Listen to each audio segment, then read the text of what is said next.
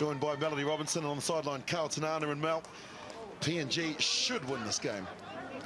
Well, that's what you say, but from what we just saw before, you just never know. And particularly early on in a sevens tournament, one of the things that separates the experienced sides is their conditioning. So early on, these are real danger games because, you know, you're not tired. It's only 14 minutes. Anyone can pull out. Rotho Verini from Fiji, Carlton Arner. PNG, they're not an easy side to play, are they? Well, I don't know about that, Willie, but I don't have dreadlocks. And I might not have captained the New Zealand Sevens side, but I'll be on the sideline for you. Thank you, Sumo. My apologies, mate. That's okay, buddy. It's early days. And there, Arthur Clement gets us underway with the start. First possession for American Samoa in the red, white and blue. Val. Johnny Val gets his hands on the ball. And they just try and get everyone involved in the game, just giving everybody a touch of the ball. Big run forward from Leah as they move it out. So good start from American Samoa now. Papua New Guinea called on to do some defending. Into the contact area goes Panga. Ryan Panga, that's a pass, intercepted. Try time here for PNG. And Butler Morris read it like a book. Easy intercept, first try to PNG. Yeah, that was great. He needed to come up, cut that pass off. Really timed it beautifully, didn't he, Butler Morris? The thing about, I guess, what American Samoa were putting out there is that they weren't really using the space well enough, were they? Just a couple of passes. They didn't get to the edge of the field, and that made it easier for Papua New Guinea to come up and cut that pass off. Pretty hard to find space when you've got Toitu Liaya in your side. Look at the size of him. That was the second time in the game Papua New Guinea had gone for that big play, rushing out of the line, Willie. I think we'll see that a lot. American Samoa held on to the ball for a lot there, and a little bit of footwork and good tackle coming in from Morris to try score, but they hold on to it to American Samoa now. The kick looking for some territory. In good field position is Clement. Arthur Clement, lovely footwork, goes into the contact, 30 out. From the try line, they've recycled it. It's slow ball. Now getting it under control is Morris again. Goes forward, looks for some support. Now they just slow it down, get it back to the playmaker. Deep in the pocket, Hensley Peter. Now PNG with a bit of possession. Prepared to just hold on to the ball and just wait to try and find a mismatch. No way through there for Kapok. And he's held on to the ball. That's good defence from American Samoa, but Papua New Guinea showing trademark patience. Happy to try and find some space. There's some big men in that American Samoa lineup. Here's the man we talked about, Toitu Liaia. He's the size of 3 Tuilangis. American Samoa, I think, you know, they kicked the ball before. Went straight to the sweeper for PNG. Probably not the best tactic to use. Don't panic, keep possession. We talk about the great game of sevens, and American Samoa established their rugby union in 1990, became part of the IRB or World Rugby in 2012. So a young nation as far as they're concerned, but now big play there. Well, a lot of their players, of course, a lot of their young athletes, Willie, in the NFL. Exactly. Big net exporters of NFL players. And they've got some quality players.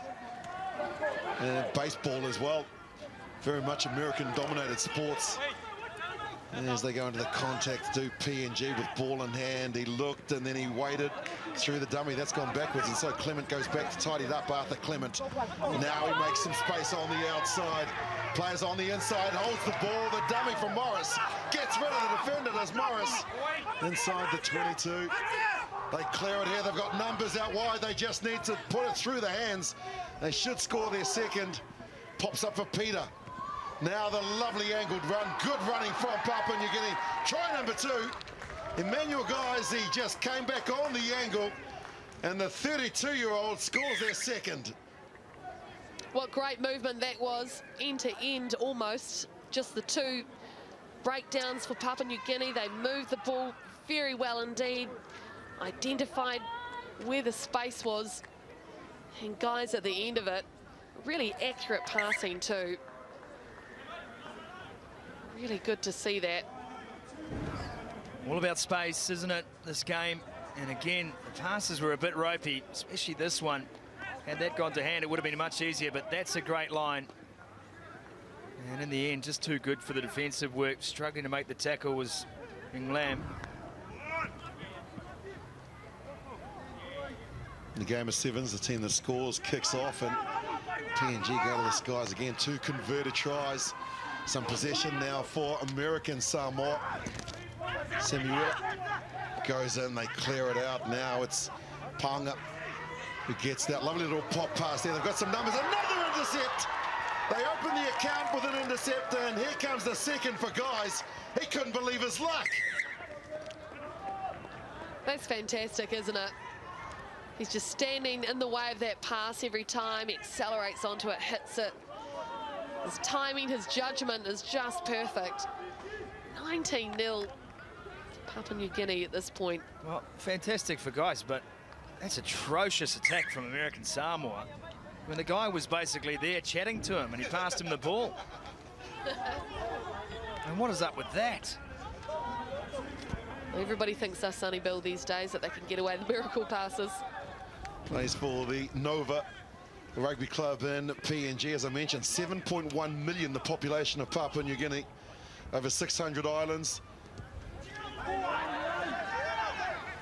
And they lead by 3 converted tries. Still 1 minute left to play in the first half. American Samoa, the ball out the back. That's what they've got to do, is hold on to it.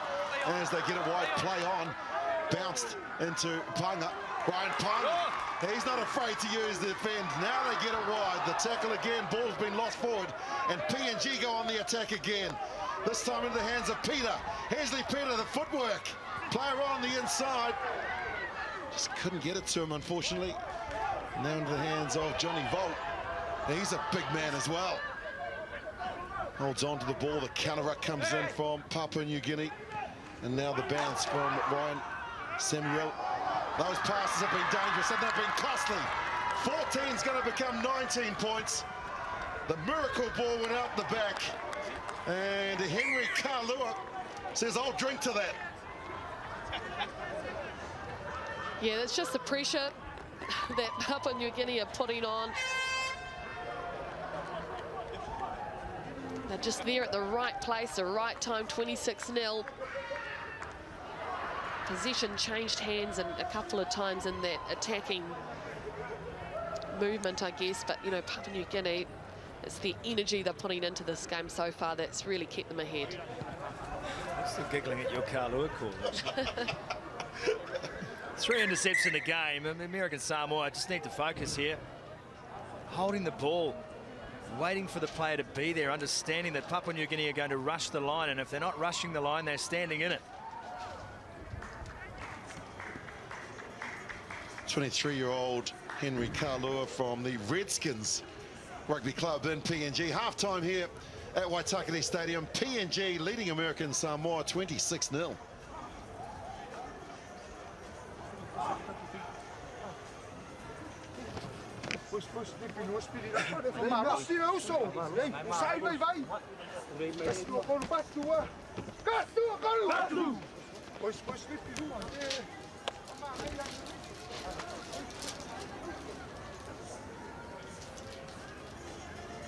Possession there from American Samoa, just 42% territory. They've struggled, and those offloads, though.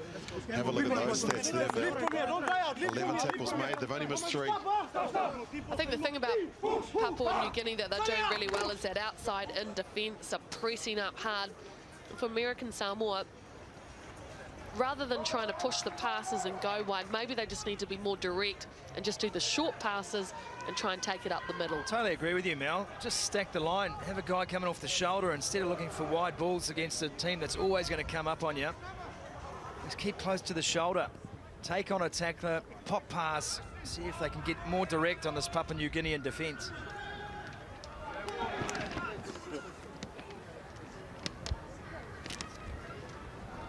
Now, they've got big players, as you've mentioned, Scotty Stevenson, and I wouldn't mind seeing them trying to draw in 2 or 3 of the defenders. They're certainly big enough. We'll ask some questions of the PNG defence. There is Henry Kalua, 23-year-old who scored the 4th try of the match.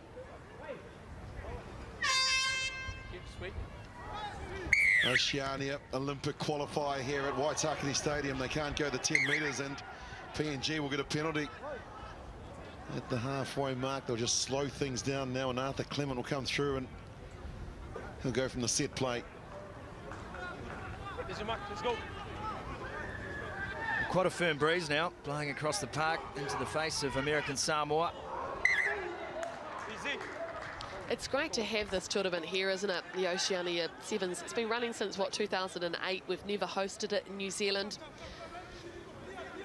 Really complements what is a huge summer of sevens coming up on Sky Sports. And of course, all of this heading towards Rio de Janeiro. Crouch. Summer Olympics of 2016, where 12 women's and 12 men's teams will participate for the first time. Good to see rugby back at the Olympics, first time since 1924. Oh, look, it's fantastic. And Wellington Sevens this year will be huge because we're going to see some of the big names for the All Black Sevens in the team. Lam takes it in, he's the captain, just keeps the legs pumping, gets it out to Panga. Lovely story about Ryan Panga, the 19-year-old. Made his debut in the American football and then had some trouble with the police, lost his scholarship and is now using rugby to get back into sport. Says that his motto for a song is take a sad song and make it better. PNG now have possession. Here is Kalua. The offload out the back and the force they get away from first, second, third defender. And that's a great run from a new man on the field in Toria, Billy Toria. PNG playing at the right end of the field, drawing and passing. Here goes Peter, gives it on the outside. First touch for Kautu, and he goes in the left-hand corner. That is a beautiful play. Every element of the game on display in that offensive phase from Papua New Guinea. Power running, the bump off, keeping the ball alive, holding width, and the captain in the corner. Absolutely agree. And, you know, American Samoa, their defensive systems, they're not making the tackles one-on-one, and that gave Papua New Guinea a bit of an advantage there. And then once again, just shifting that ball. Good passing. Good basics of sevens, really.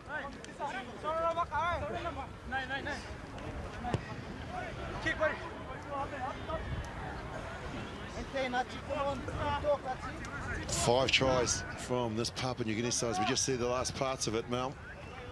Look, you know, they're all running onto the ball. That was a great draw and pass there, hitting it out wide. And they weren't numbering up on defence there, American Samoa. So plenty of space for the try scorer to go over. Laia's just come off the field for American Samoa. Blocked the game for me for about 5 minutes as he walked past. Restart. Another one of those big men, and Johnny Vo. He claims the ball and brings it down. Let's see if they can finish with their first points of the tournament. American Samoa have possession, but they're inside their own half. Now they clear it. They've got some numbers out here, but someone needs to go straight, and that's somebody. There's Torvale, the Vailoa club. He's one of the heaviest players of this American Samoan side. They look forward. Referee says play on. It hasn't been. It hasn't gone forward. Now it's available. PNG have stolen it. They'll get the penalty as well. They quickly tap here and go. Does Loma. Loma takes the ball to the line. Now they've got some players here. The dummy from Morris. They'll offload, and here comes another try. Peter gets around. Hensley Peter, his first of the morning. And that's their sixth of the game. A great example of turning defence into attack, wasn't it? They turned it over, they moved it quickly, ran onto it. Everything we're seeing out here from Papua New Guinea is really good basic sevens play. Disappointing thing for American Samoa is you can just see that these players have got some skill and ability, but they lack the structure to compete at this level with the Papua New Guinean side, who have shown a natural flair and a willingness to defend in the American Samoan line. It's always press. They've been good at the breakdown, disruptive. And an inability here for American Samoa just to cover wide. It's the offloads, isn't it? That's where American Samoa are being punished. not being able to stop the ball from being released, but they've got possession now through Tavale. He's met and he throws that ball, the speculator that goes into the hands of Kuso, who's just come on the field for PNG, and so they now look to try and move it to Papua New Guinea, score another try. That's gone forward, and that will give American Samoa possession inside the half of Papua New Guinea. It's recycled. Now, there's no one really there, so he looked and then threw that speculator again. The big loopy pass out to Lam, the captain. The counter-ruck comes in from Papua New Guinea. They've got the ball back, though. Panga, good stepper. There's TJ Panga from the Nuili club, and he's held on to the ball. The entry of the person coming in to support was wrong as well. Yeah, they don't have a lot of structure, American Samoa, as we've mentioned in this match. That takes time, it takes a lot of playing together to get that. This PNG side, rugby league is their national sport. What an offload, what a run! Kuso inside the 22. The big man just started to get wound up like you, Sumo. That was so good. Coming from depth, big Kuso. Wow. That was definitely like a rugby league run, wasn't it? Straight up. He just took one of those hit-ups. That was legit. Possession, though, they've got it back again. Have Papua New Guinea, lovely footwork inside the 22. The offload that's worked so well for them continues to be a problem for American Samoa. Kuso is there. He gets it and digs it out. They get it along the chain. They've got some numbers here. Have PNG, the step 1-2 off the right foot for the third time. Then the offload, the pass has come out wide. Varley is there. Wesley Varley, try time. See you later. Wow. Well, it looks simple, doesn't it, guys? But, I mean, you know, there's a lot of individual talent and great footwork shown in there, and also the ability to hold on to the ball, assess what's in front of you, and decide where you're going to pass it. So, you know, a couple of, maybe 2 or 3 defenders were beaten in that passage of play. Well, that big hit up from Kuso set the tone, and from that point on, American Samoa on the back foot. Kuso went on Petro Sivanasiva on it. As soon as he had that run, he just wandered off, waiting for the next set of 6. Full time here, PNG have got the job done. 6 tries to 0. Comprehensive in the end. 45 PNG, American Samoa 0. So a big victory for Papua New Guinea over American Samoa, unable to score in this game, their first hit out of this Oceania Sevens tournament for the weekend. So winner take all tournament with the winning men's and women's teams heading to Rio to the Olympic Games. Papua New Guinea showing their strength early in the men's draw. Let's have a look at what's still to come throughout the rest of the morning and into the afternoon. Samoa next, taking on the Solomon Islands. Then Tonga taking on the Cooks, and Australia face Nauru at 10 to 12. It's match number 6. 43 games live over the weekend, today and tomorrow, and we'll find a winner for both the men's and the women's draws tomorrow afternoon. Let's head back upstairs to our commentary crew.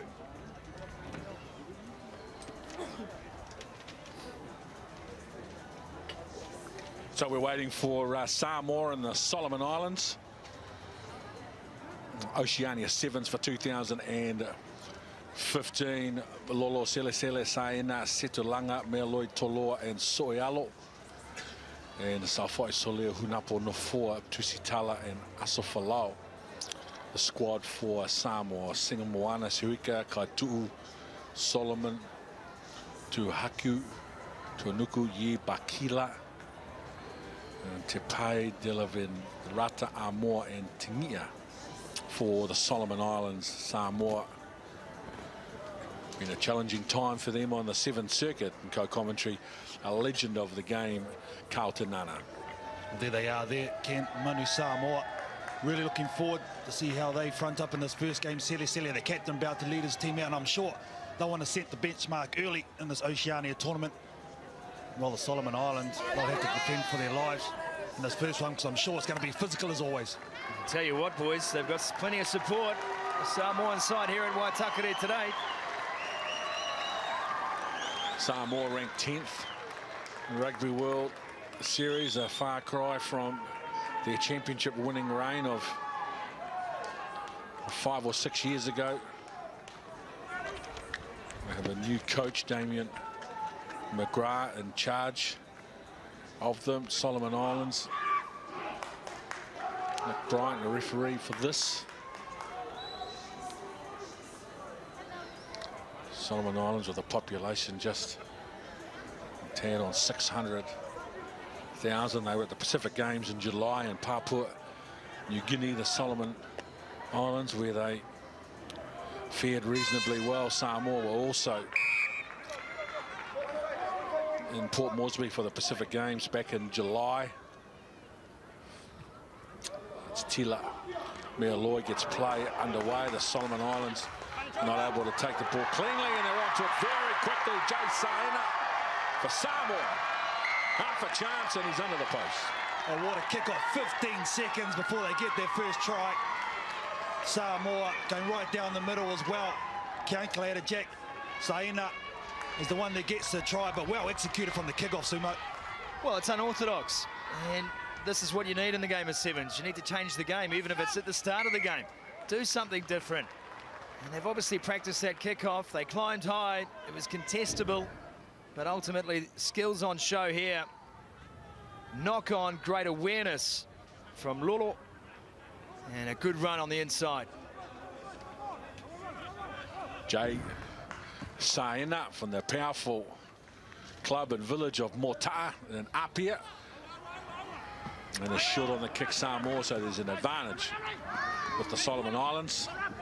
The key for Solomons to be keeping their hand on the football. They get their first opportunity here. Can they look to go wide? But this Manu Samoa defence very good, sliding across, and there's the mistake from the Solomon. It's a loose ball behind the defence line of the Solomon Islands. Now Samoa competing for the ball, and they shift it long straight away. Very experienced, very powerful run from Setu Langa. Now they go back the right-hand side. They got an overlap, and Lolo takes half a gap. He gets a little show and go on the outside, gives the ball late, and a nice inside ball for Fale Sohialo. Well, they're just too clinical. Samoa can see the difference between one team being on the World Seven Series circuit, being Samoa and the Solomon Islands clearly struggling at the moment. No possession, and that's where it come from. Good work at the tackle ball area from the Manu Samoa. They turn it over and they spread the ball quickly side to side, keep their patience. Some nice ball play from the number one again, Leo Lolo. Gives that last pass and last little interchange in that far corner. They did well.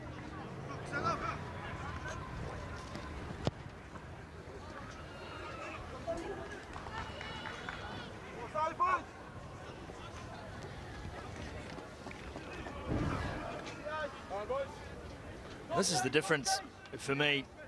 Awareness. Ball carriers there, support players are there, and they know to stay in support. There's no panic on the play or float in the tackle. Kick was short. That's what the advantage is for. So the Solomon Islands, they look to go to the edge of the Samoa defence line immediately. Soli Sioika gets away from the first defender before Fale Sohialo comes in and finishes him off. They think about it, play down the middle of the field. Now the Solomon Islands, they've got field position just on the 10-metre line. They concede a penalty. Well, he's mucked up the tap here as well. So it'll be a scrum to the Solomon Islands. It's huge relief there. Yeah, he didn't let the ball go when he tapped it. That guy there, the number 10, Ross Delai Vereta, should have given that ball earlier. He took it up, and Samoa challenging at the ruck area. So there's a reprieve here for the Solomon Islands. Binds. Sit. They're on the 10-metre line inside the Samoan half. Solomon Islands, they go to midfield and carry strong. They're looking for a quick recycle, and then they concede. Manu Samoa just dominating at that breakdown area at the moment, challenging everything, getting a number of turnovers or a penalty. Solomon Islands just need to get there a little bit quick. He was isolated for a moment. That's all they needed. Samoa, just so good at the awareness. As you said, Sumo, early on in this game, chalk and cheese between these two teams at the moment. Well, it's experience, isn't it? There's a Samoan side that applies its trade on the World Series. Solomon Islands probably haven't had a tournament since July in those Pacific Games. Time in the saddle. And you grow that telepathy, understanding of each other. Jay saying that. Out to the line, some good hole running in midfield from Fale Soialo. Now they're inside the Solomon Islands half. Sele, the captain, with a bit of footwork, a right-hand fan, and he's too good, too strong. And an individual try for Sele, the captain. I've really seen this guy take it to another level on the world circuit. Sele, the captain. But dominant in stages and tournaments over the past 12 months, and well, again, just showing how good he is. Nothing doing in front of him, but he just makes his own hole.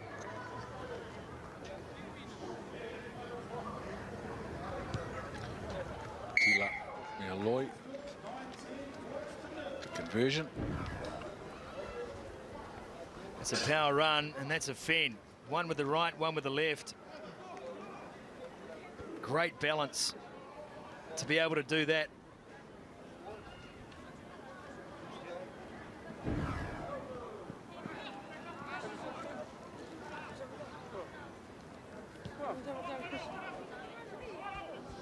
This time they get a bit more distance on the kick. Underneath that is De La Verata for the Solomon Islands. And straight away they challenge the outside defence of Samoa. Well, they're trying to play some football, other Solomon Islands, but at the moment, just the physicality of Samoa. Too much at the moment. Probably should have pulled out and reset and went the other side of the field. Well, talk to us too, KT, about that defensive structure of Samoa. Easy slide for them. Yeah, just using the sideline as their friend. Coach. Numbers on the inside. Just Points. allowing the Solomon Islands to go on the outside, and then they just shut them down. Easy turnover. I'm saying that. And halfback. Now, Soialo and Toloa put some play together on the left-hand side, and they're too quick for Solomon Islands. They've been outgunned in the tackle ball area. They've been outpaced out on the edge, and they've been outclassed in the middle of Samoa with an emphatic start to this game. They now lead 24-0. Yeah, Samoa Toloa, he's the kid to watch over the weekend. He's got pace to burn, as we saw just there. Probably gets in the second gear, but just so smooth across the ground. But he's a star of the future. Don't worry about that. Samoa Toloa.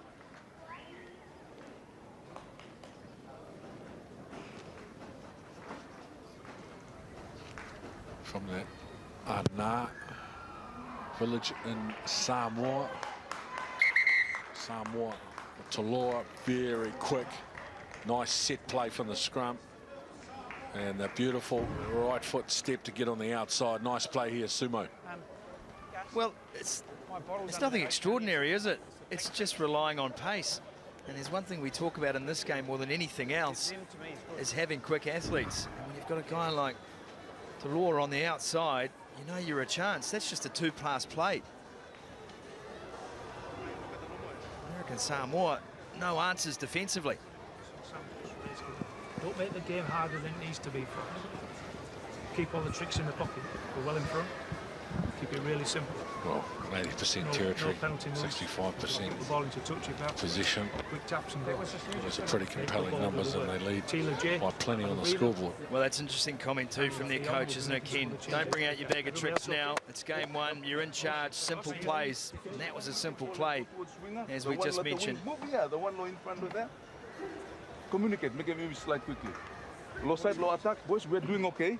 Except that you may not really try for run straight. You may run two sideways, press straight, and then wrap around low side. Yeah, boys? Okay, let's go harder. Yeah? Let's go harder. We'll make stops. Give up for the Solomon Islands. All they need is opportunity to play more often. It's as simple as that. Small, tiny island in the Pacific, population just on 500,000. Unfortunately, they don't have the resources, sponsorship or the revenue to play in more tournaments. There's no question if they get that opportunity to do so, they can compete. Samoa, by comparison, they have been a mainstay on the World Series circuit, well supported, and they have been very, very successful. Yeah, I can hear that. I can hear him. Although they're slightly off where they would like to be at the moment, Samoa.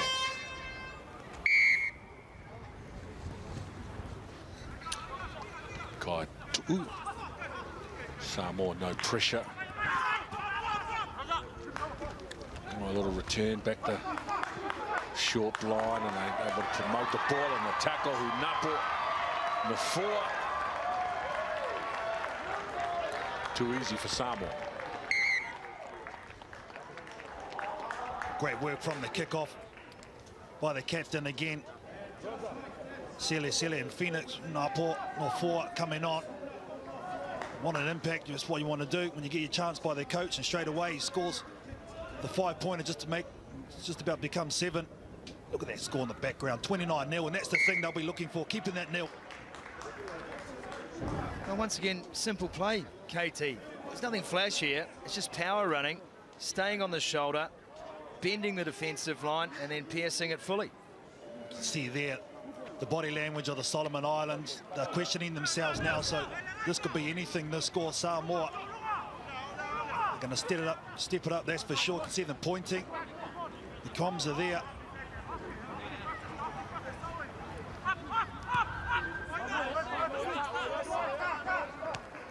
It's perfectly placed. Just a foot on the sideline, so they will concede the throw at the line out. Solomon Islands, they need the football. They need to hang on to it, and they need to find a way to get into the Samoa half. Well, their coach gave them the right words. Just need possession, run straight up, and then they have rappers going around. You've got to ask the question on the defence of Samoa.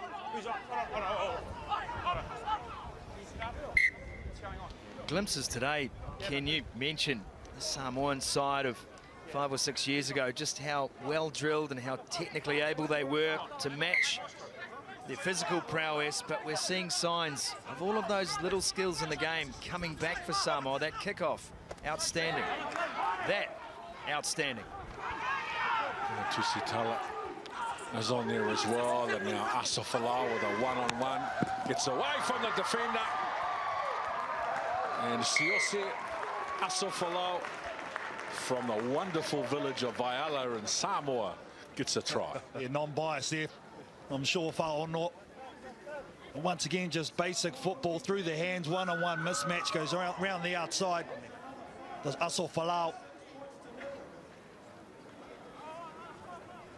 At the moment, it's just a tidal wave here.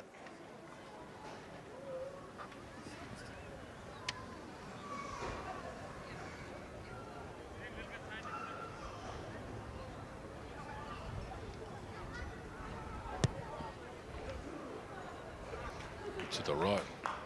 Not too much tape on his leg, that's why I missed that. Look at that.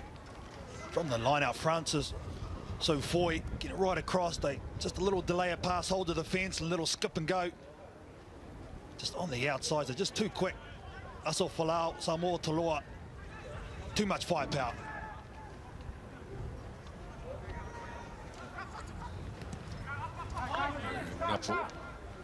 Before. Samoa working hard to try to hold up Galarata, and they do, so they'll be rewarded with the feet at the scrum. At 36-0 down, the referee could be a little bit more generous to Solomon Islands. That's those little nuances you're talking about, Sumo, right there, wasn't it? Knowing the situation, getting the turnover from the breakdown. Yeah, I guess some players would call them micro skills, just ability in the game to understand where you're at, to understand what needs to be done, and then have the prowess to do it. That's what made Samoa Sevens so strong. I saw Falau again having a look on the outside to try to take his defender with him, and Solomon Islands very, very aggressive at the ruck, and they're going to be rewarded. but they have to bring the ball from inside their own quarter. Able to keep it alive. Billy he got the ball, but he's under pressure, driven backwards in the tackle. And Roger Tipai. The problem for Solomon Islands, they cannot get out of their own quarter. Samoa looking to turn the heat on defensively as well, so they go long. They're still in front of their own post, 6-7 metres out. The Samoan defence is solid. Fale Soialo is in there to hold it up initially. Now they concede, hanging on the ball. A quick tap from Samoa, and Danny Tusitala, well-known personality on the New Zealand Sevens circuit, gets it done. Yeah, he's definitely a character as Danny. Great to see him get his opportunity this weekend, and he takes that one in this game as well. Tusitala, but again, came down from the defensive work from the Samoan team, just suffocating this Solomon Islands side. Ross Delai Vareta takes it in again, turns it over. Oh, this guy, he doesn't need a second opportunity.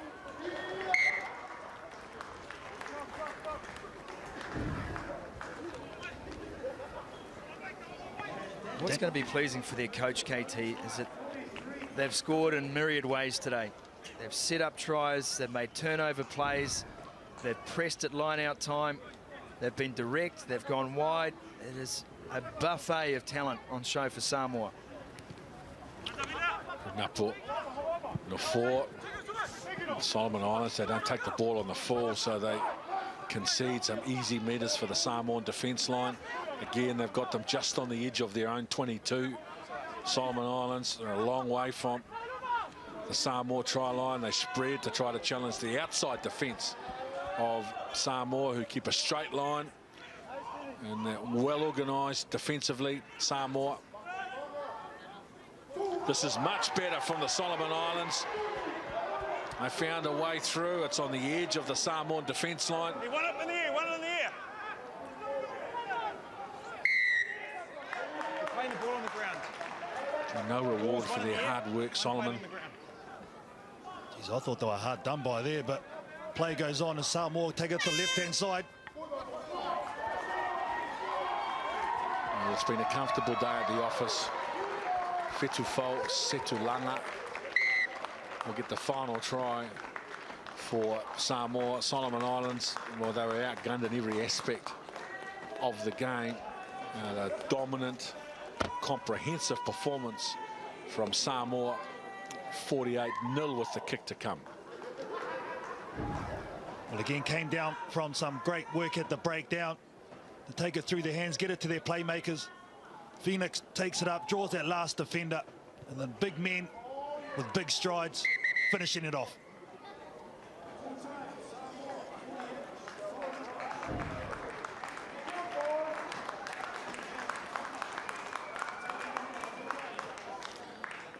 So not successful with the conversion.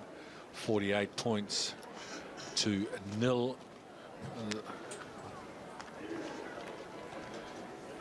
We're just trying to get some comment from the Samoan coach, who's been newly appointed to the role. He'll be very pleased with their first up effort. Defensively, it was near perfect. Well, it was a perfect performance. They kept a clean sheet. They're still ranked 10th on the World Rugby Sevens rankings, Samoa, and we are now really down on the field. Damien McGrath is with Scotty Stevenson. Thank you, Ken. Coach, a great result for you guys, and the way you just picked off, built your game around some simple plays. Simplicity, the rule for you today? It is. It's the thing we've been working on for the past 8 weeks, keeping it simple. You know, the Island boys love to throw the ball around and keep the tricks, but we're trying to keep those in the locker for later on. Ken Laban and Carlton Anna, myself in commentary, just noticing all the skills that made Samoan rugby so strong for a long time in the Sevens program back in the game today. Good at line-out time, good turnover plays as well. Have you worked hard on the technical side of the game? We have. I mean, we've only had 8 weeks together, so we've had to pick what we're going to work on. Obviously, the breakdown is such a big thing now in World Sevens, and catch and pass. So, you know, it's not a difficult game, is it? It's you can't reinvent the wheel, so we're trying to do the simple things really well. Notice too, half-time, your message was keep it simple. Don't pull out your tricks now. You've got the game under control, so I'm assuming you may have a few tricks up your sleeve for the rest of this tournament. I hope we have, but I mean, you'll have to wait and see. Let's hope we can do it. Yeah. Oh, well, first game done, mate. It's a great result for you guys. Well done. Looks like you're making a real impact on this team. Thanks for your time, Damien. Bigger challenges to come in this tournament for Samoa as everybody chases the ultimate goal of going to the Olympic Games in 2016. 48-0 we've just seen Tonga and the Cook Islands to come, followed by Australia and Nauru at 10-12. In the men's division, of course, Australia and Samoa, the two big powers that are here for that.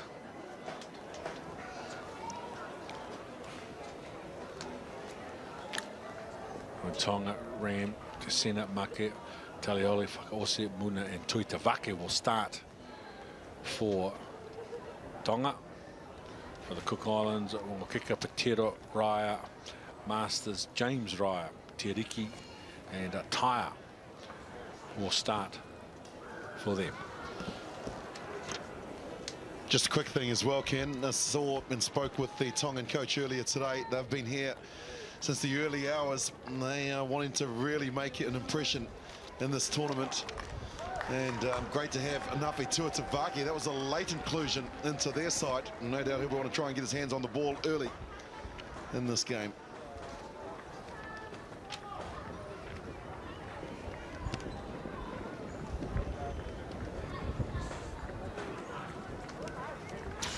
Kavini Talemavalangi from Fiji, Bulavanaka, a Fijian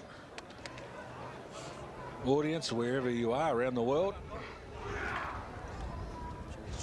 Your team, of course, already qualified in the men's and will be very hard to beat in Rio de Janeiro in 2016.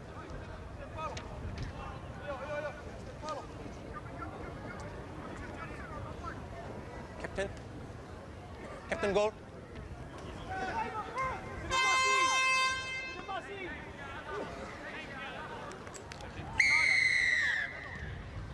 So Tonga mistake from the kickoff.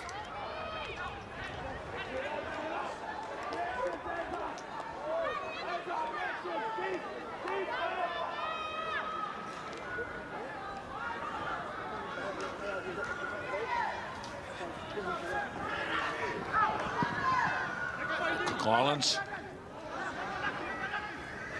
in midfield and just trying to put some plays on out a little bit wider in the Tongan defense, but Jack Ram, he's a dominant player, very experienced player right across all the teams in this tournament who come up with a very big steal for his team. And now Tonga keeping the ball alive, and it's Richard Talioli who's headed towards the post. Very good start, Tonga. Yeah, Talioli might get the try, but put it down to Jack Ram, the 28-year-old who made such an impression at the Rugby World Cup in the 15-a-side game. Kept his captain honest throughout the tournament, and here the big turnover, and then they get it wide. Tuatavake drew in two defenders, and then he just offloaded, and Talioli did the rest, Mel. That's the perfect start for Tonga. Well, it was really simple because he passed the ball, then did the wrap around, lovely pass on the outside. You see the two defenders from the Cook Islands came in. So it was basically just an open run through to the try line there for Tonga. And yeah, and Jack Ram, I mean, that is classic play, isn't it, from the open side. Sosefo Make from the Havelu Bulldogs.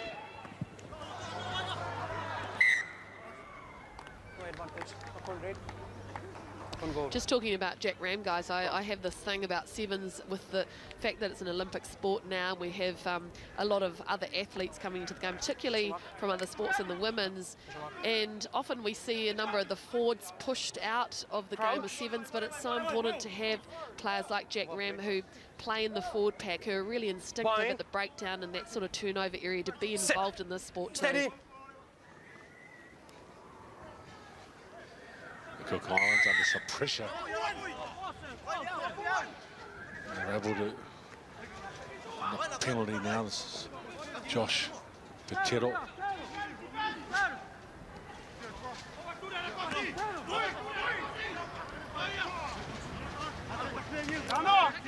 Rye's a ball player as well. Justin Masters showing the ball on the inside. Tonga very aggressive at the breakdown. The influence of Jack Ram is obvious, and just 3 minutes gone. The moment that the Cook Islands take the ball anywhere near the contact zone, they are in, and they're purposeful and they're aggressive, and there's a very good straight run from Whakaose. Tonga, Taisina, strong, powerful, gets rid of 4 defenders. He's 3 meters out. They shift the ball to the left-hand side. Any number of players can get the job done there. Sosefo, Make. 2 players unmarked outside him. Make. He got white line fever from about 10 out. And when you're the captain, you can do what you like. Little consultation here. This should be awarded. Second try for Tonga. No try. There he is, shaking his head. That's one that's gone, Ken. And in the game of sevens where you don't get too many opportunities, the better option would have definitely been to unload. He backed himself, took it to the line. I thought this was a try every day of the week. And they've said that he's lost it forward. I can't see where it's happened, but we'll go with it. Fine. Oh, the bottom line wasn't awarded. They lead by 7 and got field position, but it will be Josh Petero who will feed the scrum for the Cook Islands. Fine. Sit. Fine. Steady. Another country we saw at the Pacific Games in July. Willie, you and I had the privilege of being at the Pacific Games in Port Moresby. Grand occasion that they were as the Cook Islands from inside their own quarter, looking for a play on the inside. It's nicely done. James Ryan with some tremendous footwork. Now the cover defence arrives. It's William Rye. He's hit by 3 defenders on the 10-metre line. And they've stolen the ball. Tonga, Muna. Now Taisina, offer. Taisina. Petero came too high. It was like trying to stop a ball, and he decided, I'll try and ride it to the ground, and that's what he's had to do. They're down to 6, and Tonga on the attack. Again, they find themselves inside the 22 to Tavake with a lovely draw and pass to free up Richard Talioli. And Tonga get their second try. Similar to the first, Mel. The provider again, Tua Tavaki, but it was really that run down the sideline there by Teosina, offer Tuasina. He's so big and strong, so difficult to stop, and then they just ran out of numbers, did the Cook Islands. Yep, and you know, one key difference between these two teams at the moment, it's a simple thing, that's attitude and aggression. And basically everything Tonga are doing, they're doing it 100%, you know, real high velocity, whereas Cook Islands are running through their moves, but they're just not hitting it fast enough. And then one-on-one tackling too, that's really let Cook Islands down. Sosefo, Make. There's no doubting that. And off, and it counts. Just look at this. He had no chance, so that's too high from Petero. But that's like 80 Ks on against 100. And then the ball just gets transferred. Look at Tua Tavaki. He's brought so much experience in drawing in the last defender. The winger had to come in. 15 metres on the kick. And the Cook Islands through James Raya. 6 attackers on 7 defenders. And the Cook Islands with a bit of skill, trying to offload the ball and keep it alive. Raya. Nicely delivered on the inside. This is good play, but then they lose the ball forward, and Sosefo Make scoops the ball up and an easy canter to the try line.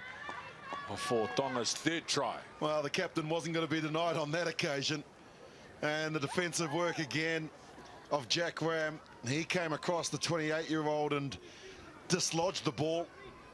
Marquette playing in the sweeper position. The ball bounced up from him and it parted like the Red Sea. Couldn't believe his luck. Have a look at this. The original break here from the Cook Islands, and it's there. Jack Ram, bang. Ball out to his captain, and see you later. Yeah, very difficult, isn't it, when you're hard on attack like that. You don't have a defensive line at all.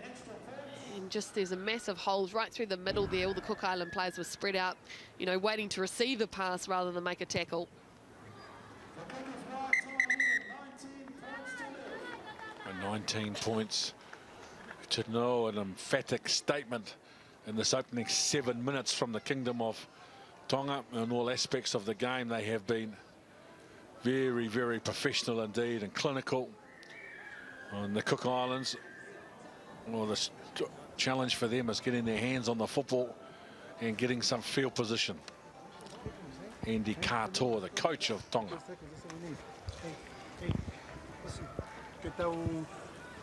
Defense. There you go. First one-on-ones, we're going to make those one-on-one 85% territory, they might as well build a house down in the Cook Islands, such as the dominance of that figure. We've only had 39% of the football, but they lead by 19 points to 0, which just shows you they don't need a lot of ball to be competitive. And it's interesting, isn't it? Because possession, you know, stats don't tell a lot about it, because as we head into the Cook Islands, where Chris Roden, the coach, is getting the message across to them. Had their fair share of possession, but unfortunately, it's been in their own half. All right, but we need enough ball at the contact. Number of missed tackles too, as you look at the tries from Tonga. They get it along the chain, the pass, and then the loop to it. Vaki draws in the two defenders, the offload. They scamper away for their first. Here is Talauli, who picked up the brace. This was the second of them, similar to the first, just on the end of the chain again. And then the third coming to the captain, Marquette. For those who thought that this was Australia's tournament, Ken, tell you what, they forgot to tell Samoa and Tonga.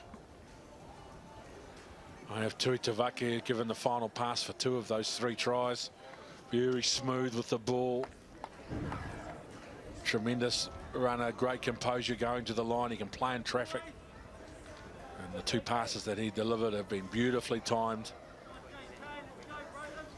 He is a tremendous addition, a late addition. He is to the Tongan team for this tournament, and good to see him playing. And we all know how great his brother was at the Sevens game as well. Yeah, Anthony certainly carved up for New Zealand on that 7-a-side team. Captain Red.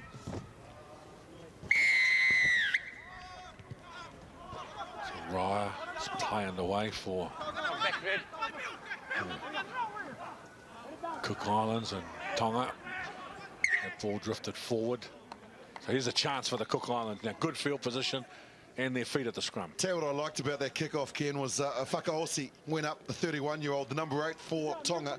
He went up, kept his eyes on the ball, but he turned his body so that even when it hit his body, it went back on the Tongan side.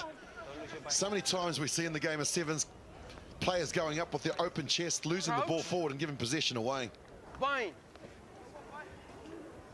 Sit. Steady. Cook Islands, their best opportunity in the game.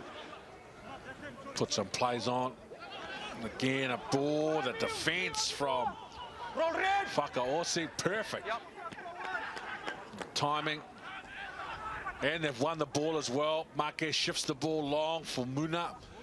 A little grubber kick along the ground. Now it's a foot race.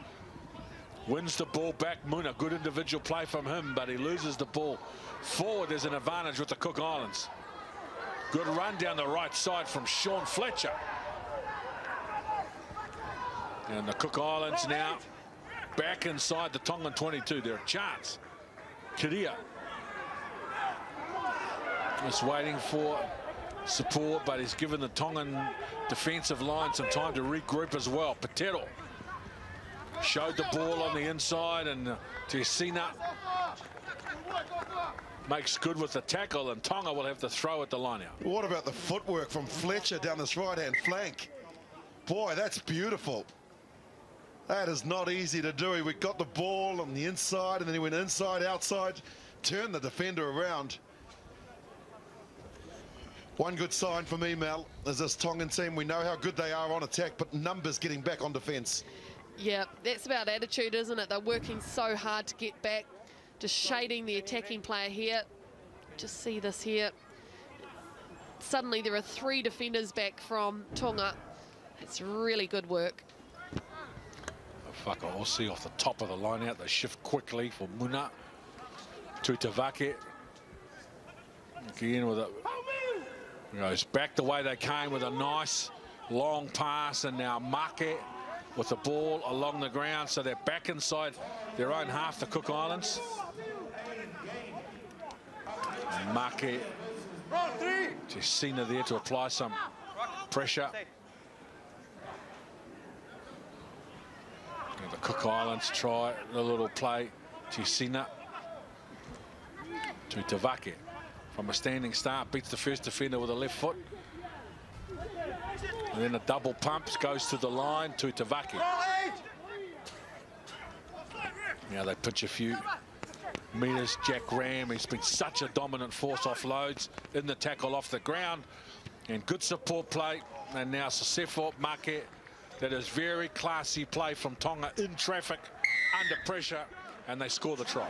And he gets a double for his troubles, but put that down to Tuatavake. There was nothing on, and instead of panicking and throwing the speculator or the maybe kick, he just held it off, threw a few dummies, drew in so many defenders, and then it was just the guys with the small numbers on their back. Ram out to Tassina, and then Make on the inside.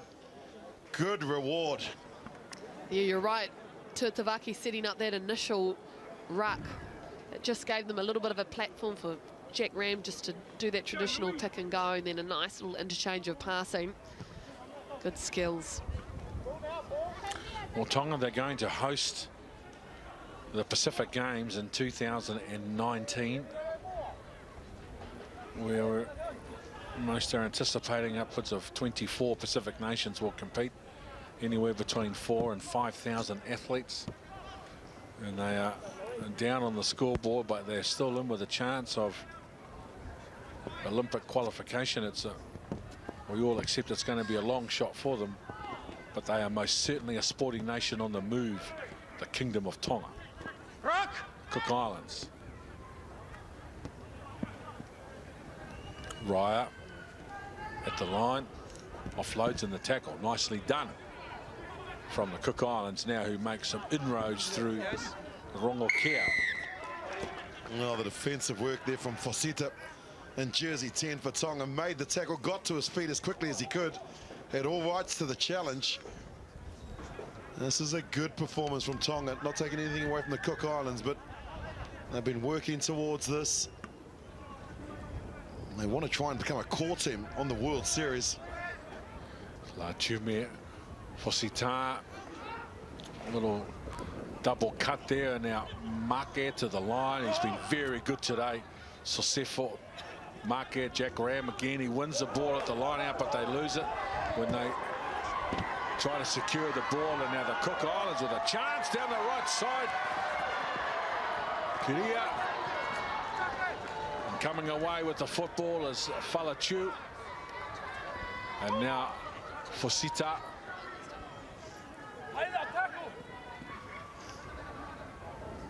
He's taking his time. Fosita with trying to buy some time for his boys to come back onside. Out wide now, there's Make. Talioli. Make. 24-0 and less than a minute to go. They're in a comfortable position. So Sefo Make playing with the Cook Islands defence. Gee, they deserved a try. Cook Islands, they'll be a tad disappointed. They look up and it's Make. Gets the hat trick as well. Yeah, they got back. The breakdown was Falatau who actually got back after he initially kicked the ball out of the hands of Jack Ram. This is the end of it, where Make, the captain, 24 years old, he was saying they were going to send it one way, pointing, and then he took on the defender, and that's good reward. That is tiring defence for the Cook Islands.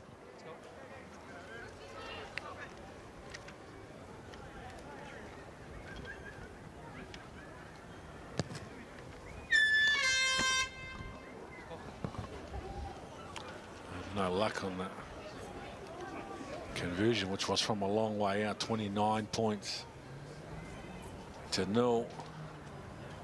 And apart from a couple of moments inside the Tongan half of the Cook Island team, they have been relegated to spending almost the entire team inside their own half, and they've struggled for football, struggled for position. In the dominant 29-0 performance, the Kingdom of Tonga over the Cook Islands. Australia taking on Nauru.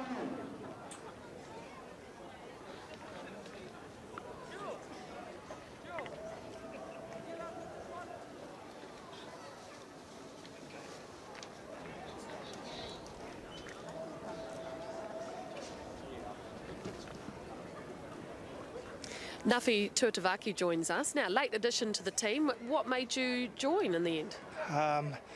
You know, just so happened I had a Tongan passport, and this came about and I heard, and just gave me the opportunity to, you know, allow me to play 15s for Tonga, you know, get out of the system. And I think a few boys are trying to do that if they've played for the New Zealand. So it was just the opportunity came, and, you know, grateful to be involved with the Tonga side. The worst thing about sevens is it's hard, the fitness. So have you actually trained much with this team, or have you put in the training for your sevens fitness? It was a bit of a late notice coming out of ITM Cup, so lungs are still burning a bit, taste the blood, but trying to get there slowly but surely.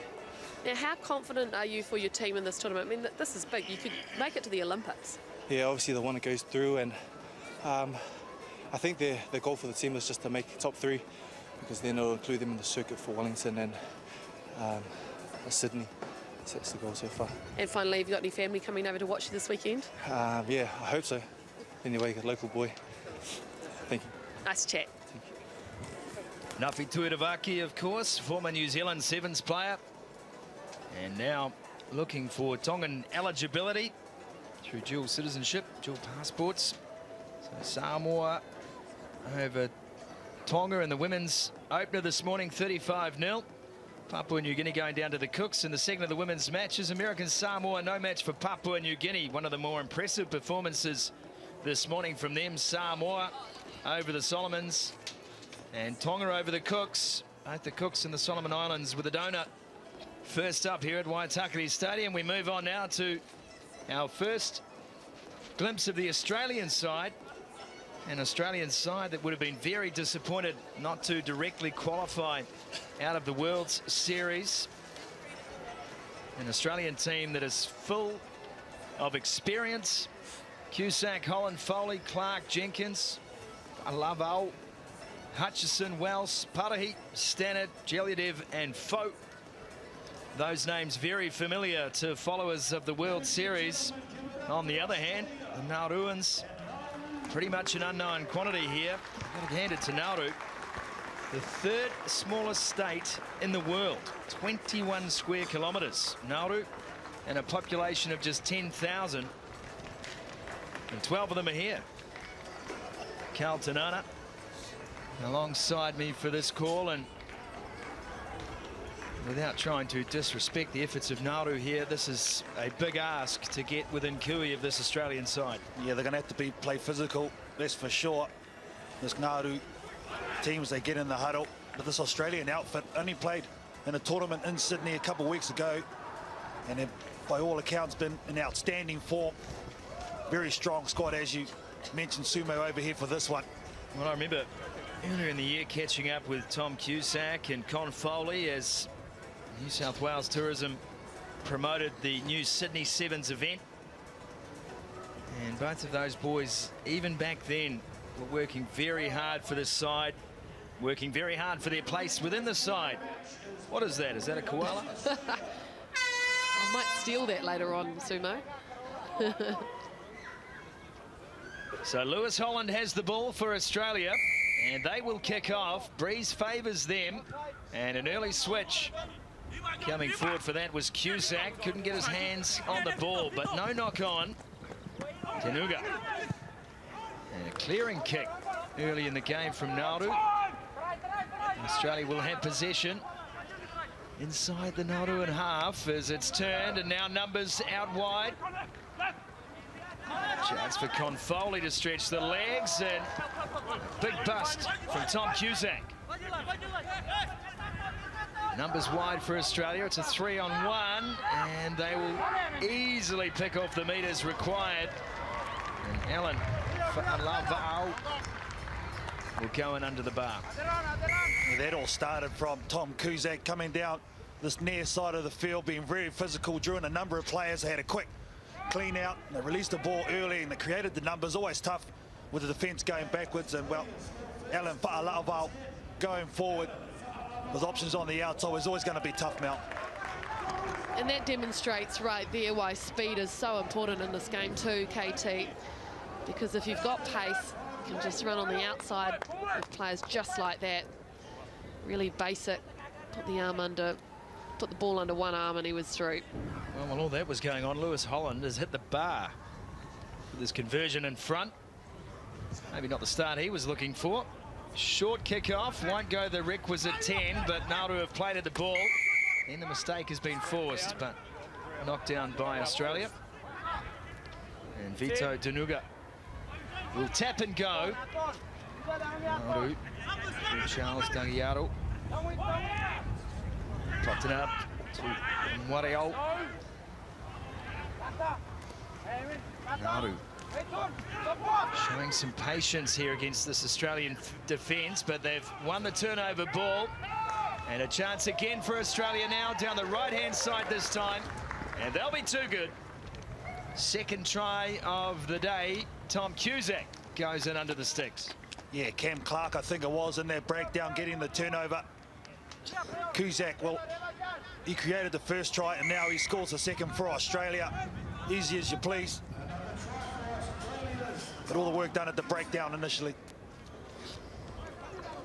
Yeah, and once again, you know, the defence just doesn't have time to organise itself when you get turnover ball like that, so you've got to move it quickly.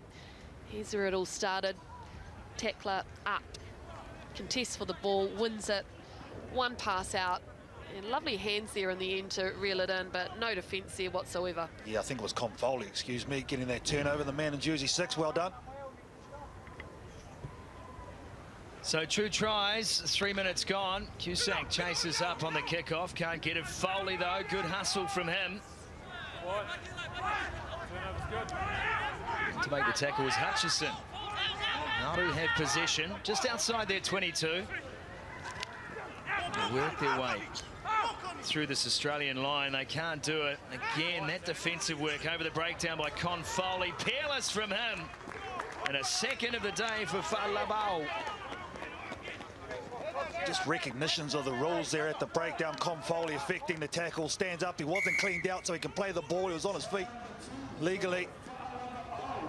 And at the moment, Australia just playing at a different level. Yep, attitude, they're here for business. No wonder, spot on the Olympics up for grabs. And they've got some stiff competition, certainly in Samoa, maybe Tonga. Well, I'll tell you what, this is day one and the first morning of day one. And from what we have seen this morning, the climax of this tournament tomorrow afternoon is going to be something to savour. There are some real athletes on show here in the Oceania Sevens this weekend. And there are no guarantees. We've already mentioned it's a winner-take-all scenario. There's Hutchison. Great footwork from him, and that's Australia's 4th. It's a cascade of points here. 24-0. The kickoff, retention of possession there. Tom Cusack getting up nice and high, just tapping that ball back, and they got support players everywhere. Do Australia.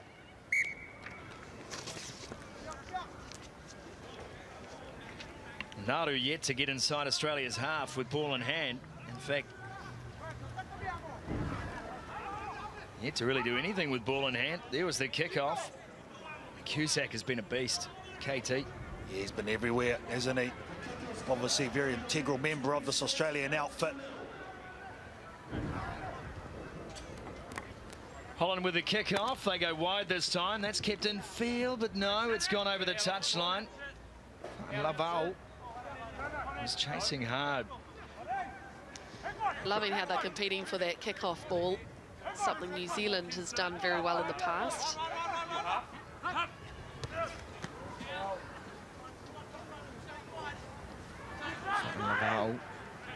Again with the pass, and again it's easy pickings. This Nauruan defensive line. Here's Cameron Clark will go in this time. Simple play. They really haven't had to show too much, Australia. Nauru just not up to the task. Cameron Clark, this is his staple. He goes on the outside. He's so quick off the mark. As you said, Sumo, just executing basic football through their hands. Nauru, well, their body language says that they're very disappointed, to say the least. I read an article about the Nauru team. Apparently there are only 120 registered players in the country, and they don't even have a full rugby field to practice on. It's only half the size, so this is a bit of a culture shock, I'm sure. There's Cam Clark, the dummy run, double dummy. Got all his athletic talent from his mother, from what I've heard. And the looks. This one deep inside the 22. And Nauru now with it all in front. Jose Uepa now in possession again. Can't get away from the tackle of Hutchison, but all floated in contact. Better now. As Australia come over the top. This time they get it technically incorrect. And Ed Jenkins, the captain, will be penalised. Some relief for Nauru. Referee just allowing them to tap the ball about 3 metres in front of the mark, but play on. Paul Williams, the referee today. Understandably, there's a little bit of a feel for the game. And again, the work over the ball from Australia has been immense. Lavao, archetypal halfback, isn't he, in the game? Just a player who will sit just in behind KT, wait for those opportunities, go in for the ball when required. Yeah, smart play, playing at the sweeper role as well. So he can save himself for attack, but a great half there from Australia, 33 already up. They haven't really got out of second gear. Nauru just been unable to detain this Australian attack, which is unusual for Nauru. Used to detaining Australians.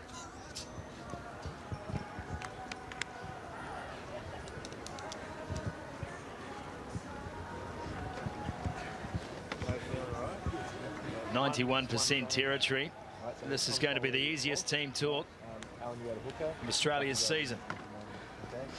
Nothing changing from the start of that game. Right? That's Tim Walsh in there, isn't it? He's taken over the Australian men's team for now. He's the women's coach as well. He's one of the smartest tacticians that I've seen on the women's circuit, for sure, in terms of the patterns and that he puts out there. So it's great to see him with the men's team as well.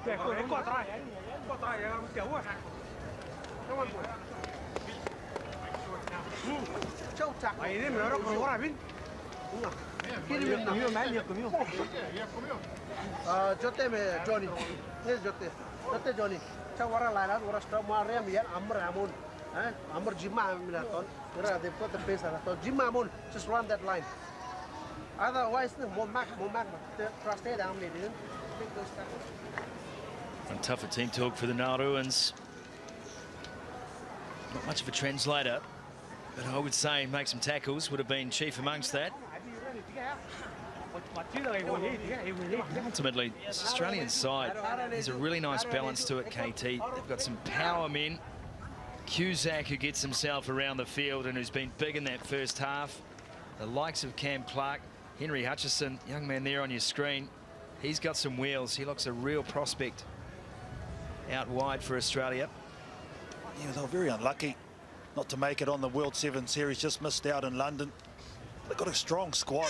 Very strong squad. Haven't even seen Palma-Fo yet, who's outstanding, whether they play him in the forwards or on the wing. So a lot of firepower still to come from this Australian team. But Nauru, you spoke about it, it's just tackles. They've got to have a go. Try and test this Australian team, but they need possession. So 33-0 at the turn. And it's Cusack again. in possession. He will set play just short of the 10-metre line, and Australia will get the penalty out of Paul Williams, and they'll be able to head upfield. And probably will. They'll head for the sideline. There's also an element here where Australia can try a few things, make sure that their line-out is working well, their set pieces firing, as they head into some of the more tough assignments later in the day, and of course into tomorrow as well.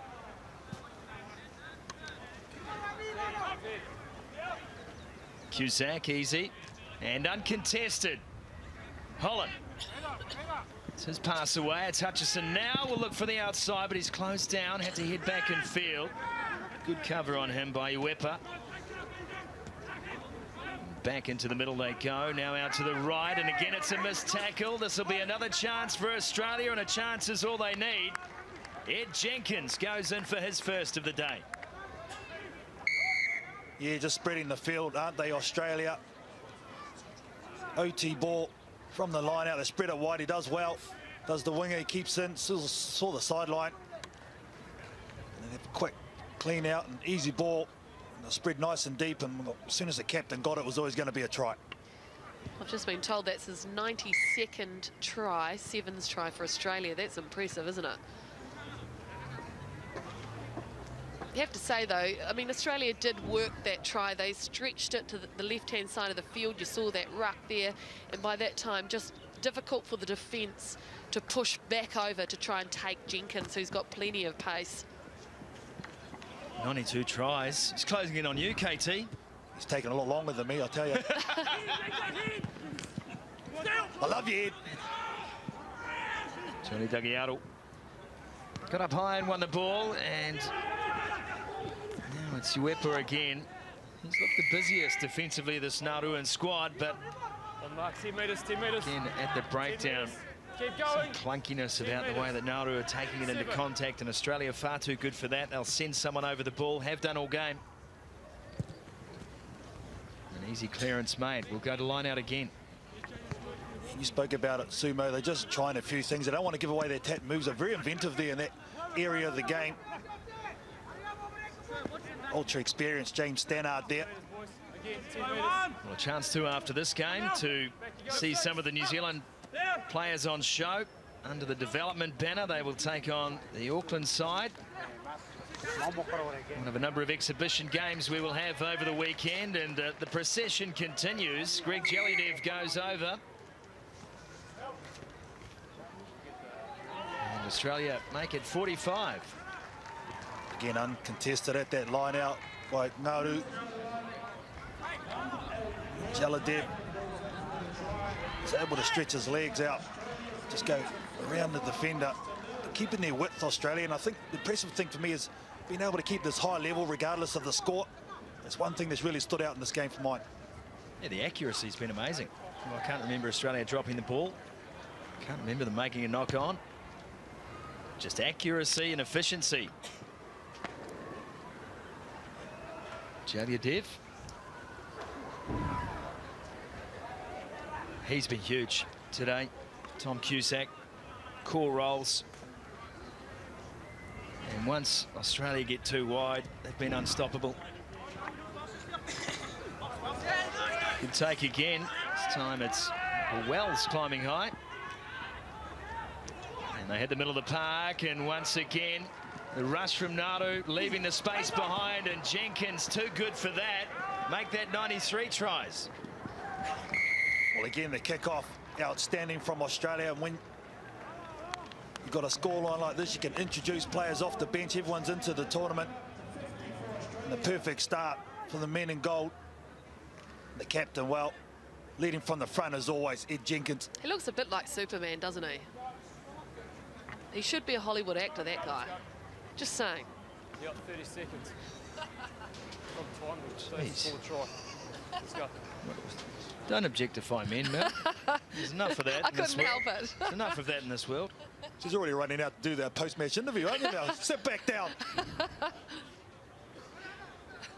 No, but a great player, has been for a long time. Ed Jenkins in and away. Remember, he's a forward, playing on this left side of the wing where they parked him, Australia, and he just goes around the defence easy. Look at that in and away. He's got a lot of pace here, Jenkins, and the great thing about him is he understands just when to hold back in a game so that he's got that extra pace when required. He finds himself with a mismatch or an overlap. Leave it now. Ball's out. He's satisfied bench looking on, and here's a chance for Michael Wells down the right-hand side. And he gets his hand held all the way and over for the try. Tell you what, there was no time to be friends. Make the tackle, don't hold his hand. Well, the ball just pops right out in front of him, Michael Wells. Tom Cusack has been outstanding, and this guy comes on and there's no reprieve for Nauru. And in a way, there it is, Sumo. Oh, it was all just ugly, wasn't it, really? Yeah, at the whole end thing. He got a 3 from the Russian judge for the dive. Nothing was going right for Wells, but he got 5 points out of it. And the conversion no good, so maybe one part of the Australian game that they'd like to work on, just their conversion percentage. There he is. Big smiles on the bench when Wells teared down that right-hand side. Look at that. That is awkward.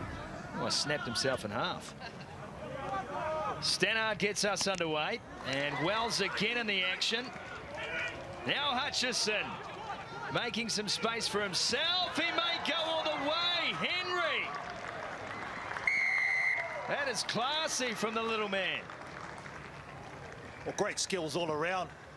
Right from the kickoff on the fly, Michael Wells, the try scorer, gets up, exposes his ribs, but offloads the ball, and nice couple of transfers in that short space. Here it is here. He's taking the kickoff. They pass it and move the ball, and he just takes an angle. Does Henry Hutchison, looking at the defence, ball in 2 hands.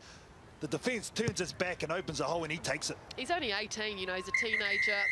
Can't believe his luck that he's in an Australian team hoping to go to the Olympics. He's named player of the tournament recently at the Central Coast Sevens. A real young star to keep an eye on. Oh, Melody, good news for you too. Steve Lenthal from the Green and Gold rugby side has been in touch. Said, just tell Mel that Ed Jenkins has a twin brother too. You're joking me. We won't tell your husband. So Australia make it a wrap. A 60-point ball game here, 62 points to 0 it finishes. Nauru, we know that they come into this kind of tournament with some kind of disadvantage. 10,000 only in the Republic of Nauru. And that's not rugby players, that's total population. There's only 2 states smaller than Nauru, the Vatican and Monaco. Let's go down to the sideline with Melody Robinson. Hi Tim, I mentioned in commentary that you're the coach of the women's team. Now you're with the guys. What's happening with you? Really enjoying it at the moment. There's good platform, good first up win.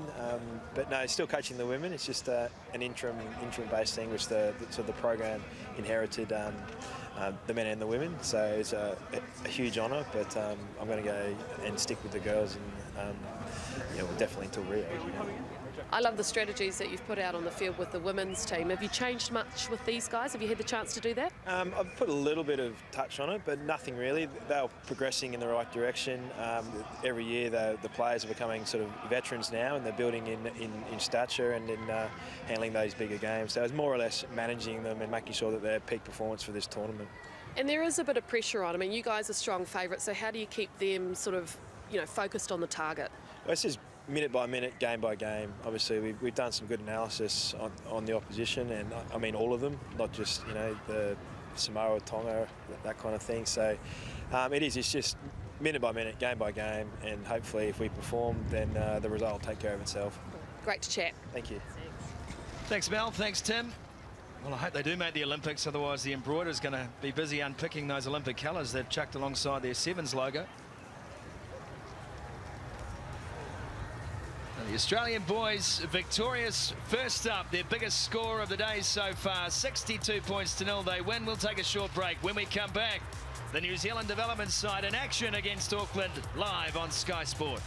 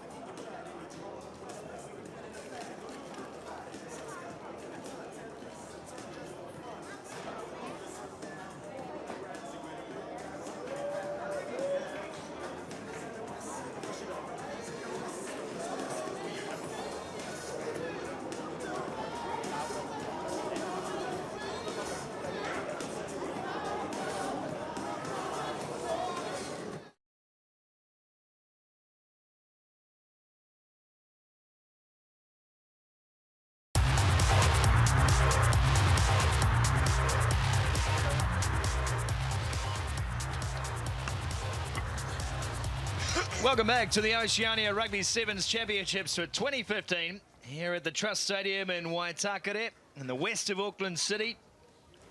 And it's a wonderful venue for this event too as we recap the results from the morning's play.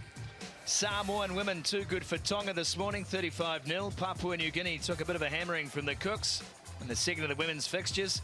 In the men's department, Papua New Guinea reversing the fortunes of their ladies, 45-0.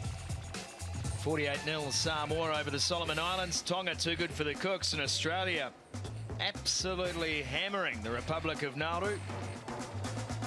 And we head now to an exhibition game today, not officially part of the Oceania program. New Zealand, of course, have already qualified for Rio, but Coach Gordon Titchen's using this weekend as a chance to give some of his squad a run, and some big names he's putting up too today. Some very familiar names of the game. And later on today, we're back in the women's section. Papua New Guinea taking on Tonga, and then Fiji will face the Cook Islands. Haven't seen Fiji yet this morning, but one of the favourites, if not the favourite, coming into this tournament. And then back in the men's section we go for match number 9 at 1:20. Papua New Guinea taking on the Solomon Islands. And a good crowd has been here this morning too. It has built throughout the morning. Plenty of space here for the fans, and the sun is shining. Justine Lavia in the crowd today. And plenty of support from the Samoan community. They were treated to something quite special from their Samoan side this morning, KT. I thought they were very impressive. Oh, most definitely. Samoa outstanding. Tonga had a good win as well, but this Australian unit really did top both of those efforts. Really looking forward to some of these games coming up as well. Fijian fans, Tongan fans, Samoan fans.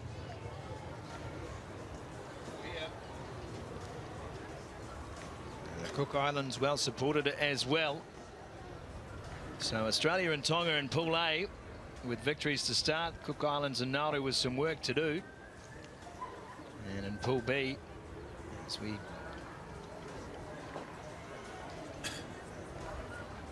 see Samoa and Papua New Guinea on the evidence of those first up games though, KT, those top 4 teams, there's some real poise and some real accuracy that they've shown today, not to mention out and out pace and athletic ability. This thing's been so impressive on this New Zealand development team. We're looking forward to it. We just saw Shu and Stowers at the front there. Jersey 9 leading the team on. McGilly's Kaka will start off the bench. Looking forward to his opportunity, I'm sure, as well over the weekend. Well, some players in this side, the likes of Isaac Tetamaki, men who are really on the fringe of making that squad for the full-time 7 series, and they're going to need a big tournament today. A couple of big games for them. And this Auckland side will use this to their advantage as we head into the provincial qualifiers. Sherwin Stowers always gives his all in this black jersey. And some new names too to have a look at in this Auckland side, as well as one of the great veterans, Rocky Khan, Matt Matic, who debuted for the ITM Cup side this year. Tui Soko back in the side. Gareth Williams-Spears, we know he has got some real talent for the game. And Ed Fido as well. And Scotty, I can tell you that the conditions down here sideline is that the breeze has definitely got stronger. So Auckland will be playing into that breeze in the first 7 minutes. James Dolman, the referee for this one. Waisaki Satutu and Ed Cocker, the coaches for Auckland. Gordon Titchens, the dear leader of the New Zealand Sevens program. And we are underway this exhibition fixture. And the New Zealand development side going deep with the kickoff. Looking for a chance to break out was Aquila Ulisua. And immediately a penalty straight in over the ball. Sean Devine waits on. In position, Augie Pulu.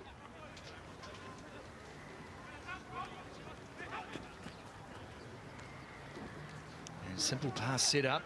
As they go to breakdown midfield, Stowers now picks up, heads back. No option for him on the pass, so takes the tackle instead. Auckland fight for possession, but didn't clear the tackled area, so the penalty goes to New Zealand. Yeah, good defence here from Auckland initially, shutting down Sherwin Stowers. He had no option but to take into the setup, but already New Zealand using Joe Tupat for their hit up. And jersey number 1, he's a big unit. Pulu. Morgie with a fake and a double, and now hits a runner. And it's 4 Auckland defenders around the ball carrier on a maul, and they will win this turnover. Surely they do. Jordan Simpson heft there, going up too high into their contact, Sumo. Auckland getting numbers there quickly. Great defence again.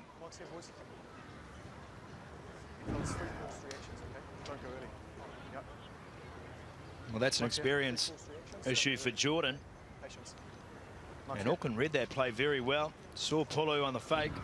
Well, they threw in the big units as well. You got Devine and Avamasanga, 2 of the bigger players for Auckland. They just put their big frames around the ball and it wasn't coming out. Rocky Khan got his pass away. There's the bust. Auckland get out of their own line. Gareth Williams spares no one in front of it. It'll be the first try of the game. And you can't give him space. Gareth Williams spares over for the first. Come from nothing as well. What's he done to his hair?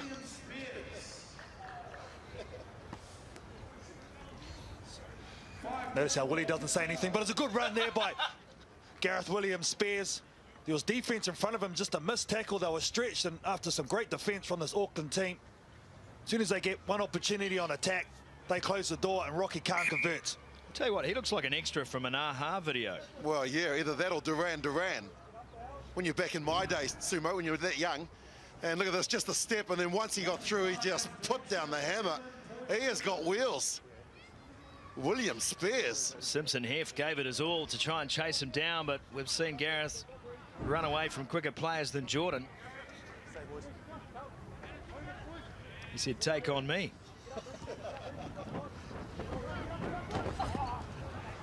Deep again from the restart. That one's knocked down, so Regan Ware comes up with a mistake, and Gordon Titchens will be looking on, wondering what's going on out here. Just a couple of young blokes. Be a bit nervous, but at the moment, I don't know what it's like sideline, Woody, but it seems like the comms are not right there yet. Yeah, not a lot of communication, to be honest with you, KT. And as I say, that breeze is favouring New Zealand as well, so makes things even worse. Fine. Sit. Can't. William Spears gets his pass away. Again, looking to get on the outside, can't do it. And Revolvo loses the ball. Sherwin Stowers will set play. Simpson Heft got his pass to Augie Pulu. And they go wide. It's a big rainbow, and it's dropped cold by Teddy Stanaway. Just these little mistakes, that's what Gordon Titchens won't be happy with at the moment. There was no pressure whatsoever defensively.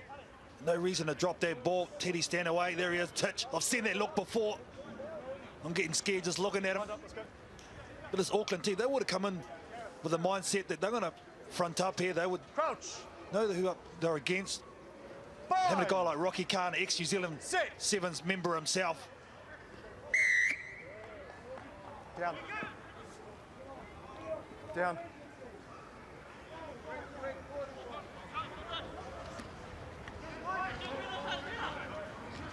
New Zealand now trying to find a way through, and it's a very direct way. Sherwin Stowers, not a man you naturally associate with bump-offs.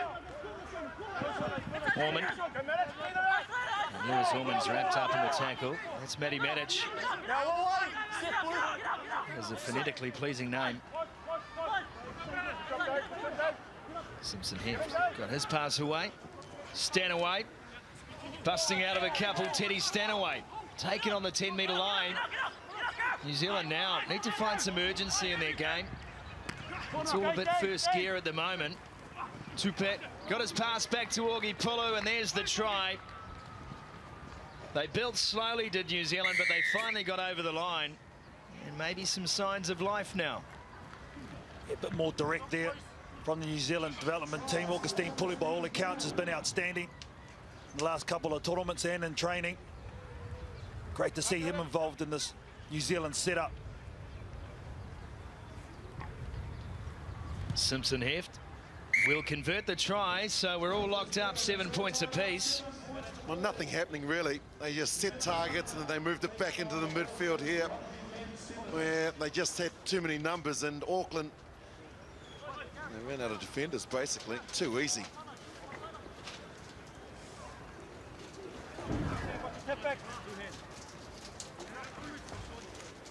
Simpson Heft will restart. Gave his players a chance. Well cleaned up in the end by Sean Devine.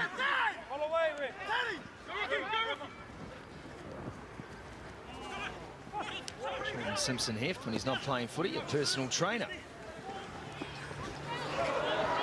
Wellington set up with Greg Foy, and here's a chance for Auckland to score again through Joe Revolvo. And decided to put on a bit of a show in the end, but ultimately too easy for him. Well, Big Joe, he's a unit sitting out on that wing, and what a time to score as the half-time hooter goes. But disappointing defence there from New Zealand side, just getting done on the outside. It was a good release. Pass there, just in and away, it does him easy. The head goes down. Simpson Heft, you want that back again? Oh, it was painful to watch from here, KT, because he just saw the big Fijian coming towards him, and then he yelled out "yours" to someone that wasn't there. Titch has opened the notebook, so you know what that means. Oh yeah, trouble. Rocky Khan converts the try, and it's Auckland who lead the New Zealand development side 12 points to 7 at half time. That's not a happy face. Well, Jordan Simpson Heft, those are just watching, pretty handy cricketer in his time as well. Silverstream boy, medium pacer, certainly has the height for it. Working his way through the grades in Wellington rugby. Especially on our defence, eh?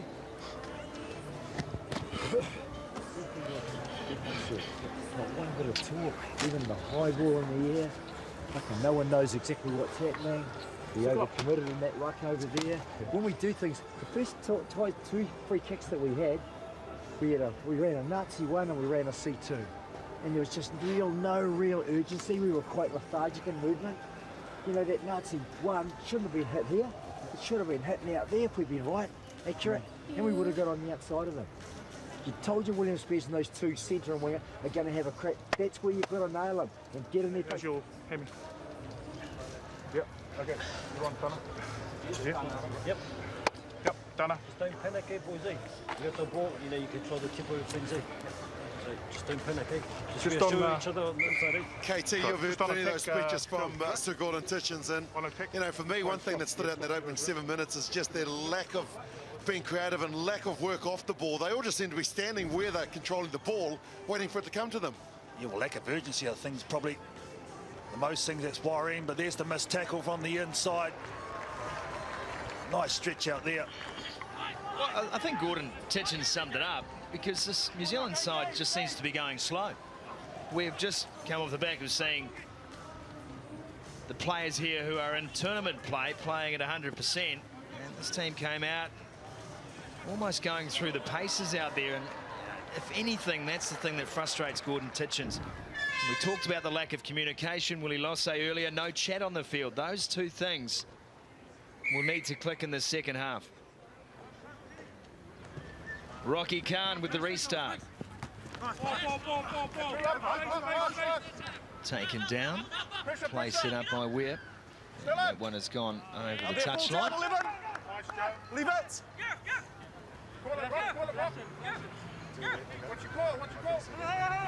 Two very experienced coaches too for Auckland, Waisake Satutu, and also former All Black Sevens member Ed Koka in charge. You can see the influence on this team. Very settled, challenging at the breakdown.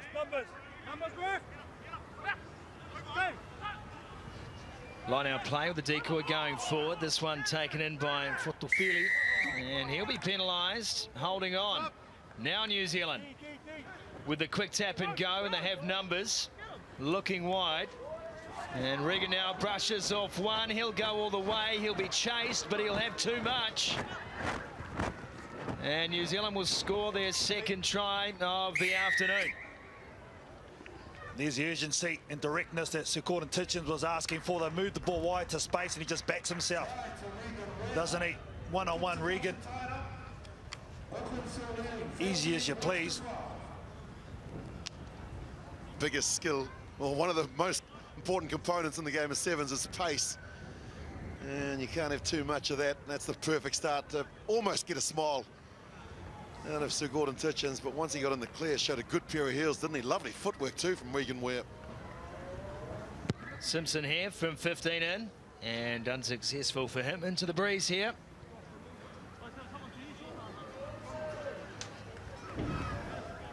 Here's the quick tap there by Augustine Pulu. Look at the way they're just shifting the ball across.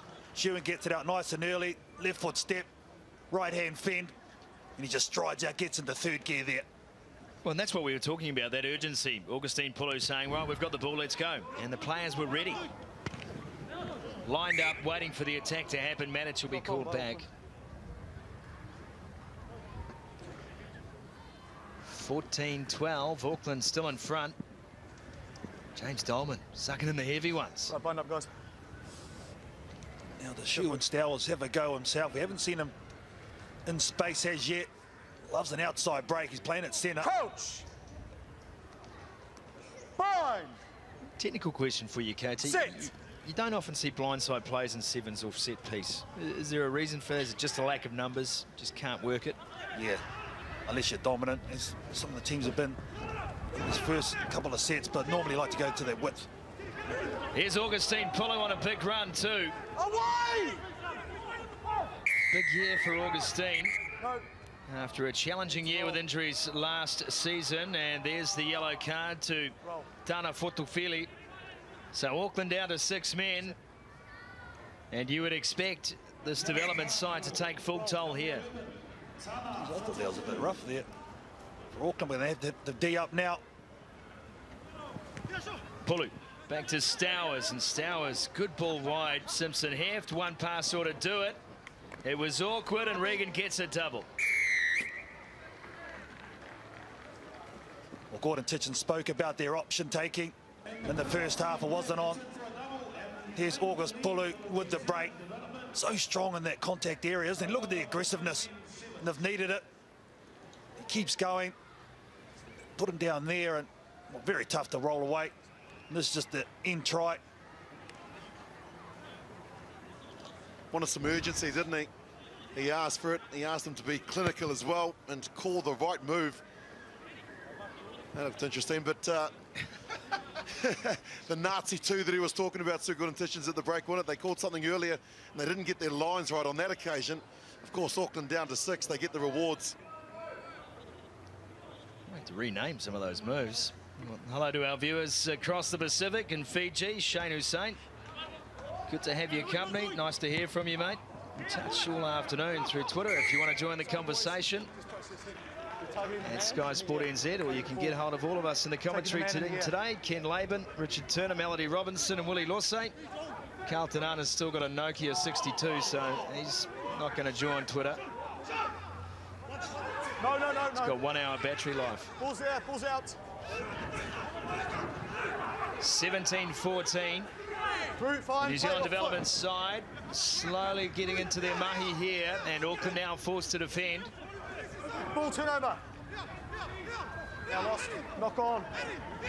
A mistake. Now Auckland with a chance. They're deep inside their own 22. Lasor sets play. This is the time you need a Rocky Khan. Rocky happy to pass the ball up. Manager will take the contact. There again. Now Khan. Khan stepping off the right and connecting wide. Auckland now with some real pace through Fidel. Devine lets the ball go out the back. You just know Rocky Khan's got a trick here, KT, if he can get his hands on the ball. Devine again says, get out of it. Away! No break. Khan, kick pass. Then they tried to kick through, and that may well be the end of that. Chance instead for Ormond. Steps off the left, puts a goose step on Matic. Unloads out the back, and Sherwin Stowers will go all the way. That all come down from an ill-advised kick there from Auckland. They're in great position. They had numbers to the right-hand side. They didn't need that little grubber kick. Great defence by New Zealand. There's a load of tries available for support play, and Sherwin Stowers, one of the best in the business. Well, you've been talking about him, KT, wondering when he was going to get involved in the game, and it's experience that showed. Ormond did well, but there's the get out of my way from Devine. Says just go away, stand away. And here's Ormond just taking it to the line and just drawing in the last defender. And Sherwin Stowers, he's too difficult to stop from that position. Teddy Stanaway, he's really got to stop trying to tackle people with his head. A couple of years ago, down in Southland, getting crushed in similar fashion. Gillies Kaka on the field in the red headgear, and he converts that with less than 10 seconds remaining in the game. And O'Donnell also into the match. As the hooter goes, Auckland with one last chance to score points, but they're held up here. Tupe menacing over the top of the ball as he manhandles the player to deck. Can't. Still they try, Auckland. This is a great and valuable hit out for them as we head into the provincial qualifiers, remembering that first tournament in Timaru on the 28th. Back up to the Condor Schools Nationals on the 6th of December, and then we head to the Northern and Central qualifiers on the weekend of the 12th and 13th. Sky Sports Summer of Sevens, all building, of course, to the World Series and the New Zealand Nationals in Rotorua in January. As Isaac Te Tamaki still in possession, heads back in field. They'll chase hard. This is good from Te Tamaki. Holds the ball up, finds Kaka. And Gillies Kaka caught in possession. We'll set play with Tupe over the top. Te Tamaki is there. Scans, decides against going alone. Ormond. Lewis Ormond straight through the gap, and that'll close the deal for New Zealand. Well, a much better second seven from this New Zealand team. A lot more decisive, a lot more direct. In the end, they'll get the rewards from a valiant Auckland team who were down to 6 for a period in the second half. That really was the tail of the game for me. New Zealand took full toll. In the end, they'll get the W.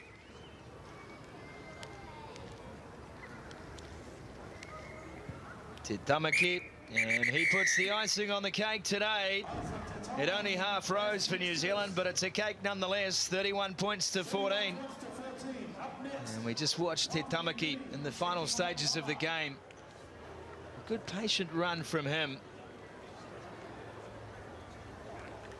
And ultimately 31-14, convincing in the end. But as you said, KT, the second half much better than the first. Let's hit sideline with Willie Lawsey. Yeah, thanks, Sumo. Gordon, I suppose not a great first half. You must have been pleased with the way that they changed that game around, though. Yeah, they kicked back. I mean, credit to Auckland. I thought they played particularly well. And, yeah, slow start, but I expected that in some ways because there are some new guys that haven't played sevens for a while. And great to see Ui Pulu out there having a crack. And he got on, you know, he obviously improved as the game went on, and so did the team. But, you know, tough games, and that's what we want. That's what it's here about. And I've got some players that are trying to secure contracts for the World Series, and it's a great opportunity for them. All right, thanks for talking to us. Enjoy the afternoon. Cheers, mate. Cheers, mate. So Gordon Titchens there. Back to the women's competition now. 5 teams competing for Olympic qualification today in that women's section. New Zealand, they've already qualified by winning the Women's World Series last season. Next up, Tonga, Papua New Guinea. Both teams coming off losses in their first matches today. Papua New Guinea. Well, number 7, Sampson, was very impressive in the first match. She made plenty of breaks, got a good try too. Papua New Guinea, quite an experienced team, but of course they're missing Helen Lagana, who is their key weapon. One of the best players I've ever seen on the women's scene. Tonga, A lot of them locals, brand new side really. They were put together around about 2008. They've got 3 original girls from that team. I have to say the favourites, Papua New Guinea. Ken Laban joins me upstairs. I have to say the games earlier from the women's competition, high quality. Yes, they were. In Papua New Guinea and Tonga, of course, the women competed in July at Pacific Cup in Port Moresby. And they struggled in the first game, Papua New Guinea, but they are most certainly a sporting country on the rise. Tonga, 2 players out of Sydney, Mailangi and Lohingmoa. And jerseys 8 and 11. And James Bolabu, a well-known personality on the Sevens circuit. Tonga playing their traditional red. Willie Losay sideline 2. So just wait for kickoff here. So a nice high kick to start off proceedings, and taken very well by the playmaker for PNG I was talking about, Sampson. And so they're up to the 22 now through Kaore. Take that quick tap. Moving the ball wider. This is better from PNG. Bit of a lobby pass, but taken in nicely. And hit on the outside here. Papua New Guinea looking dangerous, and ball just dribbles out. Yeah, very good work on the left-hand side of the field from Papua New Guinea to set up that play. And down the right side, good competing in the air. Cassandra Sampson on the left side created the opportunity. And then a simple left to right shift of the football, set up field position on the right-hand side of the park. So very good play from the Papua New Guinea women. Good take at the line out there. Tonga attacking right on their own try line, and that's a lovely hit and run there from Mua Moholeva, who also had a good performance in their first match. Nice bend. So now Tonga on the attack, right-hand side of the field. Iteake finally taken to the ground, and they get a penalty too. So taken immediately there by Vai. And yes, taking on the contact. Tonga playing physical, and it's certainly suiting them. That pass no good. The pressure from Cook. Tonga absorb it though and keep possession. Nice short passes to the right. Bit of fatigue setting in now. But Vai takes a run up, lost the ball, and then bodies just thrown all over the place here. So no stoppage in play over the last minute or so. And this is a good little run from Papua New Guinea. Pass pushed away to Cook. She's taken down too. No one's giving up here. Very good rugby from both teams. Continuity of play. There was a lot of action from the offensive team, Papua New Guinea, which required the defensive side, Tonga, to do plenty of work, but it was good quality rugby. Just some of the passes maybe just needing to be a little bit slicker, but hey, they're moving it, really trying the defence on here. Papua New Guinea, nice cut back. Roll up. Tackle there. Picked up by Livuana. Cook involved again, number 3. She wraps around. Bulmai decides to pass it back on the inside. Kaore.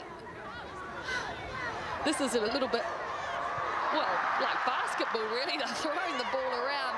And here's some pace on the edge. Nice work from Sampson. She really is their strike weapon out wide, and she goes over for the first try of this match. Yeah, Cassandra Sampson, she's been a key player for the team. This is just their second game in the tournament out of the Harlequins club in Port Moresby. Very good player. And again, it was Papua New Guinea. They're very composed and very patient with the ball. They were sparingly only going into contact but they're quite happy to shift the ball, play before the line, look for a poor adjustment, and eventually it came right on the edge of the Tongan defensive side. And Sampson had both the confidence and the pace to get it done. Look at the movement here. They go in and then out. And even though the ball is untidy, there was half a chance for Sampson. A little right foot step and then too quick for the cover. A very well taken try by Papua New Guinea.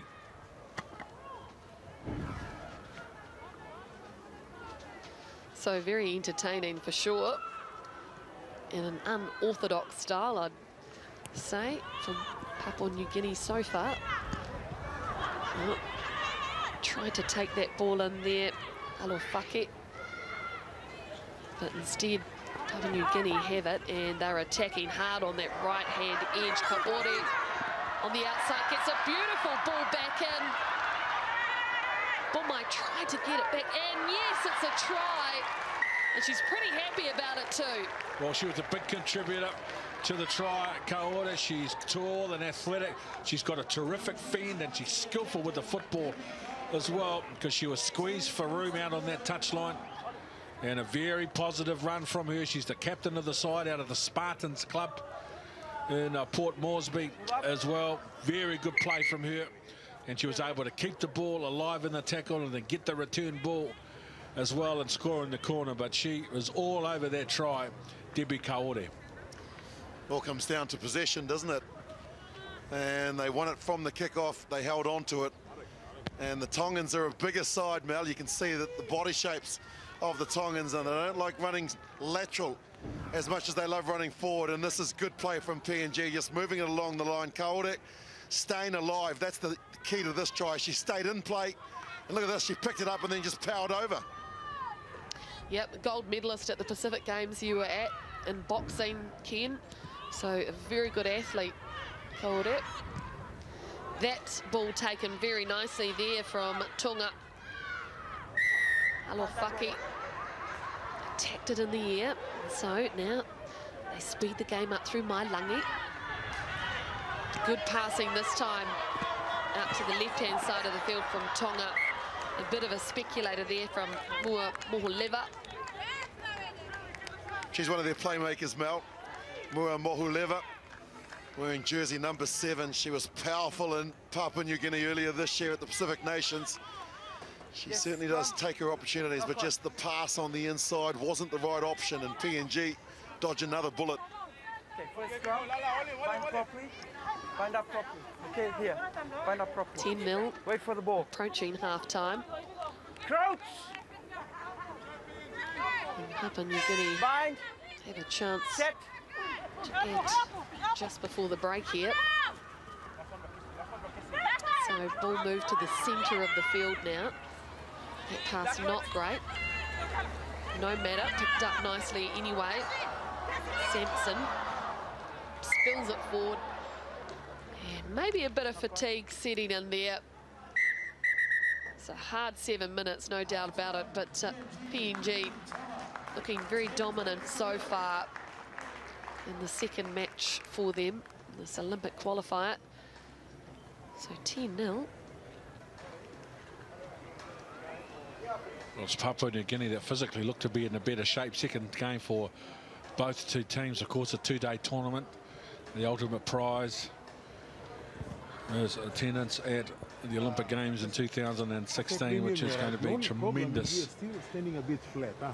Okay, you run some deep. Try one good blood. You may run from depth. Okay, you may get plenty space, plenty time. Lo, you see evasiveness be me a step na this. The other thing, okay, you may once we start you shifting volleyball of flanks, we still having this attitude long. Even the side you like straighten up yet. Well, heavier. Turn him around. Every goal same long up, turn him come inside. 1, 2. Frida, Cassie, no can give balong him early. Okay? You pull him this like defender, Martin, you pass them, you go this up, behind you game you go. Play Shirley tapped and good. Perfect, eh? But we all gotta wake up. Shirley does that. Support. Mahina? Yeah. Hey, don't look to chase after. Okay? Don't look to chase after. Set up early, come forward. Okay? If we don't set up early, we're gonna be chasing them all the way underneath the post. Okay? Work harder early. The shape's better. Hey, you're playing well. You just gotta work off the ball. Defence the focus there for Tonga. As we have a look back at some of the action from the first half. And this very fleet-footed Sampson, evasive too. She's certainly been good so far. They are a sleeping giant. Papua New Guinea in the Pacific and in the Oceania region. This is a gold medal winning boxer at the Pacific Games, getting the try. Debbie Kaore, population just over 7 million, and their hosting of the Pacific Games back in July was world class. And Rugby League, of course, is their national game, and they've got a team playing in the Intrust Super Cup in Queensland as well, where they were qualified for the postseason. And Willie Lossa and I had the pleasure of being up there at those Pacific Games. The facilities, the population and the athletes, it's only going to be a matter of time before they move. Absolutely. Second half now. Not taken in there, but goes backwards, so all good for Papua New Guinea. Simpson there. Into contact. Ball recycled nicely. Lovely footwork put on by the number 5, Walla. And they're getting the passes away in the contact quite nicely. So plenty of metres made here by PNG. Bit of a fend off by Cook. Still have numbers. And shifting it away once again. Walla. Offloads in the tackle. Big pass from Bomai. And out to the wing now, to the danger on the left-hand side. She's got the wrapper outside her, and Kaore, the try scorer in the first half, and that was very well worked from side to side. It was, gee, they're very unselfish players, the Papua New Guinea athletes. They've got very good awareness of space and timing.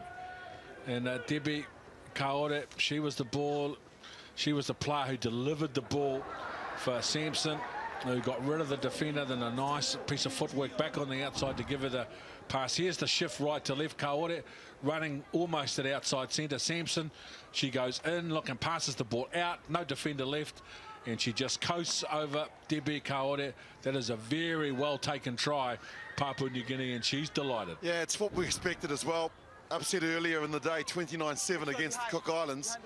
This is one of the more favoured teams to actually challenge Fiji, and they're showing why they are such a threat in this game. Good control of the first minute of the second half. So untidy for Tonga. PNG jump on the opportunity. And they've got the ball and the penalty. Leave her, sorry. Just on that too, Mel. I mean, Tonga, we saw in the stats, 23% possession and territory. They're just chasing the game. They can't get their hands on the ball. That's the problem. Absolutely right. And you can see once again here, not pressing up on defence, Tonga.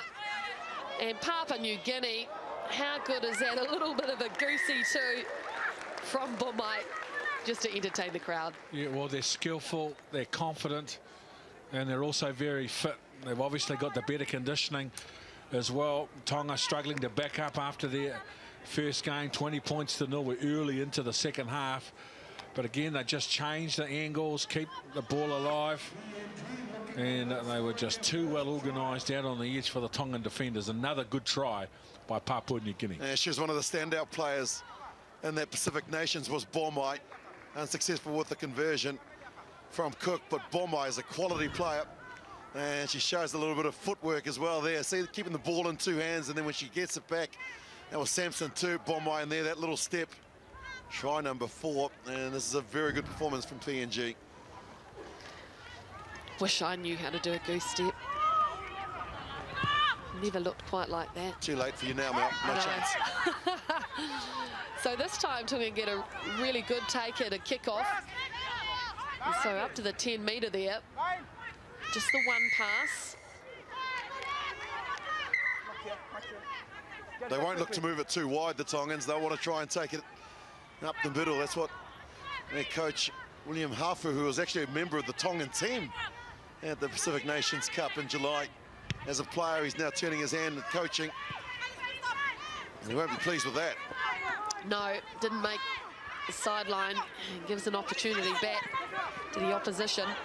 And PNG have taken it with both hands, haven't they? High tackle.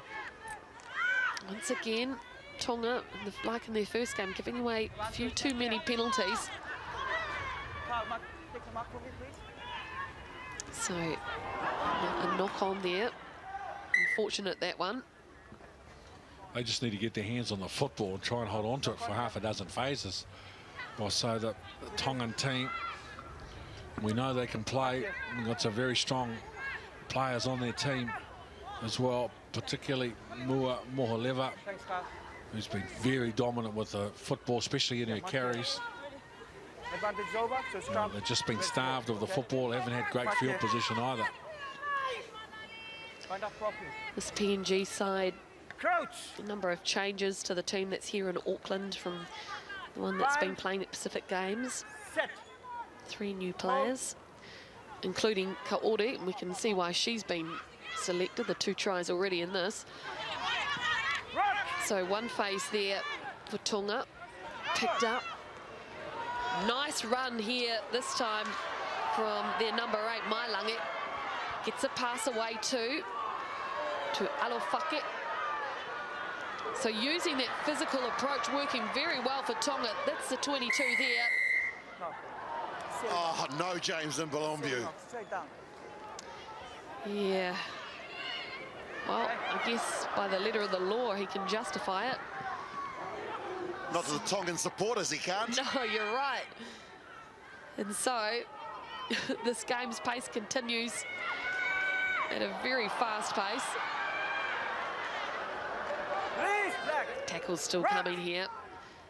That was a ruck, hands in. Oh, I'm surprised Tonga got that penalty, because I'm sure I saw a player in a red jersey playing that ball with the hands. I've blown the whistle. You know it's a penalty against you. Play the ball again. 10 meters. 10 meters. Alois Sinbind. So 6 plays 7. 4 tries down Tonga. They'd love to get over the try line right here. Let's try and bust through the middle of 2 tacklers. 11, roll quickly. Yep, definitely slowed the ball up there. Taken quickly by Mailangi. Gets it out to Lainua, the captain. She loses the ball. Accidental knock on. Scrum. And so PNG give themselves a little bit of breathing space. No luck for Tonga in this game. Offside, sorry. Today they're the bigger team and they're the more physical team, but it's been the smaller, quicker Papua New Wait Guinea for the ball to come in, okay? women that have been dominant. Okay, that defensively they've been off their line quick. And they've only had 3 or 4 scoring opportunities and they've made the most of those. But defensively, the Papua New Guinea team have been outstanding today, and that's reflected so far in the clean sheet scoreline. So we're past 14 minutes now, so this will probably be the last play of this match. And the scrum disintegrates. Scrum again, scrum again, scrum again. So set another scrum here. Hold the hit. Okay? Hold the hit. Okay. Papua New Guinea have brought on their subs off the bench. Fresh legs. Bind. Set. It's Livuana with the ball, putting it in. Big scrum there from Tonga. And they've won the ball too. Great effort from them. Not giving up until the death here, Tonga. Oh, pass needed to be given. They weren't back, PNG. Drusilla, Rima. Really, all of you, not 10 meters.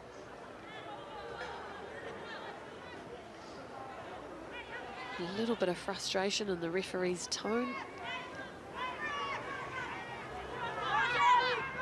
So I said last play before, but maybe this is it. And look at that. Easy as you like. Mailangi took it on her own shoulders. Quick tap, went to the right-hand side and over. I think fatigue's been the big problem for the Tongan team, backing up from their first game. And You know, having size is good because it means you can dominate and bully your opponents in the tackle ball area, but it can also be a disadvantage if you've got to cover big meters and adjustments in defence. This is an indication of power and presence from Shirley Mailangi. Too big, too strong, and gets the first try, but it's at the wrong end of the game, unfortunately, for Tonga. It's been a very good performance from Papua New Guinea. So as it stands, 20 points to 5, the 4 tries to 1. No conversion there. In fact, it even looked like a punt, but Tonga will be happy with the fact that they scored late, never gave up. Papua New Guinea, a very good performance from them, 20 points to 5.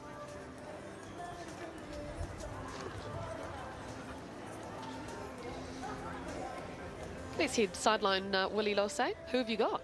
Thanks very much, Mel. Yeah, well, not the result that you wanted, but you'd be pleased with the way that the girls finished. Yeah, absolutely. I think there's some stuff that we needed to work on, but the things that we wanted to do, we did it. Unfortunately, Papua New Guinea girls are a bit faster and a little bit more urgent than we were. Good performance first up against Samoa. I mean, you were competitive there, and then it took a little bit of time to get into it. So what's the real goal of the girls being here, and how quickly are they developing and learning the game of sevens? With the bunch of girls that we've got, I think we're just trying to develop them at first. Then we get more game time with them, just more experience and more exposure for them. All right, best of luck, mate. Cheers, thanks for. So next up, it's Fiji taking on the Cook Islands. This is the first time we've seen the Fijiana side. They are regular on the Women's World Rugby circuit, and they have got some real stars in this team, in particular number 2 there, Savu. She is outrageously good. She's a top point scorer, top try scorer on the women's circuit. Very dangerous indeed. Cook Islands, meanwhile, they had a very good win first up today. They have got some real skills in there, in particular number 6, Greg. Very aggressive, a huge face bend, and scored 2 very good tries in her first game. So some real talent. Kalkanan is with me. Fijiana, strong favourites to win this competition. I love the way they play. Yeah, very interesting one too, Mel, because this is their first game, whereas Cook Islands have had a game under their belt. They won that one. You can see them all fired up. They look very relaxed, this Cook Island team, so I'm very interested to see how this one plays out. I watched Fiji in a Cup quarter-final in Dubai at the start of last season, and they held the ball probably for 7 minutes with just continuous passing. That's how they play. They keep the ball alive. They are really entertaining to watch. We talk about advancements in the game, especially in the women's side. You speak about this Fijian team. Already after 1 year on the circuit, you can see the body shapes changed in them. And I think that's been a big help. And the way they've approached training, the way they approach these games now is totally different. I know they've been into the training group with the Fijian men's team, and I think getting those 2 programs together has made a huge difference. Yep, they've got more support now, so they've had more time in camp and more physical training. The thing about this Fijiana team is that they can upset any side in the world, and I think that, you know, even the big players like New Zealand, Australia, they know that. They see them as a real danger. And we've got some fans out there.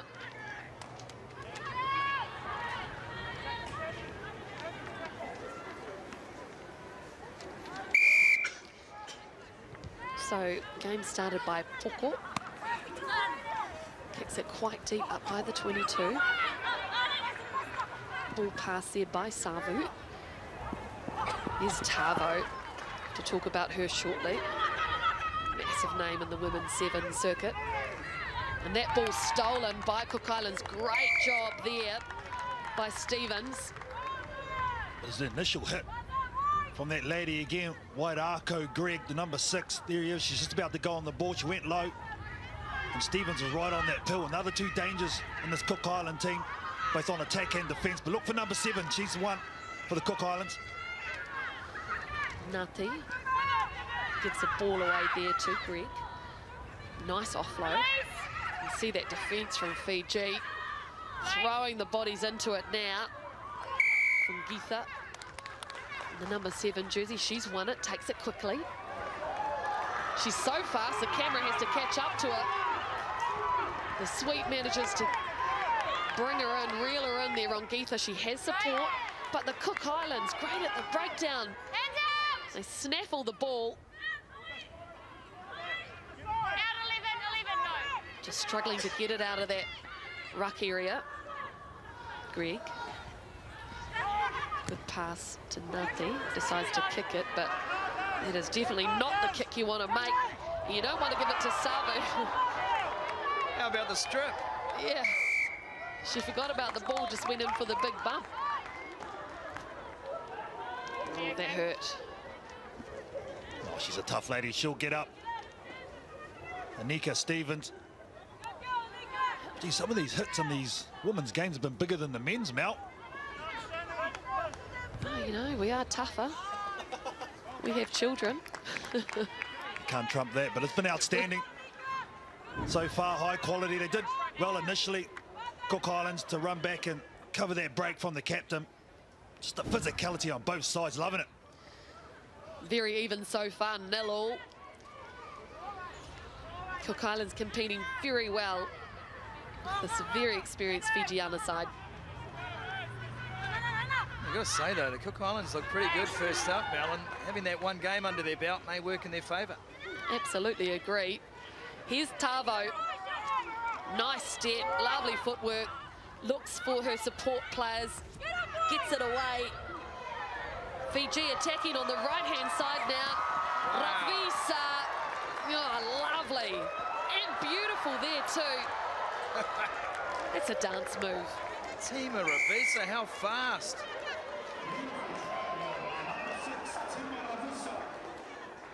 Just so slick across the ground. Tima Ravisa gets on the outside and she just goes. It was a little bit of a hole. But you're right, Sumo just smokes on the outside. And she was covered. Defence was there. They knew it was coming and still no chance. Wonderful swerve on the outside. Nice ball play, nice recognition to see where the space was. Desperate there for Greg, and just a little bit of Fijian flair too. Long stride on Tima Ravisa. Long stride. So kick right down to the 22. Ngati decides to try and punt it down. It's the second time she's kicked the ball, Mel. The first one was pretty average, and that one as well. You don't need it. You don't want to give this Fijian team not only the ball, but with the position they were at, they had opportunity to clear that to the right-hand side. They've got to keep position here. Their Cooks are beating themselves at the moment. Well, I wonder if they've talked themselves into maybe playing for field position, given the fact they have had that one game, and that would be a mistake from the Cook Islands' point of view, KT. Absolutely. So taken on the side of that scrum, and oh wow, so close there. Rongitha. Have the Cooks stolen it again? Certainly held up in a maul. We're over the try line here. Was taken back by the Cook Islands, so it'll be a scrum Fiji. Ngati with some great defence in there, though. That was great goal line scrambling. Great recognition too from the halfback. The ball in hand, the captain, Anna Maria Roquitha. Jesus, a tough spot to defend. Well, they're lined up to the left-hand side, the backs from Fijiana. Let's see if they use them. And so they switch to the right hand. And what great work that was. Very smooth in the end for Rongitha. Defence thought they were going left, they went right. Yeah, when you have a stable scrum like that, you're always going to get the mismatch because opposition halfbacks on the other side of the scrum. They had the first five coming from the open side to draw a defend, and that's what opened the hole for this lady. Well, this all comes back down too to that charge down kick. It was charged down, then the knock on from the Cook Islands, trying to clear their line the easy way. And ultimately it's cost them a try, and the conversion good. So there it is there, the late switchback by Riwai, and it just gave Rongitha just that little bit of extra space just to attack it herself. So kick deep. Another kick from the Cook Island girls, going for territory. Well, this one not too bad because it pushes Fijiana right back in Riwai, but they have numbers. Here's Tavo. No look pass, and it goes to nobody. Shante Poko no good as well for the Cook Islands on D. She's limping out there. Oh, I love that little jump from Savu, and she gets it away to Nagato. Nagato with that beautiful long stride. 3 tries now to Fijiana, and they are looking so strong. Obviously, the Cook Islands have come into this first half with the tactic of turning around this Fijian team, but you've got to make your tackles, and that's what they're not doing at the moment. And Fiji are keeping their width, they're getting numbers in and around the ball. And some of the footwork by these women outstanding. As you said, Mel, nice long loping stride, and what a time to score at the half. So really, we've been treated to a lovely exhibition of sevens by the Fijiana team. Nagato at the end of that, holding the ball in one hand. How long is the stride on Nangatu? It's 2 meters a step. Yeah. Got it working now. I was just too tight. It was back. So let's listen in the huddles. We must be there in support. We must be on the shoulder. Okay? Other than that, girls, our defensive shape's really, really good. We're not biting in. Make sure we get up and we brasso through. Right, they're trying to make it into a breakdown shape fight. Okay, so make sure that we are clear and accurate in that area. Do we need to be in there, or can we make a turnover? All right? Set. Let's go. Enjoy the second half. All right? Keep up in the tempo. Something you come on. Add emphasis. Yeah?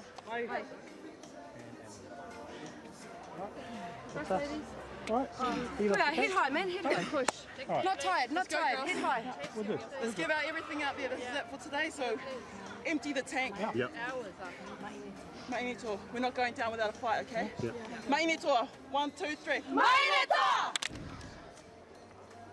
Here are the highlights of the first half. Really enjoyed watching this. Yeah, smooth running style there by the number 6 for Fiji, Tima Ravisa.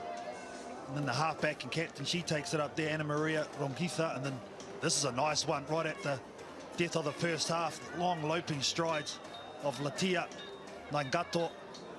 And 21-0 at the half. I wouldn't say they're doing it easy, but it's been a very good first 7 minutes for Fijiana.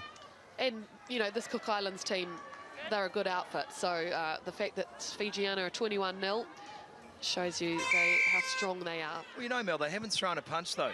The Cook Islands constructive in their opening match. They haven't played rugby against this Fijian side. That's right. You can see why. Very accurate, they're able to keep possession, recycling Fijiana. What I liked at the half from the word from the Cook Islands team, Mel, is that they said we're not going without a fight, so watch for them to step up in intensity here. But they need a good defensive set to start off this second half right now. So Rongitha takes it up to the line, opts to give it out. Runners off the ball. Great dummy run. Beautiful. Here's Tavo, Rebecca Tavo. She shaped up the pass. She's given it in the end. Oh, look at this. Just a great interchange of passing. And in the end, it was Ravisa going over for her second. Really well worked. That's the try of the day, KT. Beautiful shape on their running lines. Good decoy run. Players in the right position, coming from depth, and then the support to finish. Yeah, no, outstanding transfers. They're just like the men's team. You know, they get themselves in good position. The way they offload the ball and move it to space, I think that's really one thing for me, Mel, I've seen with this Fijiana team. They have set them apart over the last 12 months. You see here, even look, awareness of where the players are coming from, where the defense is. And watch this little transfer here. 1, 2, and the last one for the money ball. But that is great work. And I want to talk about Rebecca Tavo. She is the former captain of Australia. She's been an Australian touch representative. The last time I saw her play was at the 2013 Sevens World Cup. Here she is now playing for Fiji. She is such a great addition. She will offer so much communication, organisation. Great to see her back in the game. So the Cook Islands now have an opportunity and break through the tackle. Well done there to Arere. Finally taken down. Left-hand side. Koeatu gets it to, I think that's Greg. Oh, that was Greg actually coming through, I think, on the blowover. You need to get all the way to your feet. So Fiji, Tamoe. Oh, look at that pass from Riwai. Somehow it's just getting to the hands here. This is amazing. Ravisa playing with the defence, toying with them. Rangitha now. Bit of luck on their side too. Good pass from Riwai. And they just make it look so easy. Rangitha over. What am I watching? It's called entertainment. It's amazing. Try for the Fijian captain, Anna Maria Rangitha. Depending on, you know, what happens in this tournament and also the World Series, but, you know, this team could be a medal chance. But you just don't know on a tournament like that over 3 days. That's exactly right. And you know what I love about that? There was 8 tackles made in that movement, and not once did Fiji require a breakdown. All offloads, all from the deck. Wonderful to watch. And it's so tough to defend too, that pass off the deck.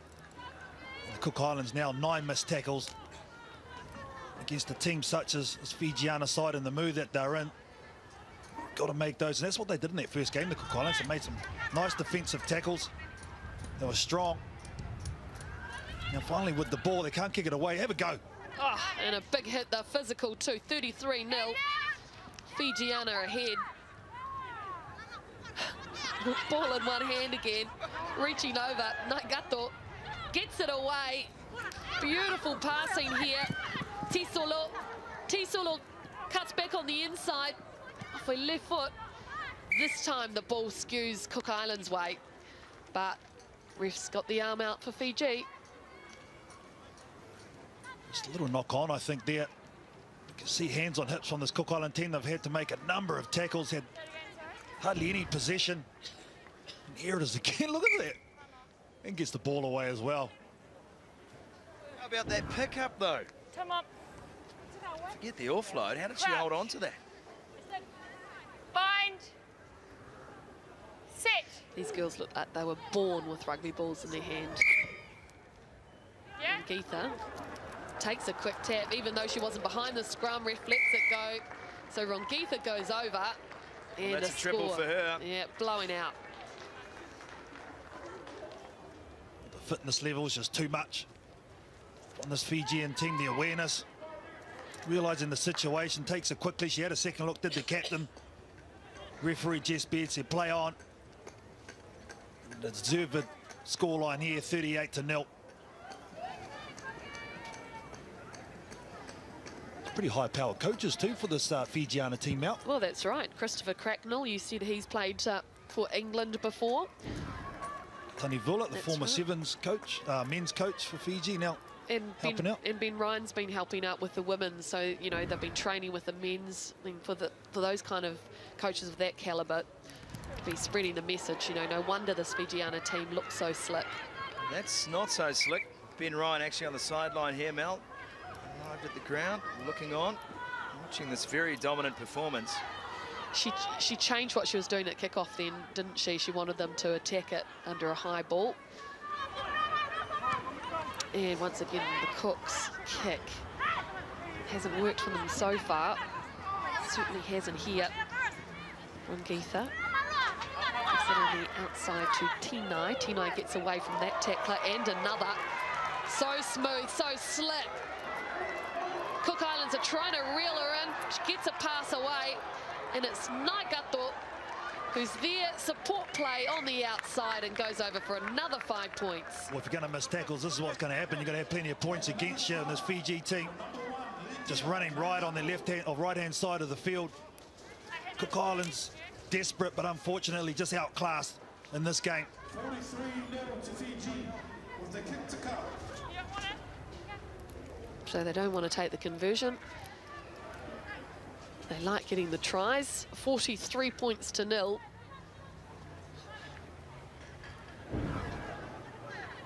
A lot of this is about support play, isn't it? Just backing up on the inside or outside.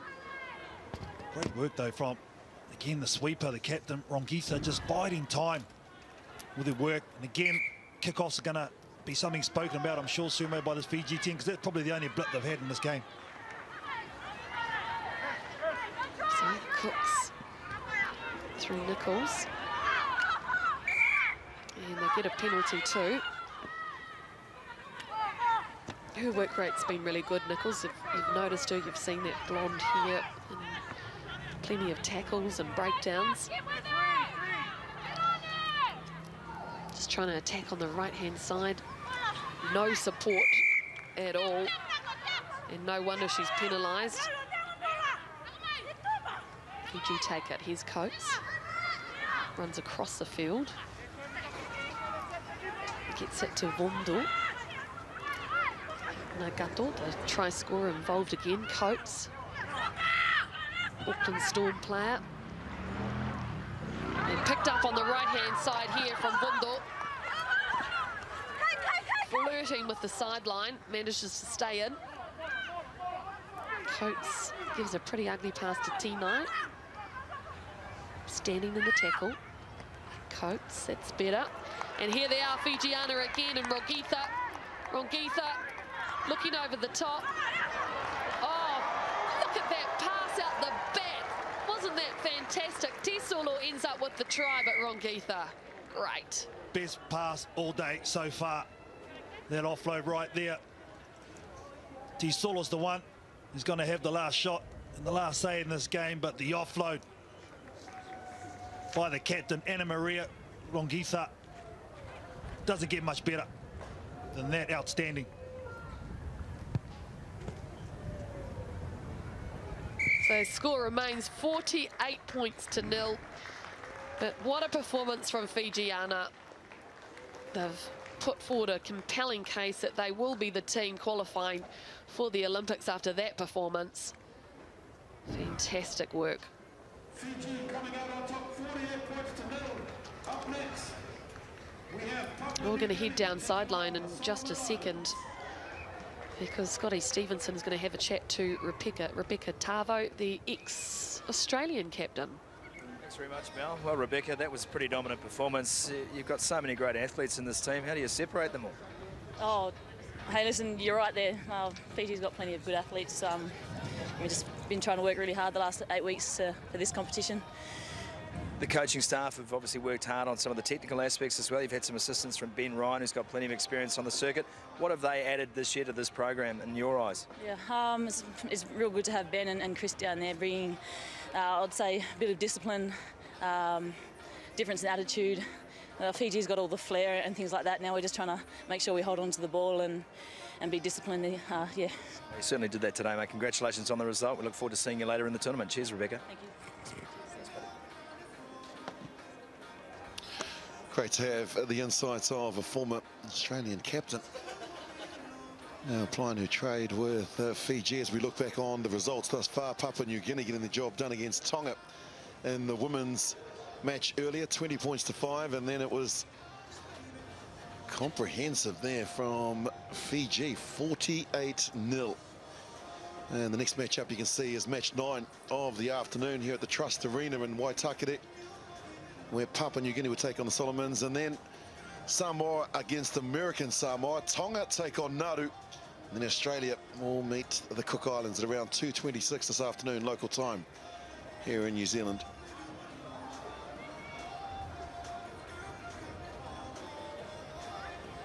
Good crowd here, joined by former All Black Sevens captain Carl Tanana, and this is what you train for, Carl. It's all about wanting to go to the Olympics. Oh, most definitely, Willie. That's the prize at the end of this tournament, and a big prize out there, Papua New Guinea. Well, don't want to back themselves. They didn't have the best game first up, but we know they can always produce something out of nothing. Usually had them in our group in Wellington every year, and when they decide to back themselves, they're a very tough team. Yeah, they're a tough side right there. Is the Solomon team that was beating 48-0 rather against the Samoan side earlier. There is the Solomons to the left of your screen, and the green, blue and white, PNG in the black, orange and white. Scotty Stevenson is sideline, and Sumo, is that wind picking up? It is blustery, I'll give it that. Not exactly warm either, but you know, look, for the players heading south, it's a good tail breeze, so That'll favour the Solomons to start this game, but this Papua New Guinean side, from what we saw of their first hit out, a group of special athletes today. They defeated American Samoa 43 points to 0. Guys got on the try scoring sheet, along with guys Peter, Vali, Kotu and Butler Morris, the 21-year-old. But it will be the Solomon Islands that will get us underway. First possession for Papua New Guinea. Loma. It's the first touch of the ball, and we see with PNG, they just want to move it into space and try and get a mismatch. Guys does well. Big tackle coming in. Great tackle. Still possession for PNG. In the hands of Kalua. They get it wide again to Morris. He goes into contact. They've got the penalty in the first 30 seconds, and they're just controlling the ball. Yeah, so deceptive on their feet are the Papua New Guineans. Just setting up their play here. Look to just move it along the chain and get it out, and then work some magic and then bring it back. The step and then the acceleration. And he's gone. Happened right in front of you, Sumo. Boy, he is quick. Wesley Varley, you said they'll come back the other way. They didn't need to. Wesley Varley said, nah, all good. I've got this. Certainly Just has. He out gets the first acceleration. Just acceleration. That's it. We see it so often in this game, don't we? Defender looks like he's on his man or on her woman, and all of a sudden, they're nowhere. He had no room to move either. There was a lot of defence on him. Here it is, just through the hands.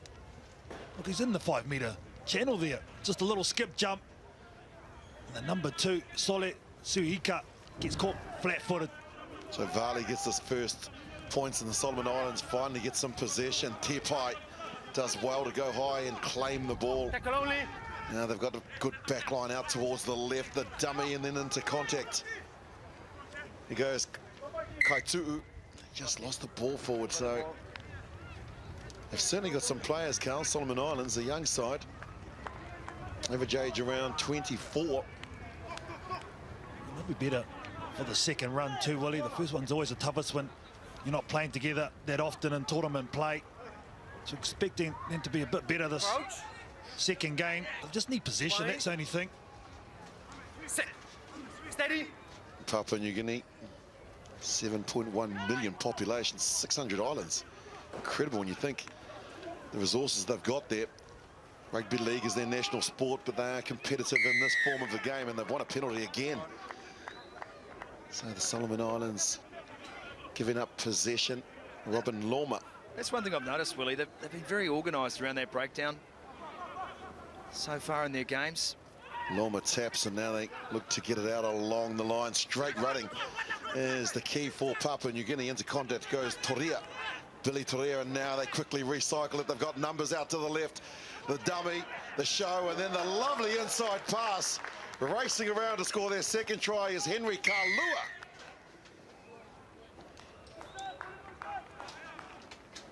A lot to admire about that try, that's for sure. Nice hit up by Papua New Guinea. They spit it out to the left-hand side.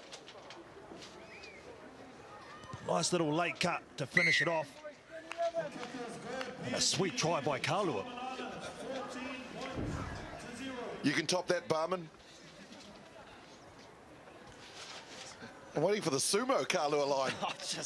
I'll leave you to it. It's just too easy. You guys can milk Kalua for all it's worth.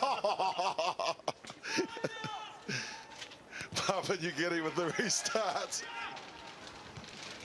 Go high, but Solomon Islands control it. Now they just try and move it along the line. Running into all sorts of problems. Big defence coming in from PNG as well. Knock on picked up by the sideline officials, so it's not going to help Solomon's cause. Tingia, one of the smaller players, Tino Tingia, the 25-year-old from the Aviiki club in the Solomon Islands. In jersey 12, and they've lost it forward, so famous club. Good attacking opportunity here for PNG. Crouch. I just like the aggressiveness, Willie, of this PNG side at the moment. They've got their tails up, and defensively they've been very strong, created a number of turnovers. Scored 57 points in the 2 matches as they now look to get it wide. The step and then the acceleration from guys Scored 2 tries earlier today in the win against American Samoa. Quickly recycled back along the chain. We've got some players out here, and that's gone off the shoulder. Unfortunately, off Varley. Oh, Black! Leave it, Black! Solomons will have to go 75 metres to score their first try. Still 2 minutes remaining in the first half as Delay Varata. It's the offload. Release. You had the explanation there from the official. Calling players in was T-Pie, but he's taking it to the line. T-Pie breaks the first and the second, won't have the pace to get all the way there. This is the best attacking opportunity the Solomon Islands have had. Looking to try and score their first points of the day. That's the 22 you can see of Papua New Guinea. Quick line speed from PNG to get up there and try and shut it down quickly. And he's stolen the ball as well. So now they turn defence into attack to PNG. Into the hands of... See ya. Yeah, exactly. He's gone, Morris. Butler Morris just put down the hammer. The 21-year-old was gone. Geez, that was some nice defence though from Papua New Guinea. He spoke about it, Willie, quick off the line, creating the turnover. Solomon Islands had a big lineup. They couldn't get the ball there. Didn't get the number from the Papua New Guinea side, but he got the turnover as well. From there, just straight from defence to attack. You notice, KT, we saw in the first game against American Samoa, they'd send someone up in the line looking for that intercept play. They've been a little more circumspect against the Solomons. They've waited for the Solomons a little bit longer. They've held their line, and they've attacked the breakdown instead. This is good from Papua New Guinea. Shows a change of tack defensively. No, you mentioned you played them a few times, KT, in Wellington, Papua New Guinea, and not an easy side to put away. Most definitely not, Willie, especially when they're in this mood too. They have a go and they back themselves, and very tough. Already seen the aggressiveness on the defensive side, and here they go again. Solomon Islands with possession. Tingia gets it out. There's their playmaker running across the field is Solomon, but he's got the ball back. And now he gets it into the hands of Suika. High tackle there, high shot and double blast. Well, how's that a high shot if he's ripped the ball away? Too high. There you go. Soli Siuka's the one that's down. And Takalua's on the bench. It's a contact sport. Come on, boys. Well, the referee said too high. He's dead set come up with a one-on-one strip there, and he's been done for a high shot. I don't know how this even happens. Oh, that's out. Yeah, that's out. So it was the opposite hand, Zuma, the left hand that was too high. He's like an illusionist. And now the Solomons come on the attack. Kaitsu, now they get it wide. They had players there. That ball's gone forward. Disappointing end. They've got a numerical advantage and they couldn't use it.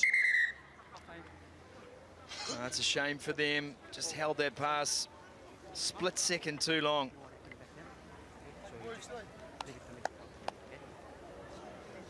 Just having a word with the official. Half-time here. 3 converted tries to Papua New Guinea. They lead at the break by 21 points. Well, they haven't conceded yet in the tournament. Defensively strong.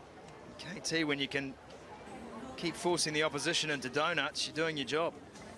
Yeah, most definitely. They've got the players on attack that can score from anywhere. We've seen that as we go into the Solomon Islands huddle. By no means out of this game. If they score first in the second half, it's all on. Pass him. Yeah, pass him. Okay, listen. Yeah. Totokona him no him making everything break down. Yeah. Tell him space low here, man no there, space low here. Yeah. Go up and meet him, boys. If you miss slow, go up. By you looking what run up now. Yeah, boys. So really need to move up fast. Okay, 2 subs. Voila, you coming off. Billy, you go inside. You fight.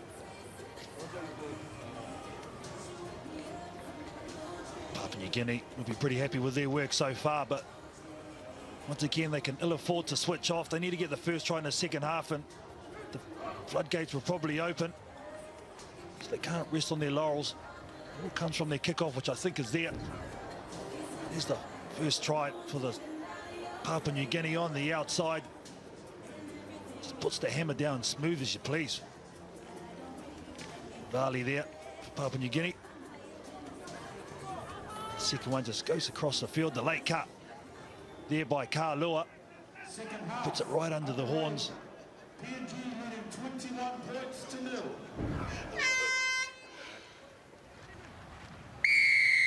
Papua New Guinea playing left to right, as you said on your screen at home. Solomon Islands in the green, gold and blue. First possession for Papua New Guinea. So starting the second half as they ended the first. Good tackle coming in from Sehuka. Didn't roll away though. Geez, that's tough. It was a dominant tackle. A nice read too. And he hurt him. Guys is the man that's down. Emmanuel Guys, he scored 2 tries earlier today. Hasn't scored a try in this match. And just getting some attention to that right knee. A fair amount of pain. Good player though, isn't he? Important in this team. They have a number of playmakers, but Henry's been one of the best.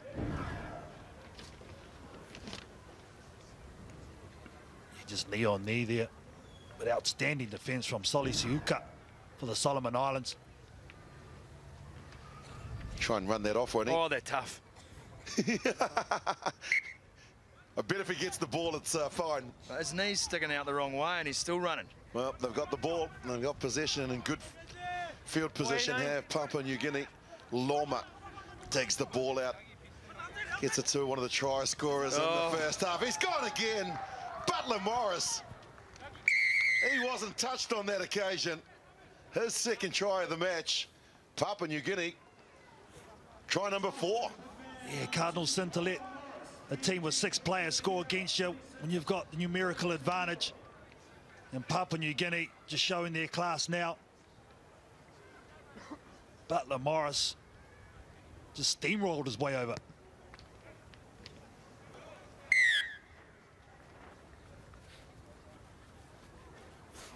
Conversion's so important and made it look easy, Sumo. Well, it's just a one-on-one play. And all about this is all Butler. He looks up, he sees the man, he says, I've got you, I've got you. Wait. And then he just backs his own pace. Stop quickly. And had the man come in a little closer, he would have backed his power, I'm sure. The all-important restart again. This is Loma. He's been good at this, giving his chasers a chance to get up there and compete for possession. Once again, it's nice and high. They get the ball as well, so brilliantly taken straight from the kickoff. Reaches and scores. Great try. Wesley Varley scored the first where he put on the afterburners, and on that occasion showed a lot of athleticism to get the ball and sprint to score his second. You won't see much better than that today from any side. That was outstanding individual brilliance from the number 10 for Papua New Guinea, Wesley Varley. On his first try, he showed out-and-out gas on this occasion. You spoke about it, Willie. Athleticism to the fore. Well, and desire too. He just would not be stopped, Wesley Varley. Now look at this. This is him on the far side of the field, on the fly, takes the jump AFL style, and then goes around, uses his pace as well. And then, as you said, Sumo, the power to finish. Get you some, son. He goes again. There's Varley, but can't get to the ball on this occasion. It's taken in by the Solomon Islands. They've got possession. They're going to have to go 80 metres to try and register their first points of the day. They're yet to score a try. The Solomon Islands been in 48-0 earlier by Samoa. Please. Got the ball. Tipai gets it in and digs it back to Hanuku. And now they look to just pick and go, changing the attacking zone again. It's to Hanuku, but he needs some support. Well, look at the awareness here too. Not committing at the breakdown. They know they can't win. Just waiting for that opportunity. Now they can. Now they have a go. That's PNG. This guy Stevenson's talking about, but they get the ball out to Yee. Taken towards the sideline, throws the ball back to where the supporters are. And once again, good defence from PNG. Quickly thrown in from Nelson. He's just come onto the field. Paul Nelson in jersey number 5. They go across the field. Does Varley. Links up with Kalu, who's been in the Naughty Boys chair. There's Butler, so all the try scorers getting involved on that side of the field. Varley. Recycled. Got some players out here and good ball movement, but then someone needs to take it forward. And the person who takes it forward is going to be rewarded with a try. just gets her on the outside. Paul Nelson mentioned that he just came on the field. Second touch, first try of the tournament. Welcome to Waitakere, Paul Nelson. And again, another missed tackle by the Solomon Islands. A one-on-one. He just skips through. Very unusual running style by Paul Nelson. And they're just racking up the points now, Papua New Guinea. Solomons have no answer for this onslaught. As we see again, that's just full body swerve. It's a strange running style. It's a half Nelson.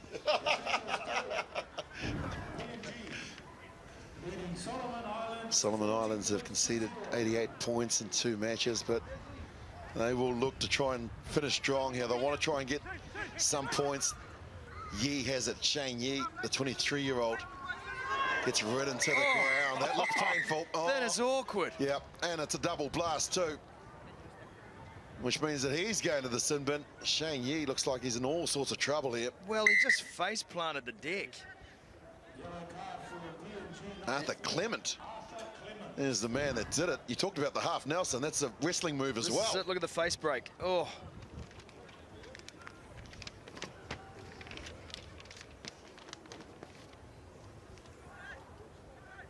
There's nothing. Is there anything illegal in the tackle? I don't think there is. He's just throwing on a schnoz. It's illegal because he's in the bin. He's got to pick some grass out of his nose now. Apart from being able to sniff out of his ear, I think it's fine. Now they go on the attack. Solomon Islands, they'll get to finish the game with 7. PNG will have to do it with 6. And they get it wide. Here's one of their better opportunities. The bump and run from Seuka. He's strong, needing 2 or 3 defenders. There's but he's a strip. lost the ball, exactly. Taken from Kalua. The offload, and now he's gone. The new man on the field. And Hensley Peter scored 1 in the first, and that's his 2nd of the day. Brilliantly ripped out by Kalua. He did the hard work, and there's the finisher. Well, you can't fault the heart of the Solomon Islands team. Fighting all the way to the end, but just outclassed by this Papua New Guinean side, both on attack and defence. Got a player down and back play as well, so they may have some injury concerns at the back end of this game. Remembering they already lost Lawrence. In fact, not Lawrence Cuso. Jacques? Not Jacques Cuso either.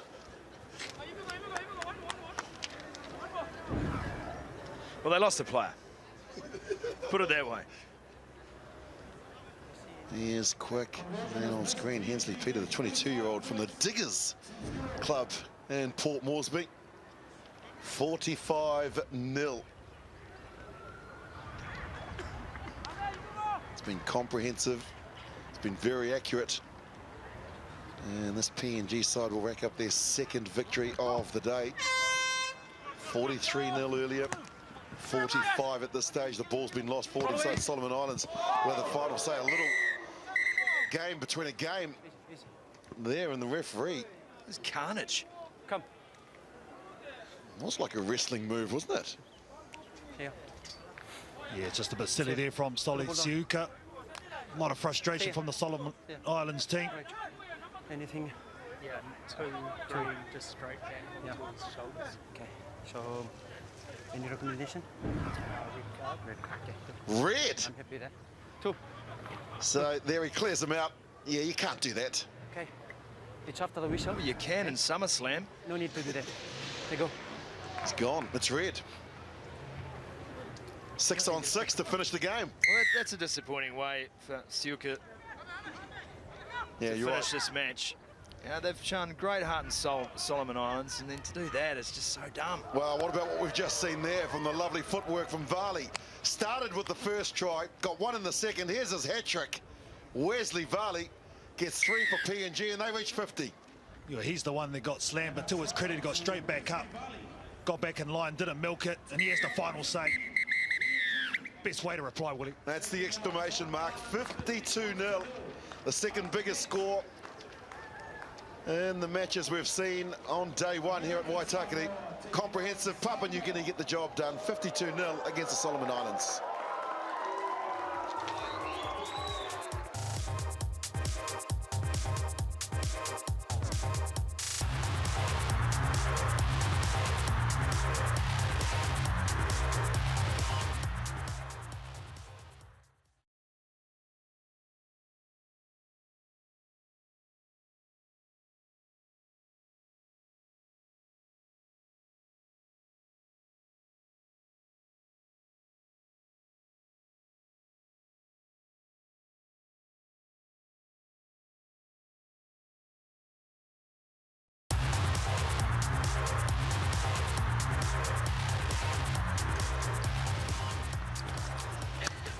Well, welcome back to the Waitakere Trust Stadium. It is Samoa in their second match of day one. Strong setup as well. So Falau's been good. Setulanga, Safoi, Solia, and Sele. See that voice, brother, in the seat. And American Samoa gained independence in 1924. They were beaten earlier by Papua New Guinea by 43 points to nil. VAR was good, as is Nglam and Panga. Joined in commentary by Ken Laban. And Ken, this is really David v. Goliath. It is American Samoa. They're only a tiny island in the Pacific. They punch well above their weight, though. See, what did I read the other day? They got 32 players of American Samoa descent playing in the NFL, 200 in the college system. And Samoa, of course, versatile. Jonathan Way from Australia is in charge of this one. Samoa, I guess, like Australia, find themselves a tad frustrated having to be at the Olympic qualifier, but such are the vagaries of sport. And they look already the pick of the two teams at this weekend's tournament. Melody Robinson is sideline, and Mel, yeah, it's going to be tough for American Samoa, but they'll just look to try and get some points, I'd imagine, with that breeze. Well, absolutely, and you know, when you're up against it in sevens, you might as well play physical, really try and upset their breakdowns, and certainly make your tackles. I mean, that's a basic, a given, isn't it? Phoenix Unupo gets us underway, the 21-year-old, a good kick, giving Sele plenty of time to get up and compete. He's got the ball. He's put a foot on the touchline. Good player is their captain, Ken. Well, of course, the set pieces, kickoffs, lineouts and scrums. Samoa clearly will have the edge over American Samoa, who only fleetingly play in this level of competition. So Samoa with the field position, but American Samoa with the throw at the lineout. They can't get the ball, and so now Tusitala gets it into the midfield, where the lovely footwork of Asafalau. Asafalau says, get out of my way! To the corner! First try to Samoa. Another one of the brilliant athletes that have come out of that wonderful Waiala village in Samoa. Siose Asafalau, very dominant in the first game as well, and he got the ball right on the edge of the American Samoa defence. He's got the footwork, the pace and the confidence to be able to get the job done. There was enough defenders there to deal with him, but just too big, too strong, and a very, very good finish.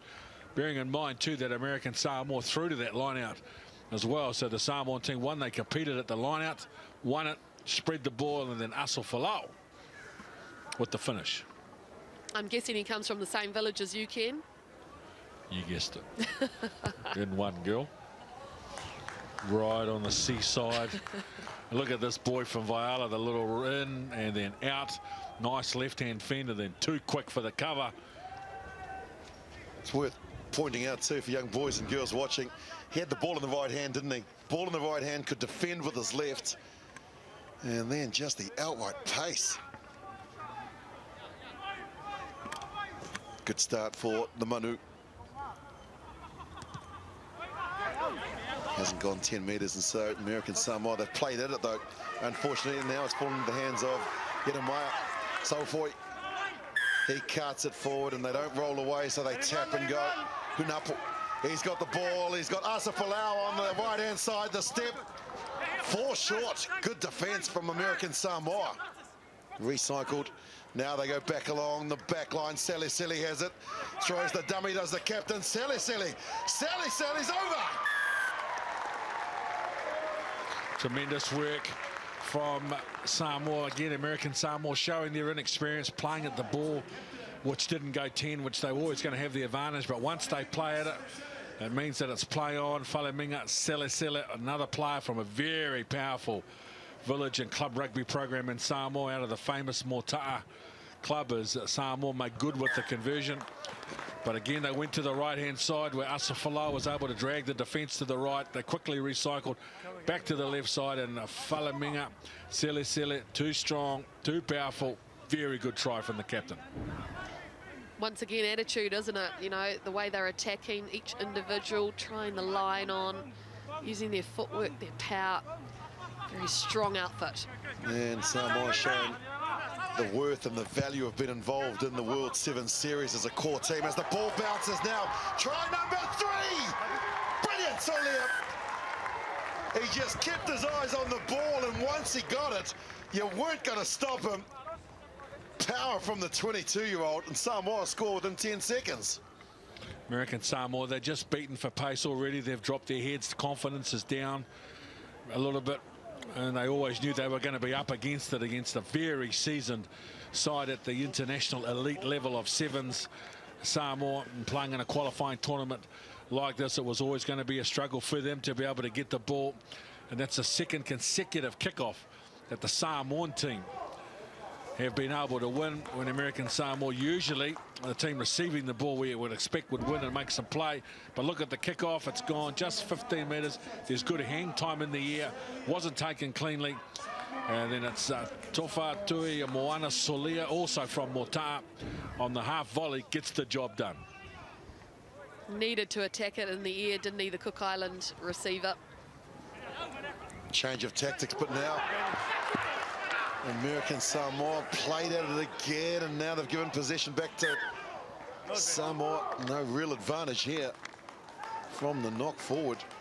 Well, American football is the mainstay of sport in American Samoa, and of course volleyball, a very strong volleyball program. In fact, they won the gold medal at the Pacific Games in July, American Samoa, and there's a number of NFL teams that have got programs for American football in American Samoa, and rugby, surprisingly, is plays second fiddle.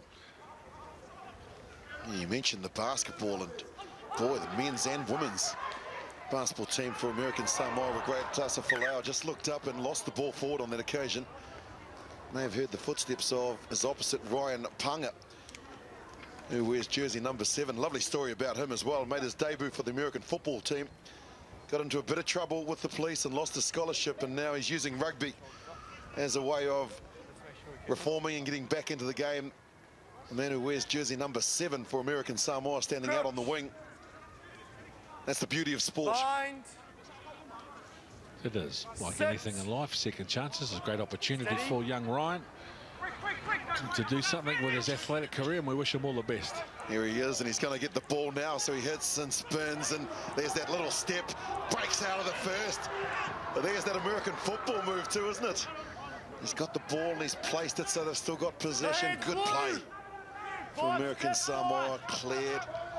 You've got the players out there, but it's laboured, and Samoa able to just go straight across. There's Liai. Liai, he's a big unit too. Liai, he's got down here at 104 Ks. That might have been during the spring. He's a big unit. The American Samoans look to try and finish with their first points of this match, but also for the tournament. Beaten by PNG by 43 points to 0. The counter ruck comes in from Samoa, and they're too big and strong. Now they get it wide. It's a foot race, and they're not going to catch him. Salfo's got too much pace. He's a big man as well from Mota. Showed a clean pair of heels, and why you wouldn't expect anything less. He's only 22. The power and the presence of the Samoan players at the tackle ball area. Again, just showing their experience of playing in the Rugby World Series circuit. Very, very competent in that area. And Salfoi, well, he'll get his name on the score sheet, but the hard work was done at the tackle ball area by his teammates after American Samoa took the ball into contact. And they get good presence and good numbers that were in there. Look at that. That's a good, strong carry from Gordon Moy, but the Samoan players too good. And then once they stole the ball, offloaded it. And even though he had a long way to go, the work had already been done. Tremendous work in the ruck from Samoa.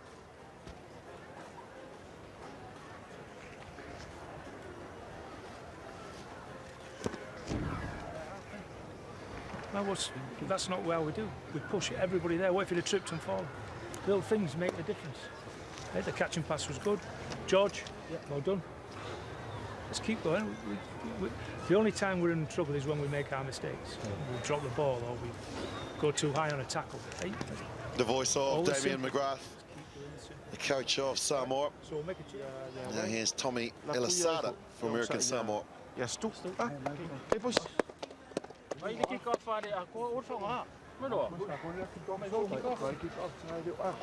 Ryan ma ko kure wo mai ko ai loi ke be awai awan kamo fu ya pa pele akos okay American Samoa players just trying to reorganise themselves for the kickoff, nominating players to have a go at the ball. Ryan was the one that was nominated in that conversation, and trying to make sure they're much more positive in dealing with those kickoffs, because that's been an area that's basically cost them 2 tries.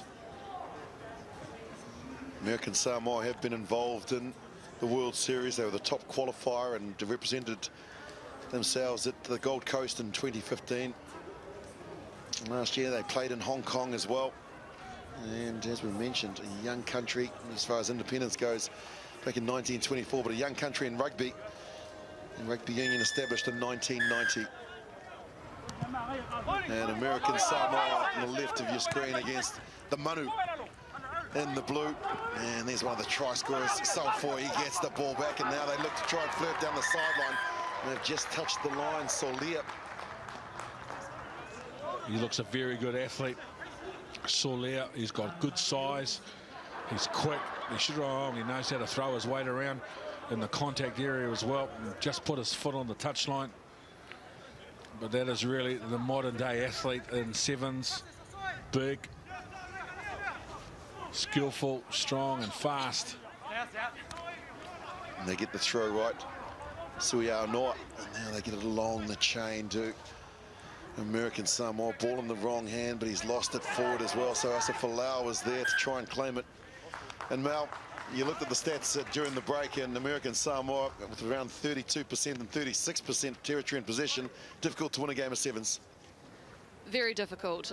You know, when they do have the ball, it's their basics, letting them down, like into contact, like you just saw there, and then kick off. You know, that's an opportunity to have possession, play with the ball, and they haven't managed to take those and attack it in the air, that kind of thing.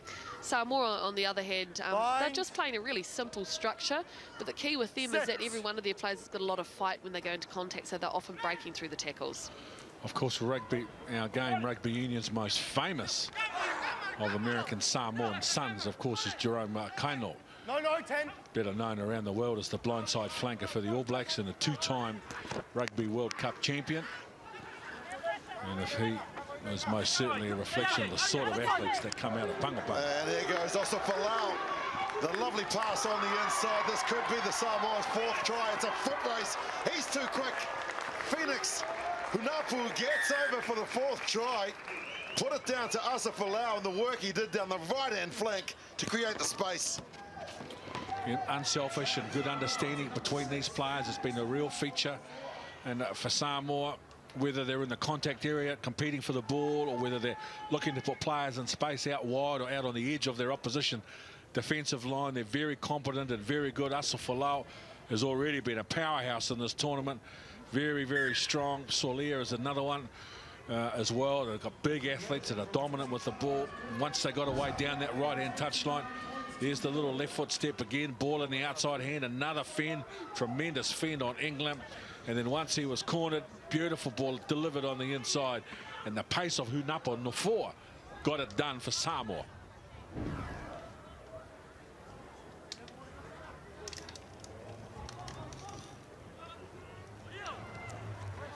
Change of kickoffs. Pressure comes on again. They try and hold him up. He fights and gets to the ground. Good play. Lam gets it in, and then they quickly get it along the chain. The dummy defense has been good from Samoa. They come in for the counter ruck as well. They send in plenty of players. The body positions are good. The ball is there, and they've turned it over. They're doing that one picking up. Okay, just that understanding of what to do in that contact zone. You know, we talk about sevens being an entertaining game and being a wide game, and to a large extent it is, but it's very, very important that our forwards compete in that close quarter exchanges, dominate physically and win the football. Like the look of the player they've brought on. Keep an eye out.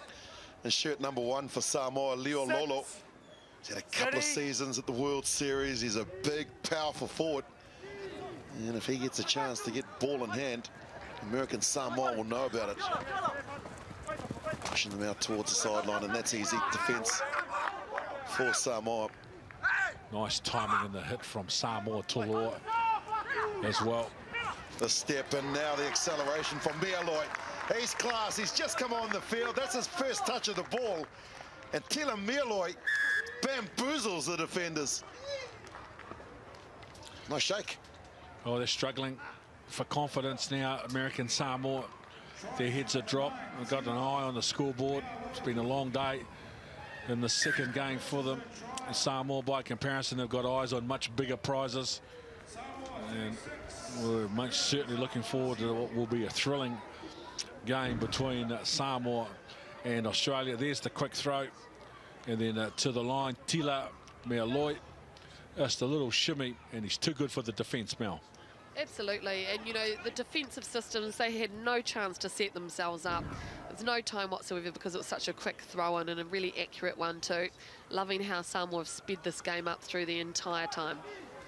Now they go high and ask the forwards to come up and get it, and they've done that so far. A lovely little offload, and they're going to score again. As quick as you like, Sayena was beyond doubt before that, but just the kickoff, and it shows again in this game of sevens, Ken Laban, it's all about possession. Yeah, well, I haven't seen the Samoa team kick off on a set piece or a restart with this level of consistent quality since the great Awale Mai played for, of course, he retired 3 or 4 seasons ago, but they have been, it has been a very, very effective attacking tool for Samoa today. Just the quality, Mel, of their kickoffs and how they deal with it. It's the angles they run as well. That's been the real impressive thing for me. Ken, you saw there, Saina, he came from the outside and just hit the gap, and there's another one of those nice high restarts, giving the chase the chance. Lolo was there, they try and hold him up. Now they release. American Samoa might get the last say of this game. Been beaten comprehensively earlier by 43 points to 0 against PNG, and now a similar scoreline here. It's 43 against Samoa. Good passes along the chain. That's gone forward, unfortunately. And Samoa will have a chance to try and crack 50. Well, I think the bigger change for the game in terms of the global growth and development of our game is not so much how dominant Manu Samoa, the Samoa team is in Australia are. It's what we can do as a region and what we can do as a game to grow it in other parts. So American Samoa, you know, what does this mean for the future of their game and the growth of it here? Nauru is the same, the Solomon Islands. These are exciting young potential markets for our game with athletes that we don't see very often on the big stage. Samoa will look to try and get the half century, gets through the gap, needed to offload, and now he does. Toloa, beautiful name, Samoa Toloa, brings up 48.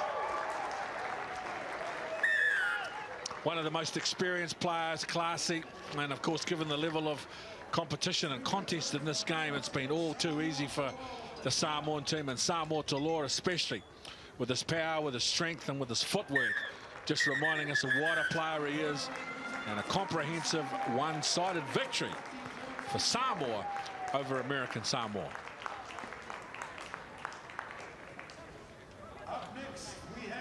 What a performance, Ken, and you put that down to total teamwork and in particular the restarts. Yeah, a very strong part of Samoa today, whether they, you know, they did a lot of kicking off because, of course, the try scorer kicks off, but their ability to get good hang time in the air, and even when they were cheeky. And we've got an interview sideline, Mel Robinson. Yeah, I've got Danny with me. Now, your team is looking really, really good. Tell us a little bit about your preparation you've had coming into this. I think the boys only been together for about 8 weeks, and us NZ boys, we only joined a couple of weeks ago, so I think we're coming together slowly. I think it's just a lot of pride in, bringing Samoa back to the top, I guess, and that's what we're playing for this weekend. Tell me a little bit about the pattern and the style that you want to play out there. We really just want to spread the ball, use our big boys. Obviously, you can see a few of our boys are a lot taller than me, but just using those big boys and then letting us little fellas get through the middle. Yeah. How much analysis have you done of the opposition like Australia? I guess we're pretty familiar with Australia. We see them on the series. But I guess with other teams, we're just pretty unknown. We're really just focusing on our performance and what we can bring to the table. Thanks very much for your time. Thank you. Very insightful. The Samoan side, you can tell they've done plenty of work, as Ken Laban mentioned in commentary. Their technical ability on show today, consistency of kickoff, their appreciation of the little things in the game. As we recap some of the results from this morning. First two games in the women's section. Cook Islands getting a good win over Papua New Guinea, and then the men's side from Papua New Guinea, 45-0 over American Samoa. Samoa opened their count, 48-0 victory over the Solomons. Tonga over the Cooks, and Australia far too good for Nauru. Papua New Guinea against Tonga. Fiji against the Cook Islands. Those in women's, and then Samoa over American Samoa, 50-0. So 98 points today for the Samoans, one of the pre-tournament favourites. And Samoa and Australia, for many observers, were the natural finalists here in this tournament, but we have seen some quality play from Papua New Guinea, who could be a dark horse in this contest. Not to mention Tonga, who are up now. Jack Ram, Taisina, Maki, Fa, Kaloni, Taliuli, Falatau, Akaosi, Sekuya, Tuitavake, Fosita, and Muna. The Tongan side today. And for Nauru, Ariang, Minki, Tagiaro, Wepa, who has been good for them in a team that was outclassed by Australia.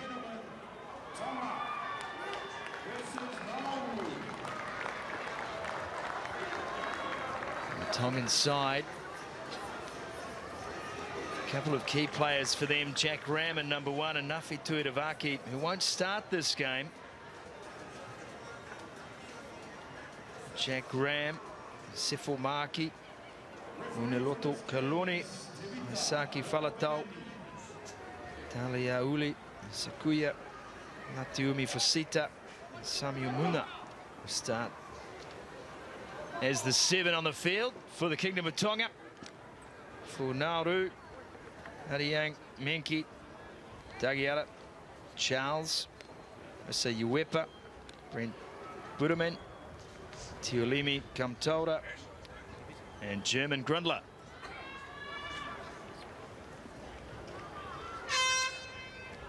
Great to have you with us on Sky Sport today, and for those of you taking our broadcast around the Sevens world, Waitakere Stadium here in the west of Auckland as this Oceania Olympic qualifier continues into the hands of David Adiang.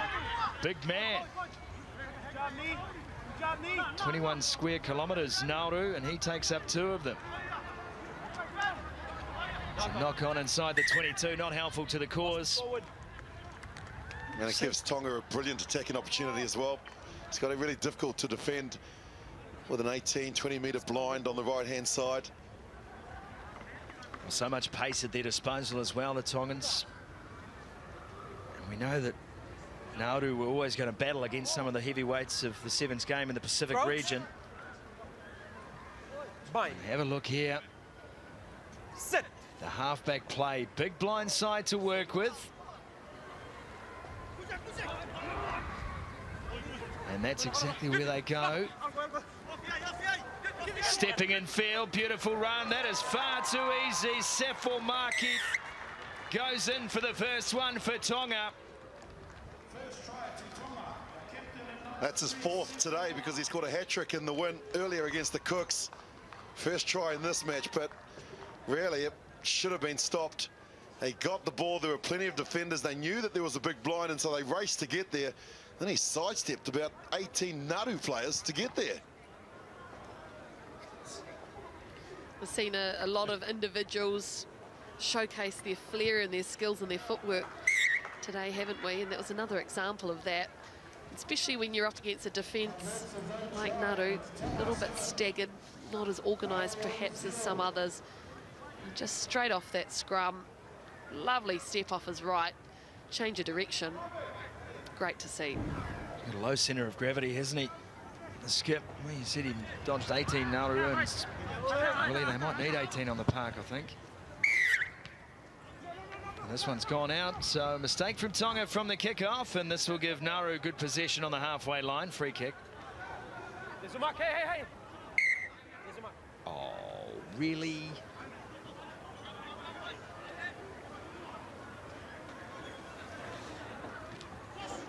Uepa, as we mentioned, he was one of the strongest on display in their first up effort, but he's been dispossessed here and picked up. Ball slipped out the back out of Tongan hands.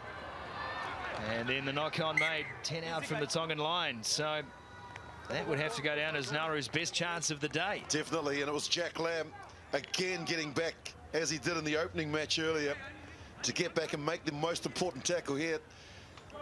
Grunder looked good, Mel. He was racing down that track here when it broke free, and then Jack Lamb again. Yeah, he's just so instinctive when it comes down to the breakdown area. He automatically knows what to do. Bind. Sit. Apologies. Of course, it's Jack Lamb. My apologies.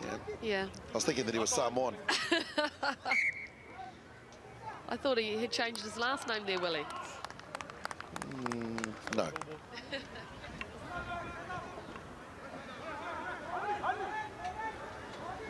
Nauru still with a chance here. Scrum will set round about 6 or 7 out from the Tongan line.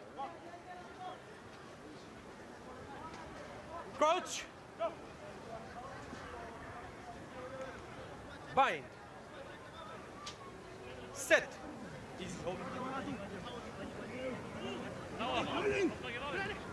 Ball right back. Good quick ball to work with as well. Now the Nauruans with a real chance. Uepa. Still 6 out from the line. This one's knocked down by Young, and now a chance for Tonga at the other end. Big numbers on the transition. One offload could have done it. Now they get the ball away. It's a 3-on-1, too easy. And Tonga will get another try. Beautifully worked. Falatau goes in. The breakdown, wasn't it? Adieng for Nauru tried his best to try and control the ball. It was going backwards. And then Jack Ram, I'll get it right this time. He picked it up. And it was just a transfer, running good lines, good support. This Tongan side, Mel, is looking very fit. I know it's early on day one, and they'll play 3 matches, but they are looking a lot fitter than they have in other tournaments. Yeah, they do look conditioned, and they'll be really happy with that try because, you know, not only were all of the passes on the money, but the right decision when they went into contact too and when to offload. The interesting thing, guys, is that with the Olympics, it's over 3 days, just 2 games a day, and that could really change the dynamics of how, you know, some of these teams compete.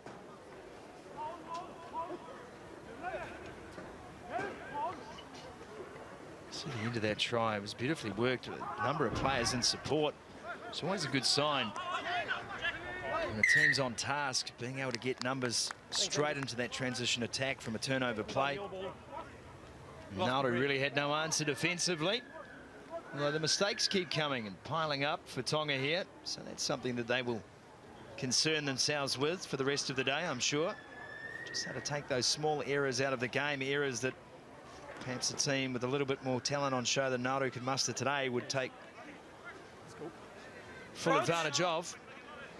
Yeah, I think you're right, Sumo, because Australia and Samoa, on the other hand, they haven't made hardly any errors. They've looked really slick, haven't they? Yeah, they have. And that's what it takes to win in these tournaments, especially when you start matching up against teams of relative strength.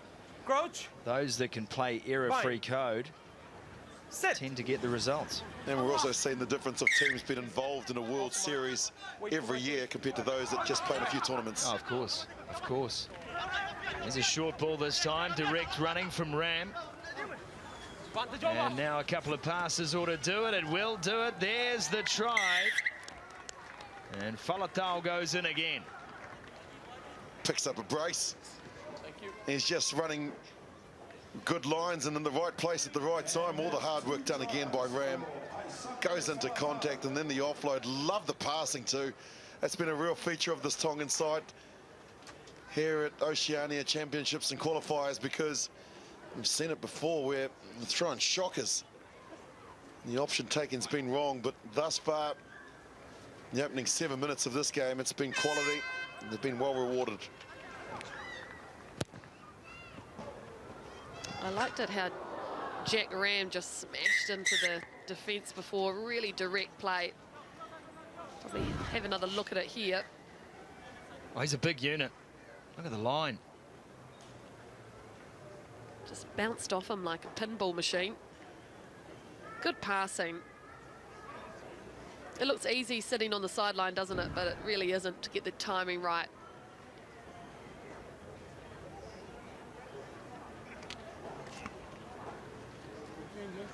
Papa's gonna connect for you.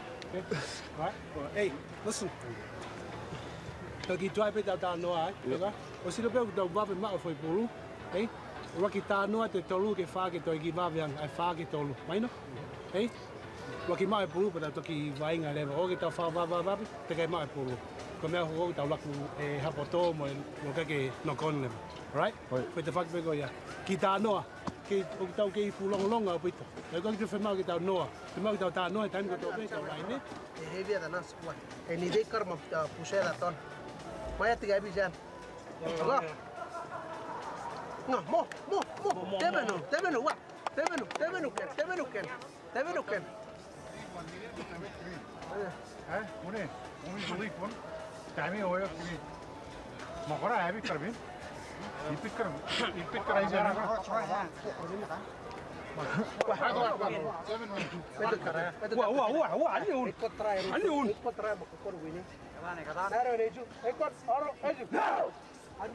The voices of the Pacific ring around the ground here at Waitakere Trust Stadium. Great to see these nations on show today, all with their eyes on the Olympic prize. Maybe a step too far for a couple of them, but they are here today and they are competing.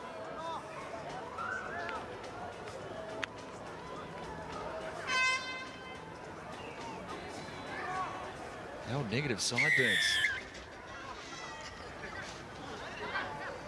Wonderful stuff. Uepa again really has been a workhorse for this Nauruan side. And they will win the penalty here. Chance to play on. Number 7, red, picking up space. That's what they have to do, isn't it, Sumo? Play unorthodox style of sevens and try a few different things out. Well, and hold the ball. Yep. Take Tonga on. Take them on directly as they do on this occasion. Trent Burman with the big run. Now they look to stretch out to the right-hand side. And this time Uepa can't hold the ball. So Tonga now again with a chance to go straight on attack. They do just that. And this could be another try. Falatau gets his pass away. Good hands. And Tonga close, but not close enough. And they lose the ball with 5 to go. Kaloni coming up with the error. Yeah, young man, 20 years old. Really needed to hold on to possession there. But just the turnovers, that's been the most impressive thing for me, is that when they get a chance, Tonga to break out, they're making good decisions out on the field. This is a great chase by the defence from Nauru, in particular the number 1 there, David Ariang. You've got to work hard to get back and upset in a flow like that. Sit. They haven't lacked for heart, I'll tell you that much.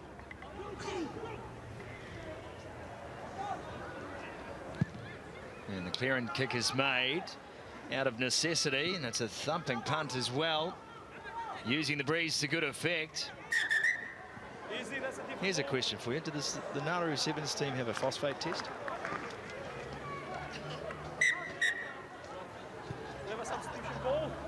Mel?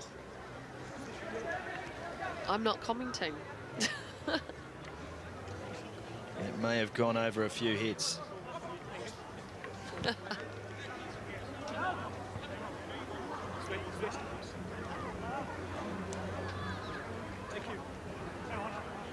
So the throw-in will be made by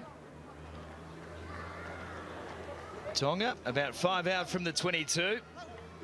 And doing the throw, Sefo Market, captain of the side. It's been good today. Now the step, now the pass, and Falatau's in again. Cleverly worked play from Tonga. Inventiveness, accuracy, everything on show. Yeah, good hat trick as well for Faletau. First 2 tries he got when he was at the end of the chain and just claimed it on that occasion. He changed his angle to come back against the defence that was coming across the field. And that's a wonderful way to bring up a hat trick. Let's just have a look at how it was worked. Right out to centre position, step on the right foot, back on the inside, and then Faletau cut back on the inside. The inside channel, there's often a big hole there, and he certainly hit that well. There's the run, and there's another one that's too easy. Sikuia goes in for Tonga, and they are starting to build the points here. Taliauli, Sikuia, well, it was kick-off again. That was the main thing from my view. The high kick-off, giving the Tongans a chance to get up and compete. They did just that. Good performance from the Friendly Islanders. Look at this. He got up and competed, brought it down, and then just gassed away.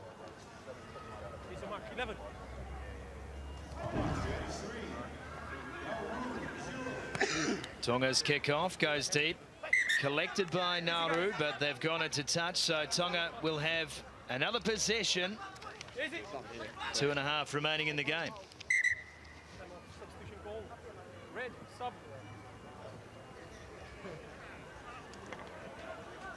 What has been so good for me, we mentioned earlier, Tonga certainly cut down the mistakes from that first half. There haven't been the knock-ons here, so they've been able to just build into their phase work, and their ability to build points through second halves today has been quite outstanding. Yeah, the other thing too, Sumo, to note is that they're actually running into space. In the past, they've run into players as opposed to looking for where the gaps are, and on this occasion, it's been good. And now they're away again. Tonga, they'll get another try, and a brilliant run from Tessina, Ofa Tessina. The 24-year-old gets the job done, makes it look too easy. Tonga stretch, 38 points to 0.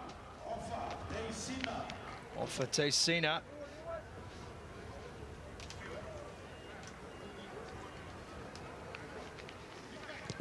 You just wonder here, Tonga, according to Nafi Tuatavaki, was saying that their goal really was to be top 3 so that they get access to the World Series. But on evidence of some of their performances today, William, this is a team that really could challenge. Yeah, well, wait, I mean, it's all about conditioning. They've got another game to play before we get into the business end tomorrow, but they certainly are a threat at this stage. Nauru now with another chance to attack, but they've got to come from depth, and it's not going to happen on this occasion for the big man, Brent Buraman.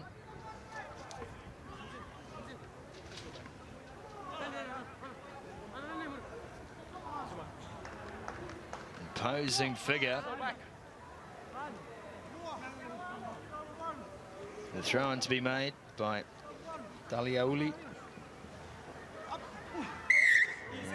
It's all a little complicated at line-out time for Tonga. Free kick goes to Nauru after a balk. Buraman got his pass away. A couple of big men in midfield, not adding much by the way of direct running. Now a chance. Nauru with the offload out the back, and it still lands in yellow hands. They cut back in field. Here's Johnny Dagiaro. Has numbers out on the left-hand side, and they can't hold on. Uepa puts it down. That's been their best passage of play as well, and Tonga go on the attack now from inside their 22.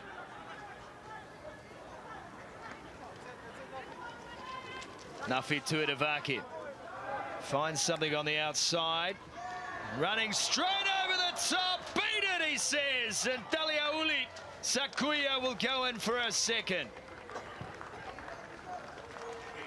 Well, the first try he scored was all athleticism, where he had to claim the ball from the kickoff to then race away. On that occasion, it's the Tongan sidestep.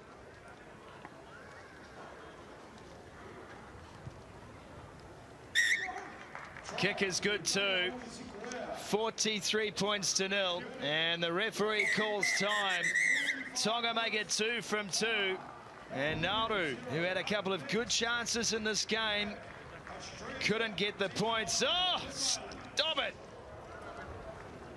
9 on 9, and Kaumtaura got crushed.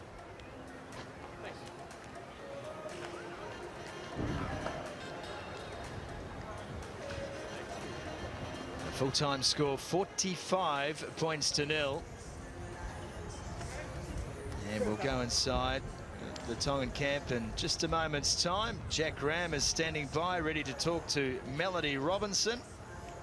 And we will head down to the ground right now. Jack Ram, you've had a massive year, 15-a-side rugby too. Have you actually had a holiday yet before all the seven stuff? Yes, I had when we went back, I had a 1 week break, and then you know when it's like when you live in Tonga, you can't break for too long, so I had to keep on training. So Yeah, tell me a little bit about how your team is prepared for this tournament. Oh yeah, we've been the boys were been preparing for like 3 months now, so yeah, we really need something out of this tournament. So especially there's a few qualifying, like few series coming up. So we wanna have the opportunity to be in that series. So yeah, I think the boys right now our main focus was to be the number 3, but we're just taking one game at a time. So yeah. Yeah, you've got to have belief because your team is looking really good, right? Yeah. It's heaps of new boys. So yeah, I'm really, especially Nafi. Yeah, it's good to have him in our Tongan team, so yeah. Oh, well, we love seeing you out there, mate. Thanks for talking. Thank you. Cheers. The thoughts of Jack Ram there.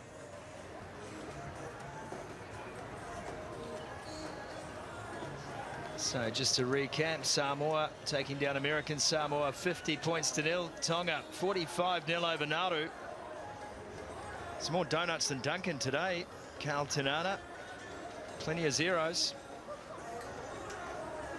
Australia be next in show, don't forget. Back into the women's section too. Samoa, Papua New Guinea, Fiji, Tonga, and then American Samoa and the Solomon Islands will meet in the men's section.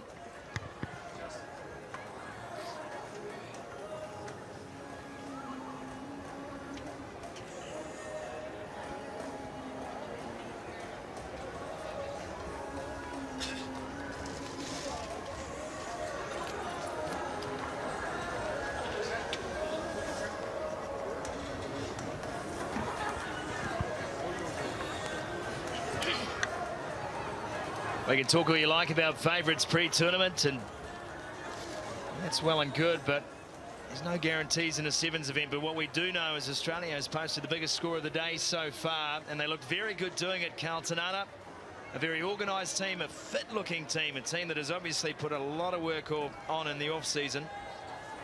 And there's some really good understanding and some really good balance of ages and abilities in that Australian side. Yeah, they look very clinical in their first game up. Did Australia, they played fast, they played quick, and they kept their width. That was so impressive. They kept the high skill level for the 40 minutes. That's the thing for me that really stood out. But this Cook Island team, they won't be overawed here, and they'll have a go, no doubt about that. But it's all about possession for them and what they can do with it. Well, possession too for Michael Wells, number 1 for Australia, who looked very good in that first game. Great possession man, a tall man. Jesse Patahi will get a start today, as will Stannard and Foley. Greg Jelyadev, Alan Fahalavau, and Henry Hutchison, the young 18-year-old, in jersey number 12. It is a good Australian side, and they are focused on finishing this event as top dogs and getting that direct line to Rio in 2016. Richard Kelly will referee the game, experienced referee. Richard Kelly, who's also refereed a lot of 15s rugby, has decided to concentrate on the sevens program.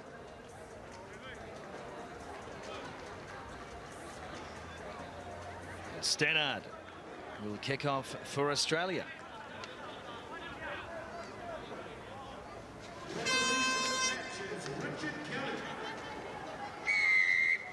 Richard Kelly says time on, and we are underway.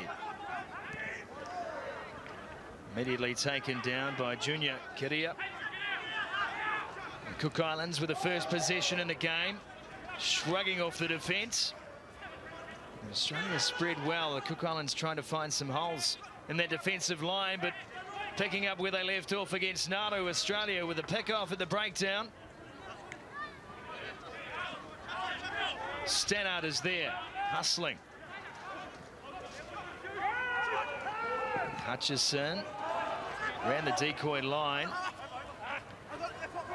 Tarahi slipped it out the back. Fa'an Labau.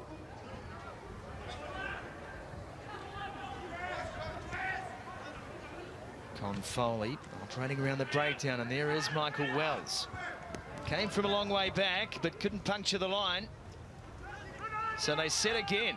Wells got his pass away to Jesse Parahi, and Parahi now steps off the left and goes all the way. Well, the work of the big men for Australia, so impressive. Con Foley with a nice turnover after a good tackle. Gets up, plays the ball, and Jesse Parahi, another guy in the front row for the Australians. It's so abrasive. But on this occasion, he uses the speed on the outside here. Wells realises where the numbers are, where the space is. He's got gas to burn on the outside. The defender has to mark him. That leaves the hole, and Parahi too strong in the end.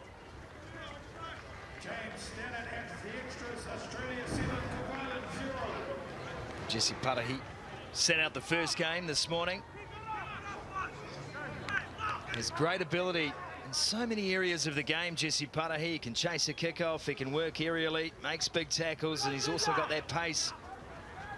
Allows him to roam the back line, scanning for opportunities. Michael Wells lets this one through, and now the Cooks have a chance. Counter-attack play from the Cook Islands, and they stay right. Stannard comes across and makes a great covering tackle. Just a glimpse of the Cook Islands' ability. Yeah, working in small spaces, but nice sweeping there from Stannard. Does it well, got turned inside and out. Waits for his supporting players to help him out in defence, but he makes a nice tackle. That's the way you sweep. Coming back here, eh? Taylor, they reload back this way. Hunter, they reload back this way. Straight back into the line-out throw. Stannard's doing everything out here. He's a jack of all trades. As Australia look to work their way out of their own 22. Ball in the hands of Jaliadev, who sets nicely. Stannard is there again. And this is some try for Stannard when you consider he had to pull off the cover tackle, throw to the line out, and now he's scored at the other end. A great heads-up play there from James Stannard. Just a little dummy and go here. Players in motion. The defence drifts off, turns its back. And you can't do that with a guy like James Stannard. He's just too experienced. Well, a coach loves seeing that. 3 key involvements in that move leading to his try. In every single way, that was a Stannard score.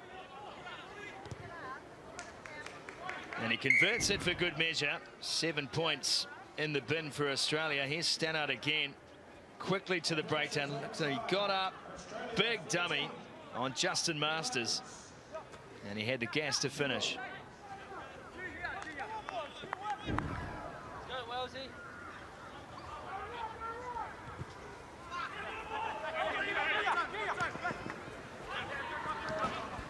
Back in the hands with Josh Petero working on the inside. Now they get some space again.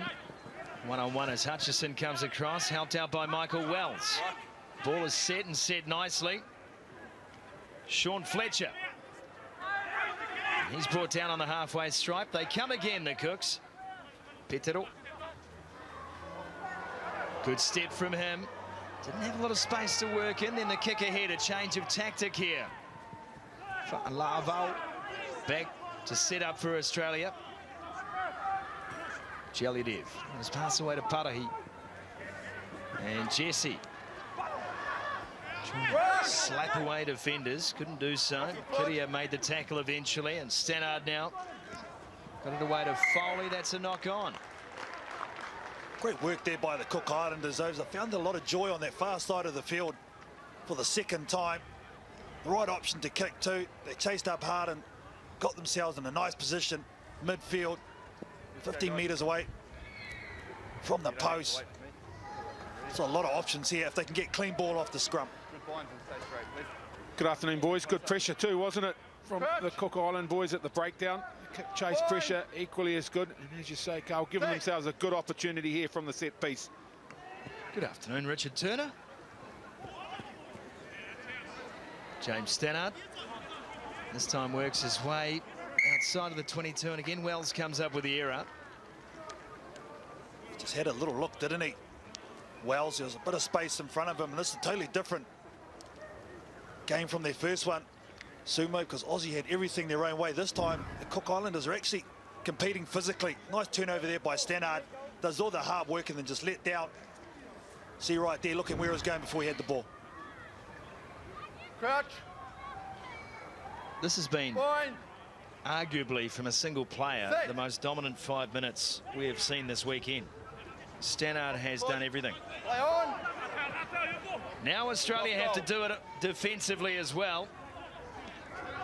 Makuare got his pass away. Petro was there, trying to step his way through that defensive line, and good awareness too from Masters. Now he gets his offload away, and the Cooks are in. Well worked try to Sean Fletcher. There's some nice running there by the Cooks. Direct as well, which got them on the front foot, the quick ball, and just weight of possession in the end. Took its toll on Australia, had to make a number of tackles, and the Cooks finally get over. They deserve that. So good awareness from Masters too, wasn't it, fellas? No real support. He went straightened it up, no support, so let it go, got to his feet, carried on. Good determination and good backing up, reward for backing up for Sean Fletcher. Conversion successful. One more play. Well, that's a great try for the Cook Islands. And Richard Kelly blows for half-time. Half-time here, Australia with a 7-point lead, 14 points to 7. We've got a man down. Here's Sumo from the Cook Islands, and Richard Kelly's saying we still have time for a kick-off. And Justin Masters, I think it is, the one who made the break. Doesn't look happy. It looks like his knee. Heavily strapped, of course. And that leg doesn't look too flash. So Masters, judging by the grimace, in some sort of agony here. Well, you're quite right, Richard Kelly did say there was time for the restart, but he had to stop the game for this injury to Masters.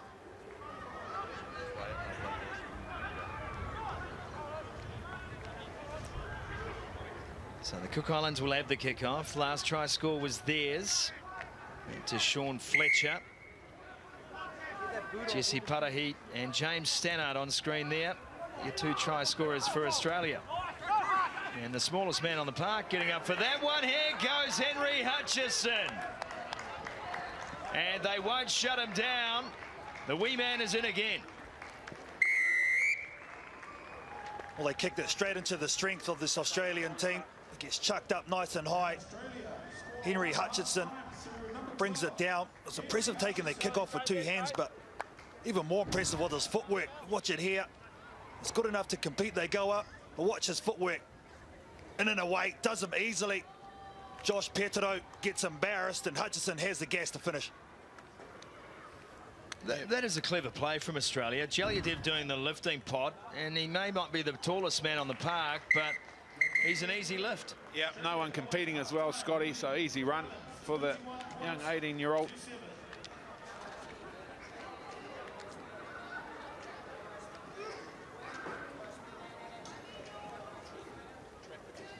Over two there, okay, because we've been a little bit high and a little bit late, okay? So the first three steps, you get to the ground, you move straight away, okay? And then you're there, and then you're lower than them, okay? And then being active on the floor, getting the ball out so we can get played out quickly, okay? Second one, defensively, they're not playing with a sweeper, okay? If you look up and there's just 7 guys in front of you, you can't know where to go, there's obviously room somewhere, okay? So wingers, you're accountable for that. Centres, you see it, you've got the tactical kick there, put it in behind. Too right? Much yet, you haven't had much ball yet, have you? Yeah, it's right. Yeah. It's all good. Just hanging in there. Another 2 minutes. Yeah. Okay. Come on, boys. With ball, we're good at attacking. Yeah. They sit in their chair, man. They sit in the chair. Eyes up. Yeah. Just that cut back, eh? Remember, there's a gaps back on the inside of your man, isn't there? You know, the little step, little cut. All right? Support, eh? Need those support lines. Need their support, boys. That's all. You can hear the Cook Islanders saying they're sitting in their chairs, the Australians, that defensively they're getting flat-footed. That's what they're saying. So we've got to change the angles, run harder, get players and numbers there at the ball, because they are testing, especially on that right side of the field, Sumo. Well, and also, just the message here, try the cut, look inside. Defence is going to slip across the field. If the angle is on, use that angle. There's plenty of pace in this Cook Islands attack line. Australia, for their part, know that the Cook Islands are not engaging a sweeper, so there may be potential for the kick through. But a 14-point ball game at the moment. Australia 21-7. This is a Cook Islands side that is capable of scoring a couple of quick tries. That's the thing, Sumo. Whoever scores next, it's going to be the most important score at Cook Islands to get themselves back into this one. Aussie just to stretch it out.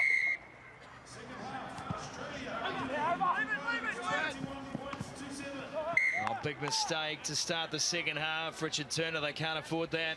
No, just getting caught out. The breeze reasonably strong down here, Scotty, and just pushing that one across the touchline on the full. So this is a easy restart for the Australians, and Cook Islands straight back into defence mode.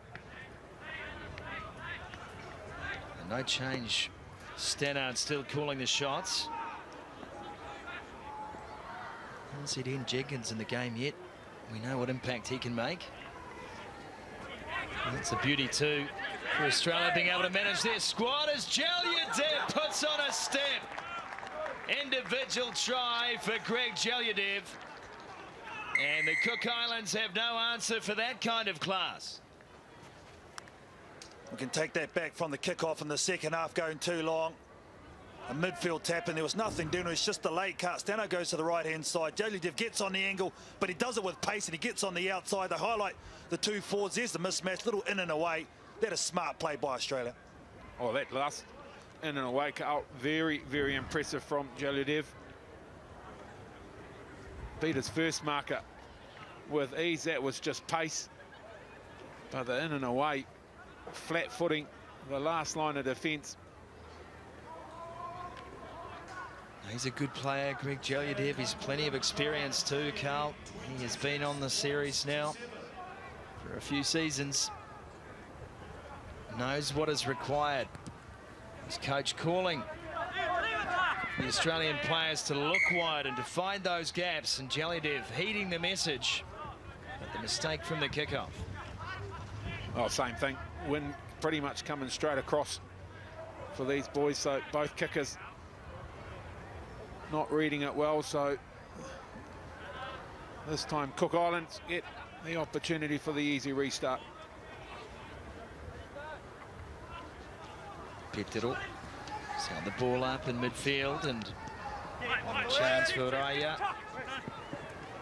Still there with Clark now, and Cam Clark turns and repeats the dose, and Australia go in again.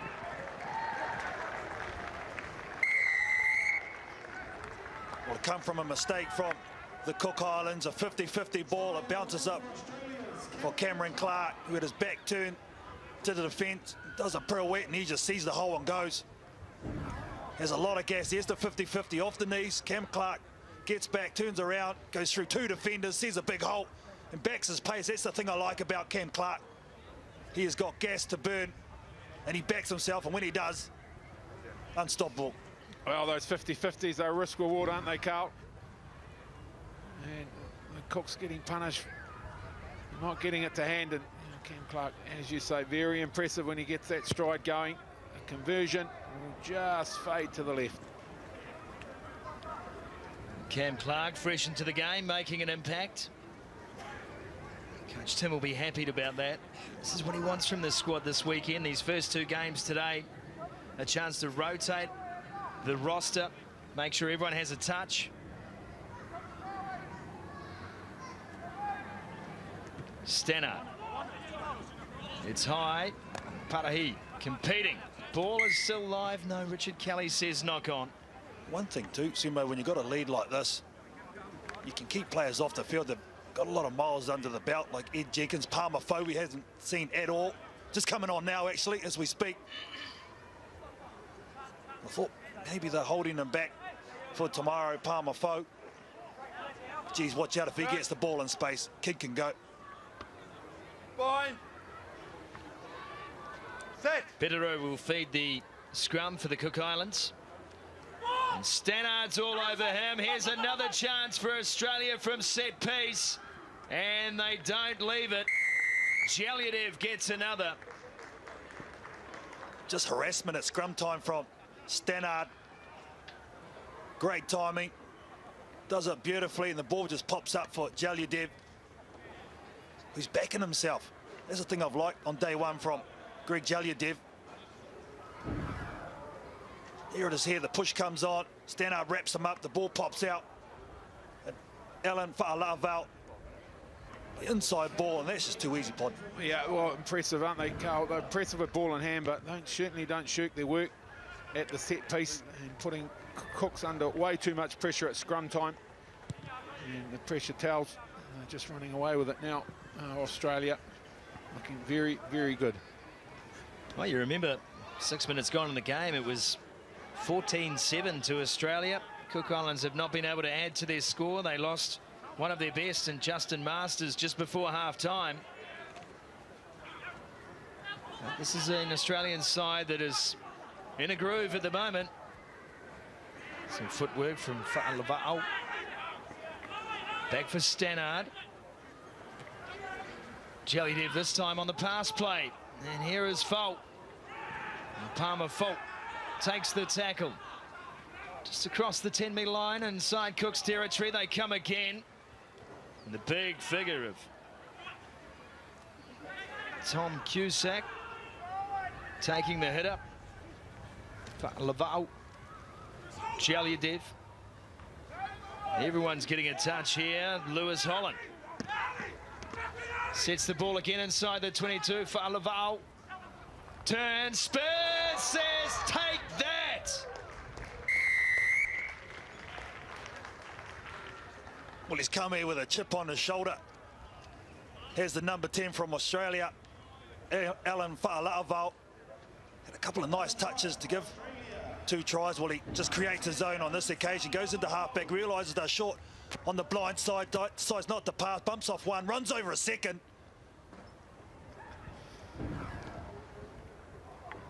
Oh. Tell you what, Frankie Goes to Hollywood's got nothing on that do. It's amazing. There's been some blinders this weekend. There have, haven't there? But the 80s has come back. If I didn't have a massive bald patch, I'd be into that. Here's Cam Clark climbing high at kickoff time. Inside the 22. Holland reaches in, has to turn, runs a full parabola before he decides to go straight again. Clark picks up, and there's the chance on the outside. Didn't need a lot of space, Palmer Foe. And he goes in for another. Australia looking to bring up 50 in this game again. Yeah, just too good at the moment. Australia, the second 7 minutes, they just took it to another level. The Cook Islands just couldn't get their hands on the ball whatsoever. Australia players in motion. Support always there quickly. Palmer Foe comes from the open to the blind, creates extra number, and he gets his first try of the weekend.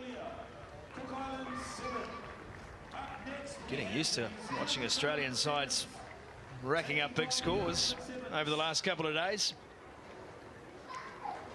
Not just in Rugby Sevens either.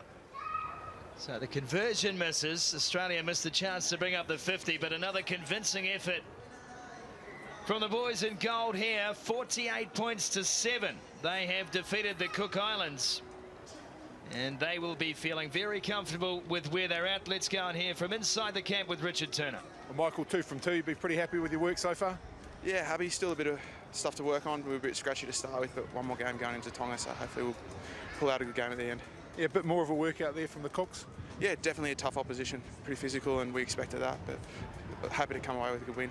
And what are you, in terms of your, you mentioned work-ons, what are you looking to improve on here? just a bit of composure. There were a few too many drop balls, and then just at the end we got a bit scrappy, so hopefully working to a bit more structure would be good. Everyone's fitting well? Yeah, at the moment. It's a long 2 days though. Yeah, indeed. One more to go today. Good luck with that. Thank you very much. Cheers. Thoughts of Michael Wells, who's enjoying a good tournament. It's been busy for this Australian side. Let's have a look at what's coming up today. Samoa taking up Papua New Guinea, Fiji and Tonga. Those 2 games in the women's section, and then back into the men's at 3:56 this afternoon. American Samoa taking on the Solomon Islands. We'll be back very soon as our coverage of the Oceania Sevens for 2015 continues live on Sky Sport.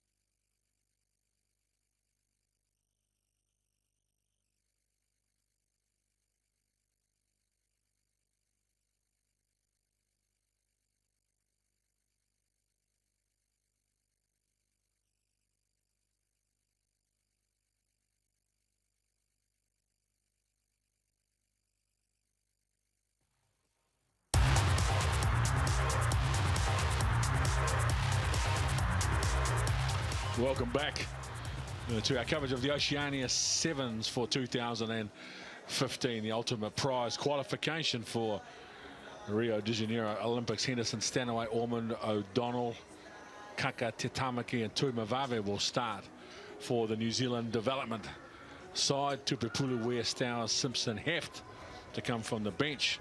Auckland, Devine, Matic, Khan, Rocco Lisoa, Williams, Spears, Revoval.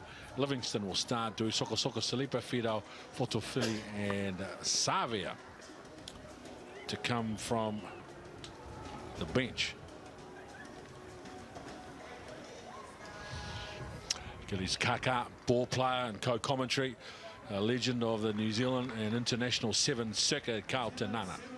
Yeah, we're looking forward to this one. New Zealand Sevens team in their first exhibition game didn't start the way they wanted. The first 7 minutes, I'm sure, is what Gordon Titchens has spoken about, getting away from a good start, really suffocating Auckland from the get-go. The New Zealand Development Sevens took up the first game 31-14. Gillies Kaka, outstanding on the World Sevens Series this year. Also, Declan O'Donnell was a star a number of seasons ago in Wellington. That's where he really made his mark, so he'll be looking to get back to that form. But some opportunities for this New Zealand development team. I'll make every post a winner, I'm sure, over the weekend.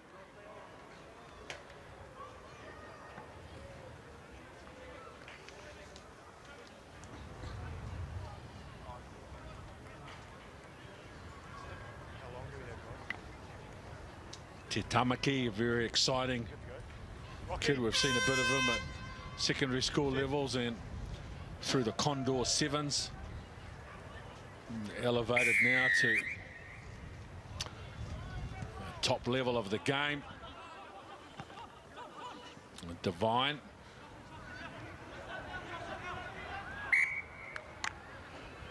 Good defence here from that kickoff from New Zealand as they take it quickly, but the line out was set. But Teddy Stanaway, the number 3, I like his attitude. He comes with a chip on his shoulder. He loves the physicality of the game, Willie. Really looking forward to him making his mark. There he is there with the headband. He just looks tough. Yeah, exactly. And Lewis Ormond wanted to get on with it. So they certainly have had a chat about what happened in the first game. They want to play with pace. Let's see how accurate the first throw is. So Te Tamaki off the top. Gillies Kaka at first receiver. Sherwin Stowers. And a little bit of a fake, and now they come back the way they came down that left side. And the Auckland defence is solid. Taking it to the centre, have your first 5 wrapping around, trying to get numbers in and bounce back. And try and isolate the forwards. Teddy Stanaway probably should have come back infield. Didn't need to go on the outside and get pushed out. good contest between him and Sean Devine, isn't it? He was the man that got up and took Devine into the touch earlier, and then Devine gets a shot back. Crouch. Good contest. Bind. Sit. Steady. Rocky Khan. And they shift straight away. O'Donnell misses the tackle. Auckland look for the recycle. The ball is loose. No clear release. The Auckland penalty here, no clear release, but Ruvovo is causing havoc on that wing, the big Fijian for Auckland. A little return. Back to short side play from Auckland now. Looking for some numbers into the middle of the field. Ruvovo to the line, very big athlete. Now the tackle has made good field position for Auckland and good work in defence. Over. Stowers. Tamaki with the right foot step opens up the Auckland defence at the right arm available. No player to offload the football to, and Auckland do well to steal the ball from the breakdown.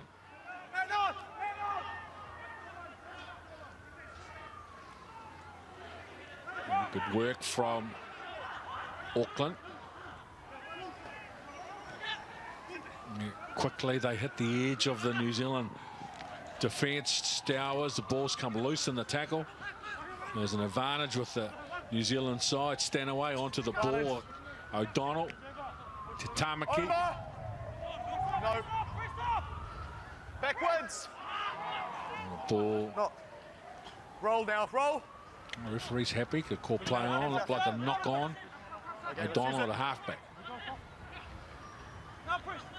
Late inside ball for Bryce Henderson, and a very good ITN Cup Henderson for Manawatu. No, you taking the space behind. Get back. Fatigue setting in for some of these players, but a good turnover, and here goes Gilly Kaka going to work. Brilliant play from Kaka. He's got a player available on the inside. He doesn't need him. And he's still young, but he's a veteran of the World Series Sevens circuit. He was an outside back, of course, a brilliant back for Hawke's Bay. Out wide, they're brought in closer. And do a bit of ball play by Gordon Titchens. And it's been good. It's been outstanding, Gilly's Kaka. But when he is on, he's untouchable. You can see him here having a look, scanning the field, holding the ball like a loaf of bread. There's actually 3 defenders there. He sees the mismatch with Matt Maddish. He goes in and around him, and a weak tackle up top as well from Makila Rukolatoa. And a guy of this ilk, you just can't do that, Willie. Yeah, of course. Well, it was no match, was it? When as soon as he came and saw the big popo in front of him, he was going to gas him. But really, Rukolatoa should have got a shoulder in on him. It's a weak defence from the Auckland side. That'll disappoint their coaches, rather. And Ed Coker and Waisaki Satutu. He just goes 12 metres on the kick. Ormond was up quickly for the ball. In the air. Auckland played at him while he was still in the air, so Stowers now for Te Tamaki. He backs away, assesses the option, Stanaway in between 2 defenders. It's another strong carry from Stanaway, but the ball is lost in the tackle. Auckland desperately need some field position, and now they're going to chance to go on the outside. This is good rugby from Ruvovo. Looked like an early tackle. The referee was on it. Boys. Shu and Stowers, and then Tackling the man without the ball. Tell 7 he does not need to do that. no. Vave.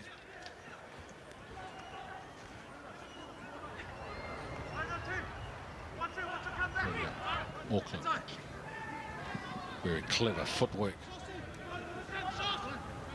And Williams spears. And very competitive.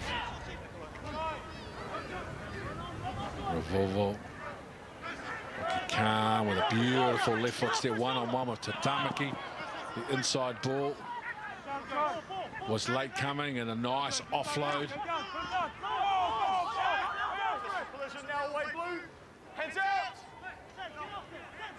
Tatamaki pinches a few metres down the blind. He's into the backfield of the Auckland defence. They won't catch him. It'll be a comfortable try in the right-hand corner for Tatamaki. Big hit up, I think, from Bryce Henderson, who come off second best. Willie, I think he's still down, but Isaac Tamaki going down that blind side. Auckland were caught short. Yeah, you're right, KT, and he hasn't got up since it. So Bryce Henderson staying down on the ground in jersey number 2, but this young man out of Rotorua Boys High School, the new hairstyle, same running style, same result. Taking a lot of responsibility on his shoulders. He's not only doing the conversions, the kickoffs from halfway, but also throwing the ball in as well. Sweeping also. On the subject of Isaac's out of the Bay of Plenty, Isaac Tiaute is a kid who was the Rotorua Boys High first 15 fullback this year. An exciting kid. This is Bryce Henderson.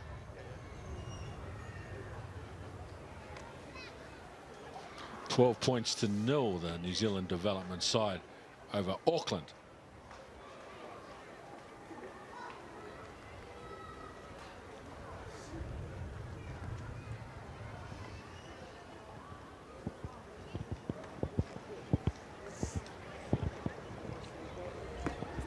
Basically, we're lacking accuracy and we're just not getting in quickly enough. 2 turnovers, 3 turnovers.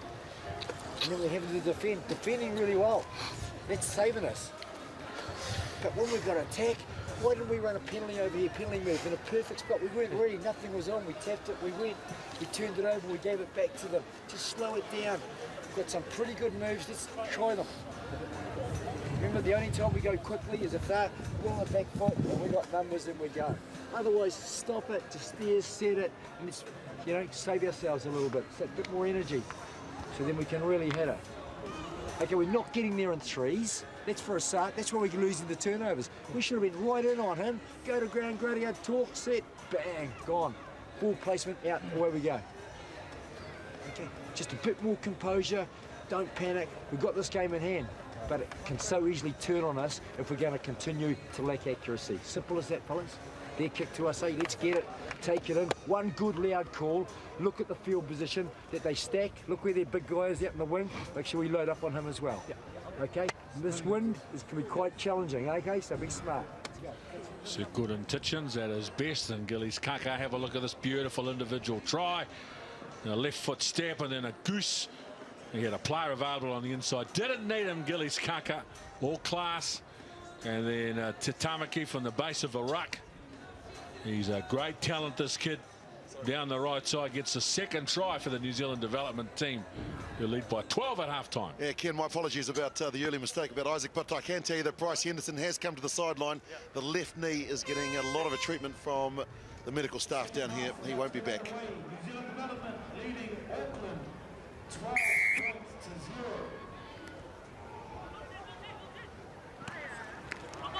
0. Auckland on the restart. New Zealand side with the ball. Te Tamaki, Ormond. Oh, a bit lazy there from Joe Tupac in front of the ball player. Needed to get a little bit deeper, take one more step. They released it well there from the contact area, did New Zealand, with a couple of nice quick transfers.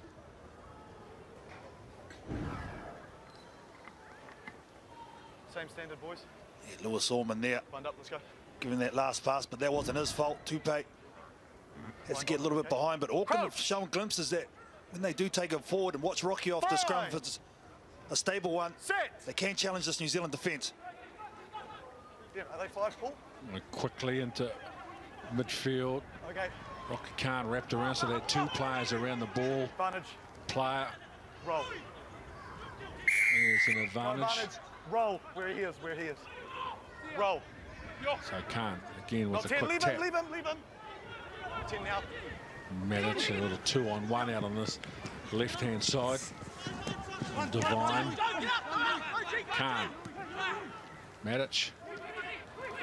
This is a bit better now from the Auckland side, but 2 defenders waiting just on the advantage line. It's a good quick recycle. Rocky Khan again at first receiver. Thought about an inside play and then went to the outside, and it's a nice exhibition of skill and footwork from the Auckland side. Gets very good field position now. Match. They got numbers out on the right-hand side, and a very good try for Auckland. Well set up, nice and patient with the football. That come down to 3 rucks ago from Auckland. They drew in 5 defenders off New Zealand, and from there they were always scrambling. The New Zealand development team, Rocky Khan, just so aware of space and where that is. And Roko Lisoa won't get much easier than that today. Yeah, I'll tell you the other strong feature too, fellas, was the footwork of Sam Livingston on in jersey number 12 for this Auckland Rugby Men's Sevens team. Boy, has he got some nice footwork.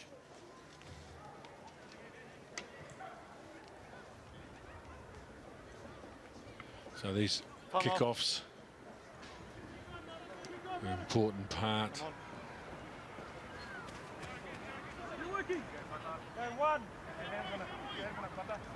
of the game. Khan's gone out wide, but it's too big. Coach Gordon Titchens asked for composure from his team, and they only find themselves 5 points in front. So Isaac Tatamaki will go on the board. You can see there Gillies to his right-hand side calling the move. And now we'll see what these young men have. Let's go now. Te Tamaki,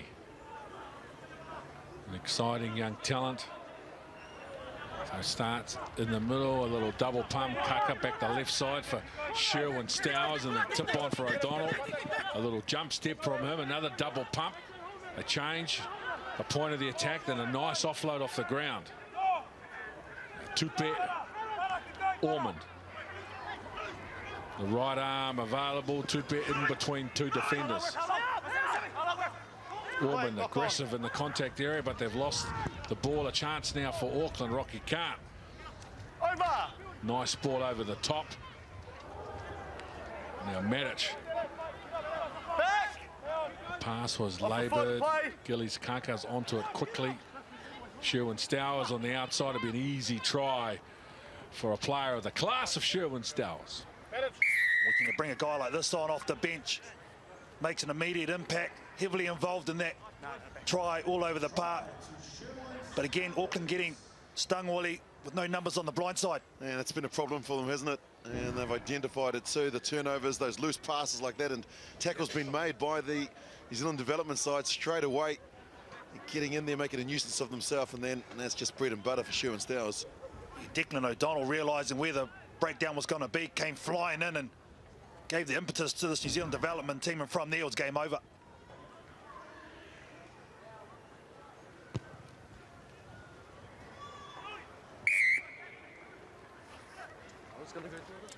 Sherwin Stowers, Counties Manukau. Wait for the Blues in the Super 15 competition, of course, out of De La Salle College. Right, let's go, mate.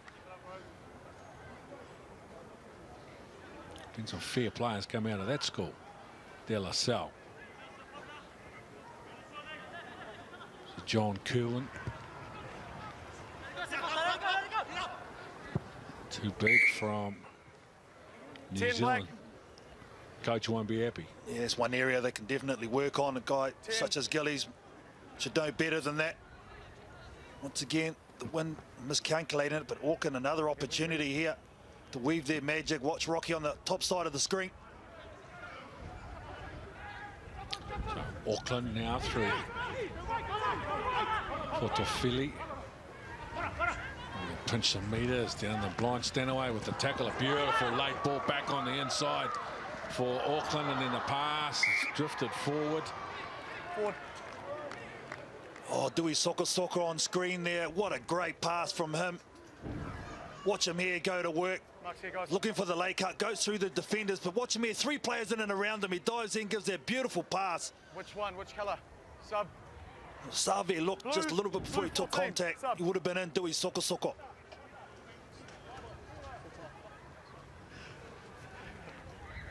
Right, come here, boys. Okay, time on. Crouch! Bind! Augustine. Sit! Pulu. Steady! Chiefs. Down! Very interesting acquisition for the Sevens program in 2015-16, August Pulu. Former New Zealand captain Carl Tanana, what do you think about that? I think it's a great addition because the thing with Augustine, he's so tough. You can play him as a hooker, you can play him as a halfback, and with his experience, as you highlighted, that's a great addition for this New Zealand Sevens program. Nice offload for Stanaway, strong through the middle of the park, looking for the quick recycle. Taking the halfback, back 10. Pulu, gifted ball player and runner. Te Tamaki out on the outside, he's one-on-one, he's quick. Too quick for the defence. Revolvo was no chance, Te Tamaki. Very good individual try, a reflection of how fast he is. And that's the thing, Coach Gordon Titchens will be happy with his backing your pace and beating players on the outside. There's no replacement for gas in the game of sevens, Willie, and well, that was right in front of you. Over the Auckland men's development team.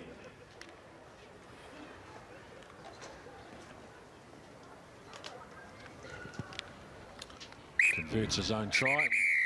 And look how quick this bloke is.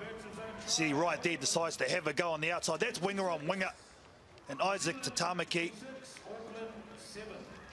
well, solid the first game, but this game he really has backed himself, and he's got 2 tries for those efforts.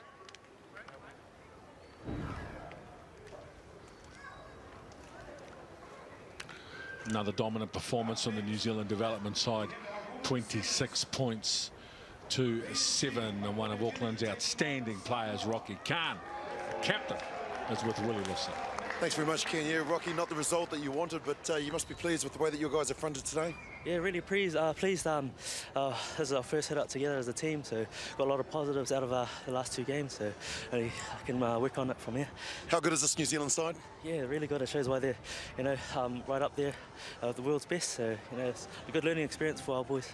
You've been there before, so what advice would you be giving your guys in the lead up, and hoping that some of your guys actually do go on to wear the black shirt?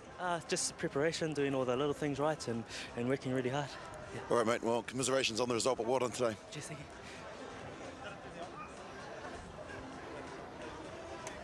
Sir Gordon Titchens will be reasonably happy with a couple of hit-outs they've had as exhibition games in this Oceania qualifying tournament. We've had plenty of footy so far on day 1 of a 2-day tournament, with all the excitement in the game building to Rio de Janeiro in 2016. And Trust Arena out here in Waitaki in the west of Auckland has been very hot, very warm day. It's also been reflected in the type of football that we've seen, and has been wide-ranging indeed, with a lot of tries being scored, a lot of spectacular play as the ball is easier to catch and pass. And we are looking forward to Samoa and the Papua New Guinea women, and we've had plenty of games already on this first day. Samoa and Papua New Guinea, as I just said, to follow, and then Fiji and Tonga, followed by American Samoa and the Solomon Islands in the men's division. Samoa on the left, Papua New Guinea women on the right, and the Samoan team, Milo Leuluai Ali'i, Porilena, Toin Fitzpatrick, Federica, Brenda and Helen Collins will start. Walia Fraser Campbell, Luatua Rasmussen, MacArthur to come from the bench. For Papua New Guinea, Liuvawana, Cook, Larry, Wala, Sampson, Bormai and Kaore to start, with Abo, Rima, Ipat, Alois and Knox to come from the interchange bench. And they look very good in their previous game. Papua New Guinea, and very delighted, I know, former New Zealand Black Ferns international, a veteran of 18 tests and a couple of World Cups, Melody Robinson, is in co-commentary. Yeah, I'm really excited about this game. I think it should be quite close. PNG have had 1 win, 1 loss. Samoa looked very impressive in their first outing. And I'm really looking forward to seeing how the number 8 Tawny Fitzpatrick goes. She is, of course, the Mystics ANZ Championship netballer, professional netballer, trying her hand at sevens. Fantastic to see athletes from other codes trying this amazing game, and there she is. One test cap silver fern as well. Oh, you keep behind the line and let them know.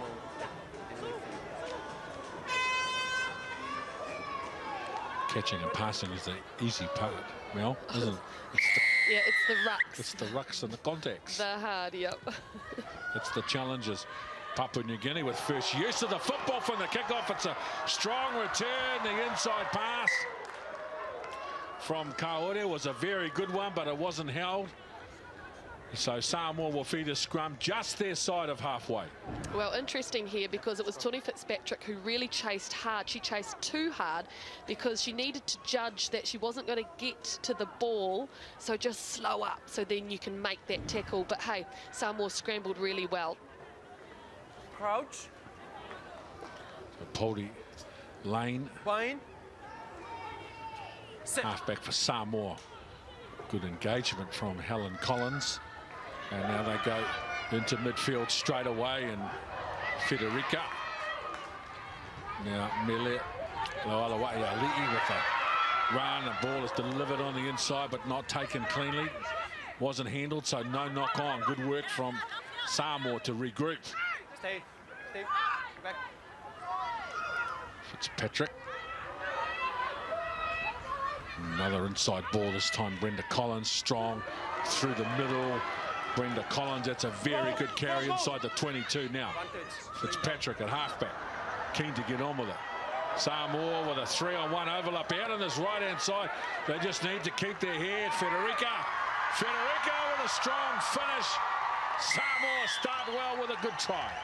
Oh, that was amazing because, you know, they went through about 3 breakdowns to get this try. They moved the ball from one side to the left and then back to the right, and the power player on the end there, Federica, barged her way over, showed her explosiveness, and, you know, there was some really good passing in there too, and some really good straight direct running. Some good aggression too from the Samoans, Mel.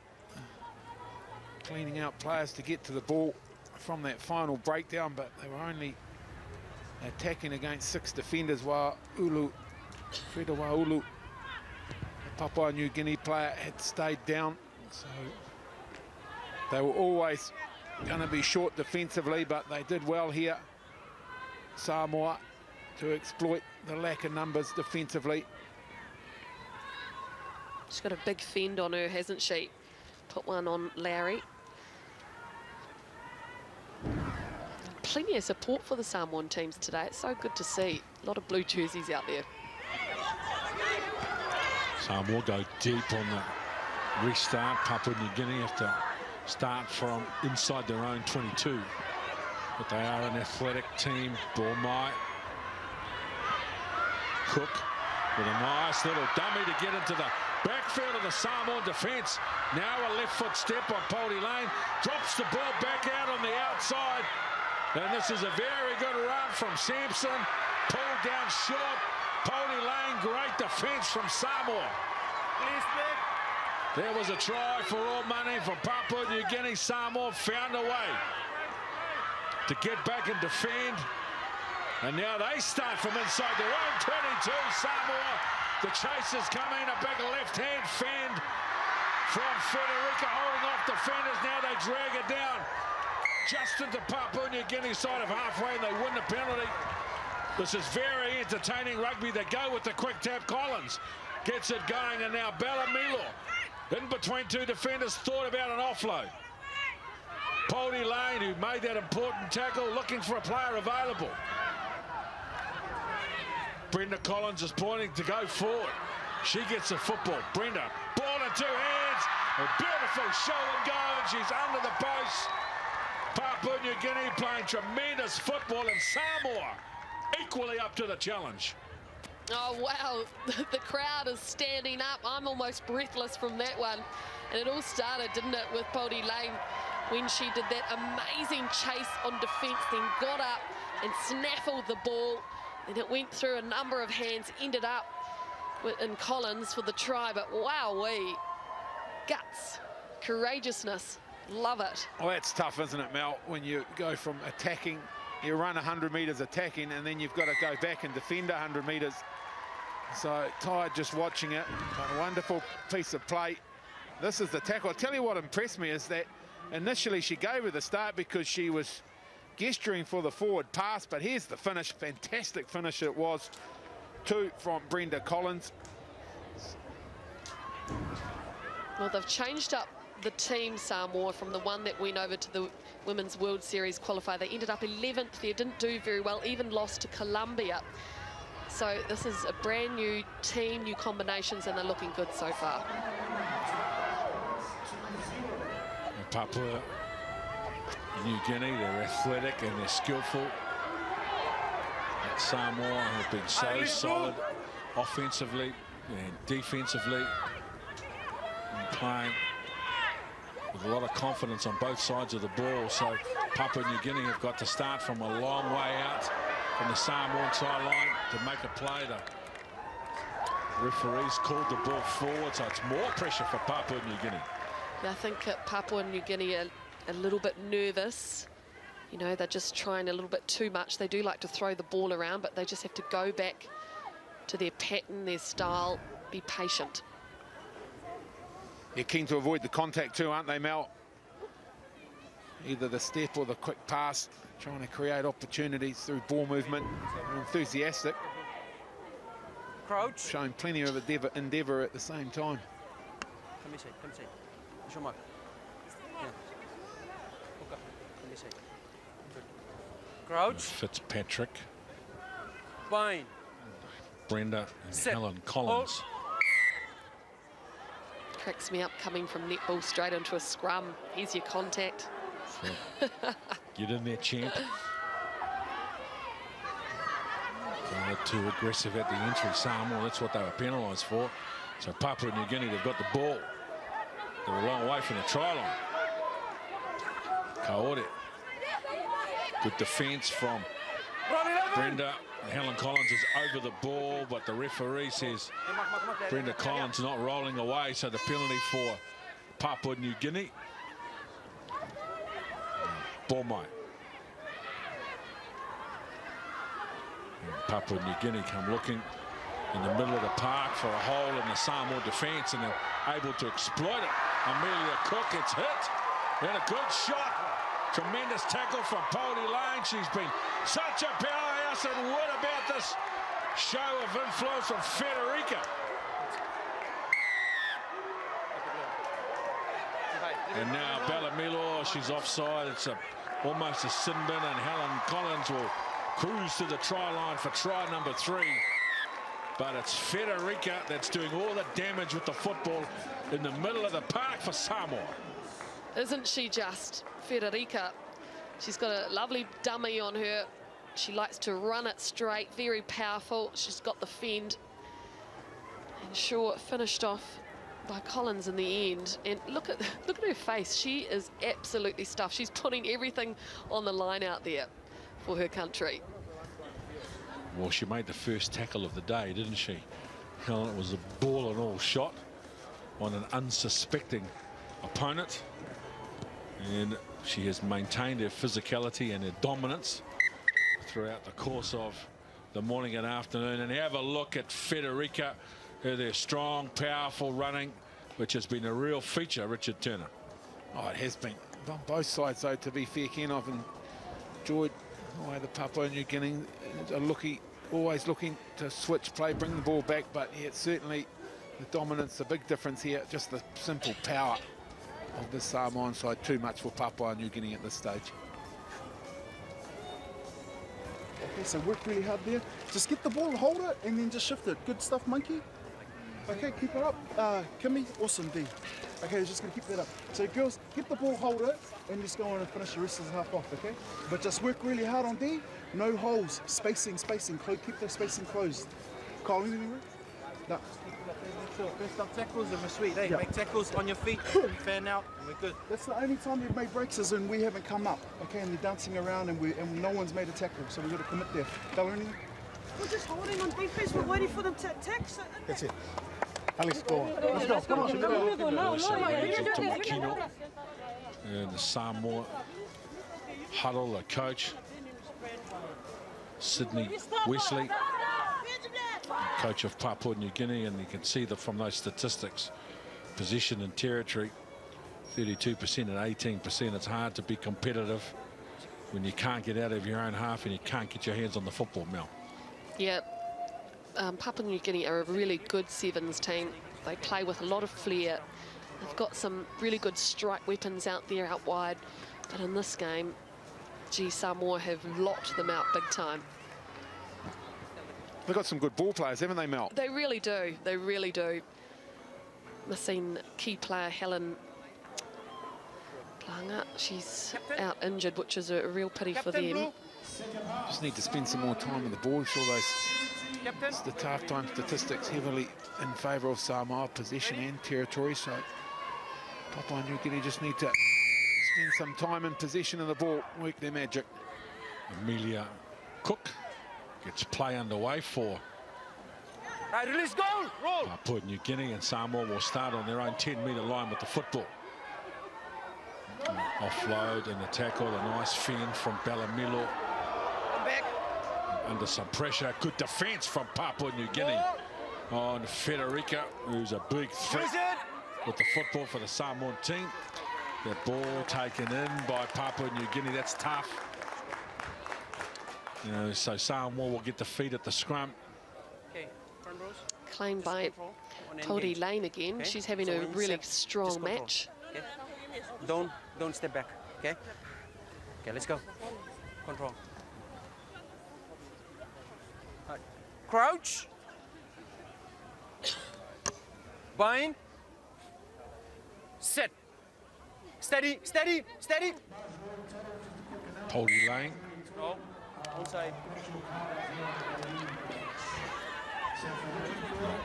Straight at the scrum. It'll be a long day if you pick up all of those. Papua New Guinea from the quick tap. Whoa, Collins! Stand up. Brenda Collins with a good shot in defence. Now, Eloise slips the first defender into the backfield and is going to cruise to the try line. Very good work. Papua New Guinea start the second half the way they want to. Yep, straight through the middle of two defenders there, Luis. It was good work by her. She just saw a small gap, accelerated through the two Samoan defenders. It looked like they went for a big hit, but they both bounced off. So, just the 10 points in it now.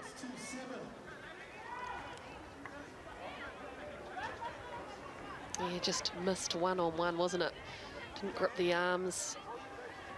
Sort of a small step there from Eloise. Yeah, it was the step, Mel, that got the defender's timings, took the defender's timings out, and that's why he ended up missing her completely. So Samoa got players with a bit of depth. Balamilo, the big left hand ball back on the inside, and MacArthur not able to make the catch. Yeah, really unfortunate for MacArthur because she was running such a good line, a great support line, wasn't she? It was a perfect pop pass out of the contact. Crouch. Bind. Sit. Steady, steady. Good player, Sampson, the halfback for Papua New Guinea. Not a lot of opportunity today. And then from the scrum, it's Brenda Collins with a good show of power and pace. She put the power in at the scrum and she put the pace in to get the try.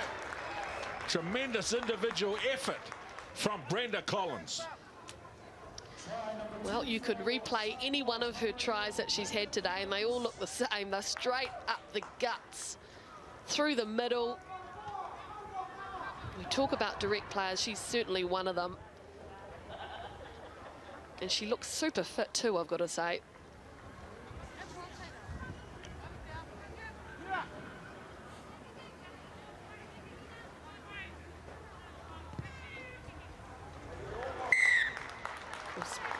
Brenda Collins. She's played more than 100 games for her club, Northern United. Just one of 3 Centurions in the women's game for that club. Oh, that's impressive, isn't it, Mel? She's done the hard work at the set piece, and she's got out, seen the loose ball, picked it up, and gone the distance.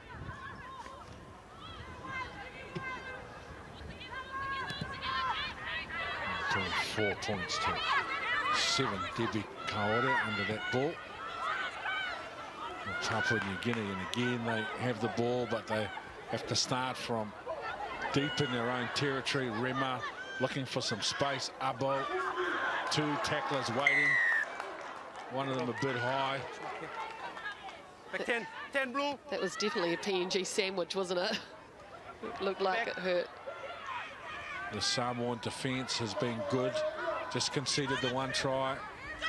Look, there's a good straight line of them available. You can hear they're talking, they're squeezing.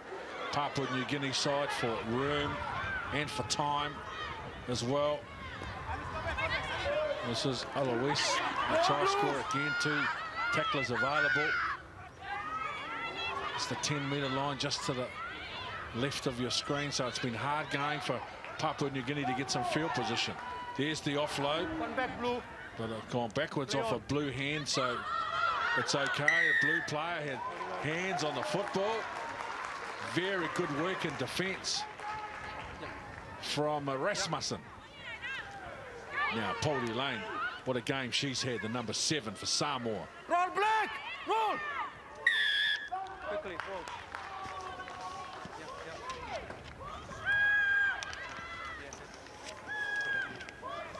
Bella Milo, number 1 for Samoa. Polly Lane.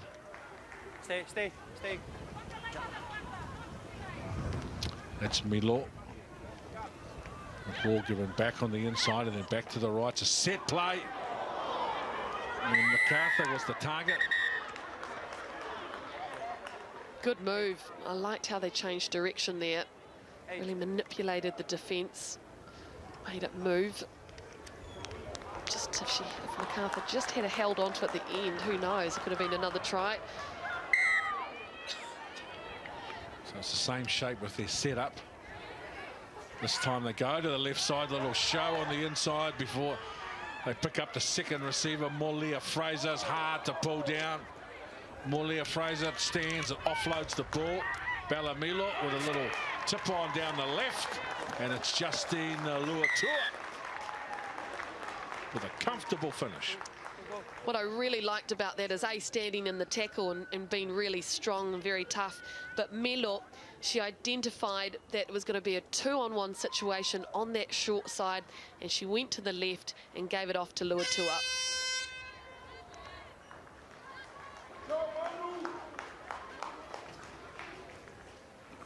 Melo, of course, is such an experienced international player. She's played for Manusina for many years. She was at the Women's Rugby World Cup last year. She's been a star at number 10 for the Auckland Storm, winning national provincial titles with them. And she's got a lovely kick on her too, as we have another look at this. Just see the strength of being able to hold the ball up and then get a good pass away. Melo on the left-hand side. Great work. Next up we have A good day for Samoa. Women 31 points to 7. Coach Ramsey Tomakino. I'm just really impressed with the improvements they've made since that tournament back in July, where, you know, they only won one game. And, you know, look at the structure and the style that they're playing now. Looks really good. We've got Richard Turner sideline. Thanks, Ken. Brenda, another good performance from your side this afternoon. Yeah, it's been awesome. Our team's really starting to come along. So, second game for the day, and just trying to just take one step at a time and keep stepping up. Yeah, a few new faces, a few new combinations, so it's all coming together nicely for you at the moment. Yeah, it is. We haven't been in camp very long, but the girls have really gelled this week, and we're really hoping good results. And had to work a little bit harder defensively in that second half. You'd be happy with your workload at the moment, though? Yeah, we are. We're just trying to concentrate on the basic things, get the basics right, and then tomorrow we'll look to execute some other stuff. And on a personal note, nice to free the legs up there and get going, but you got an ice pack on the knee, nothing too serious, I hope? No, nothing serious, just preventing. Nice. Well, you got another one to go. Good luck with that one. Thank you. Thanks. Absolutely, ice does wonders. Gets rid of any kind of knock and scrape. As you see the supporters there for Samoa, giving plenty of noise as we have a look at some of the results so far. We've had some big scores actually in our second round. Samoa 15-0 over American Samoa. Tonga took out Nauru 45-0 in that one, and then Australia 48-7 over the Cook Islands, looking really slick indeed. And Samoa against Papua New Guinea 31-7, and of course our match now is Fiji taking on Tonga, still in the women's draw, and that will be followed by the men's game, American Samoa taking on Solomon Islands. And of course Fijiana, Scotty Sumo Stevensons, they were great to watch when we saw them in the first game. They're favourites to take out this women's comp. Well, I can tell you this, number one, Latia Nangatu, one of the most powerful looking athletes on display here today, wondrously tall, and her skills are absolutely sublime. But they've got players all over the park that will threaten Tima Ravisa, one in particular, Rongitha, Anna Maria, and jersey number 7, another one to look out for today. And of course, they have been buoyed by the inclusion of former Aussie captain Rebecca Tawel. So this is a Fijian side that can threaten from 90, 100 metres out from your own goal line. You just have to cover. And for Tonga, it will be a case of trying to get their hands on the ball for long periods of play. Absolutely, and didn't even mention their captain Savu, who's 6th in the world last year for top point scorer. There's the Tongan lineup. More Whakuhefo up there in the forwards. They'll have to play very physical, Tonga. Well, they opened today, of course, against Samoa. Mua Moholeva, one of their best. Malungahu is another one who will need to shine today. Iseta V will come off the bench. She can carry well. And Emma Portofa, they'll be looking for some work out of her. Their captain, squad captain Lahingoa, on the bench to start this game. So they'll require some of their players to stand up, Tonga. Fijiana, of course, regulars on that World Rugby Women's Sevens circuit, which gives them a huge advantage in terms of combinations. Riwai with the kickoff. So nice and high. Chase is good too from Fijiana, but Tonga are up for it and take a good clean take, moving it to the middle of the field now. Big powerful runner there, and they've got it to the right hand side. They've made some good yards, Tonga. Fortunately, just over the sideline there in the end, Hefo. It's a bit of a cardinal sin in this game to run into touch. It's a waste of a possession, and here's what Fiji will do. Straight onto attack. And we saw this young lady, Rongitha, do exactly this in the first match they had against PNG, just running down that right-hand flank of the field. And so a fantastic try there for Fijiana to open proceedings.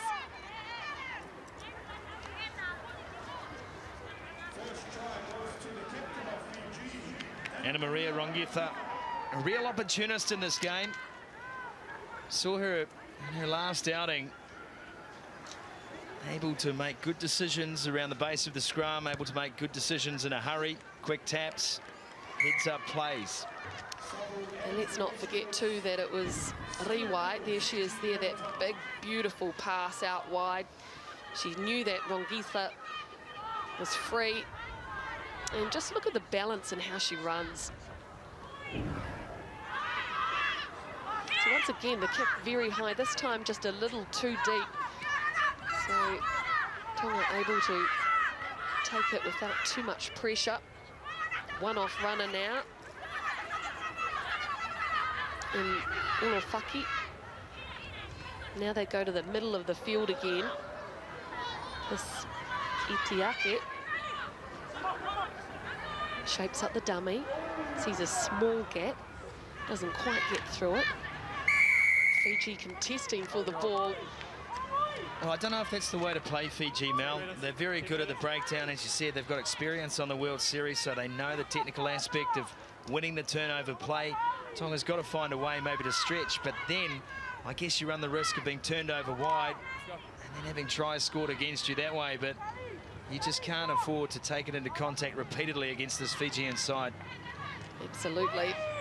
And that's a really nice short hit there by Savu. Oh! Gee, that could have come off really badly. I hope she's all right.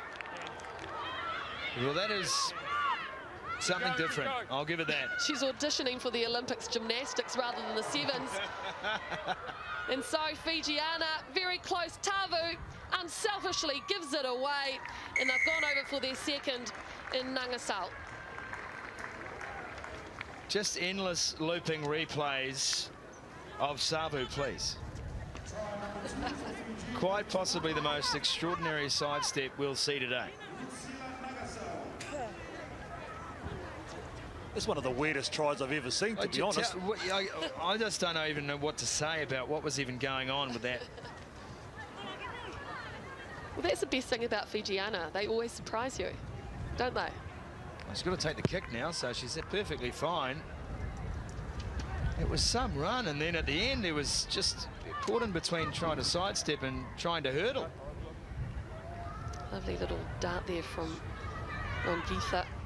This is how it ended up. Tavu, really good link so far for Fiji. So this time they kick to the left, and that is taken beautifully by Savu. She gets a great pass away to Ravisa, and Ravisa, it's 3 tries now. They're looking hot.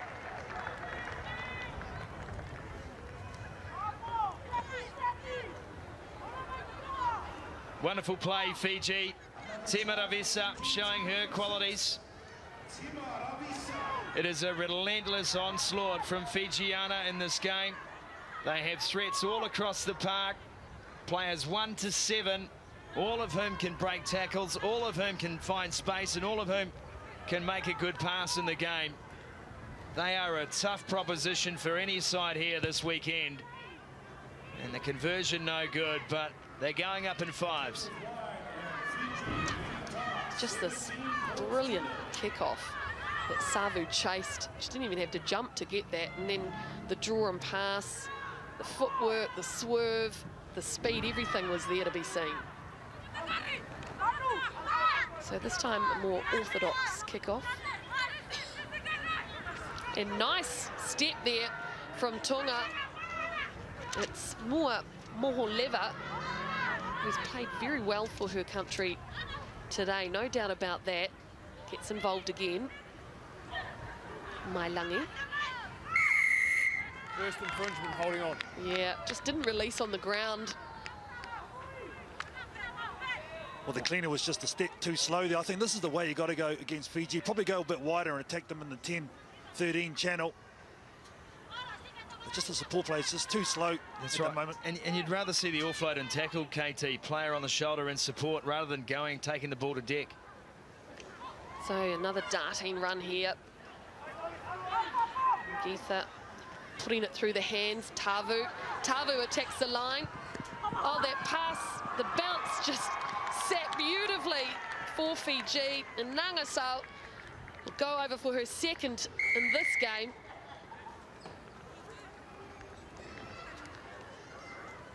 (22 plays 0 now. Nangasau, the beneficiary here. Tonga got back defensively. They knocked the ball down, though, and fortunately, from a Fijiana point of view, it bounced back up. Here's the pass from Tavo, knocked back, and again, we talk about players being there, being in support, understanding how to get themselves in a position to be in try-scoring mode, and Fiji have probably done that better than any other women's side on show today. They certainly have.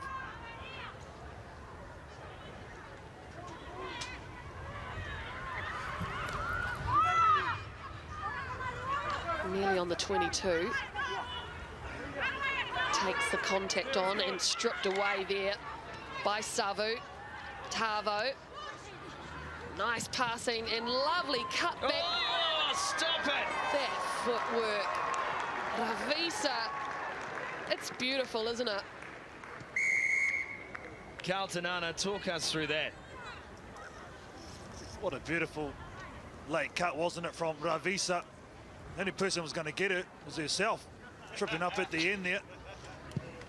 But you're right, Sumo, great footwork, great skill, great individual brilliance by the number 6. Here it is here, nice passing in front. Here comes the late cut right there. Watch this footwork, boom!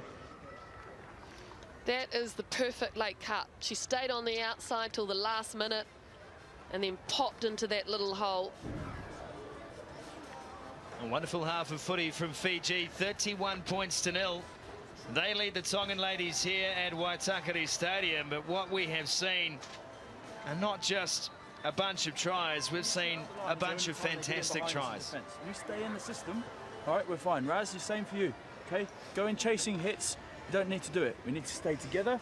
As a 6, we're connected, we go forward, we settle, and then we make our hits. Then we get up and we make a pain in the ass at the breakdown, okay? Yeah. Apart from that, girls, attack's wonderful, all right? We move the ball, we play to the space. It's brilliant playing it. Great heads-up rugby, all right? On you, Anna. Sit. Christopher Cracknell there, new coach for Fijiana. Pretty handy player himself.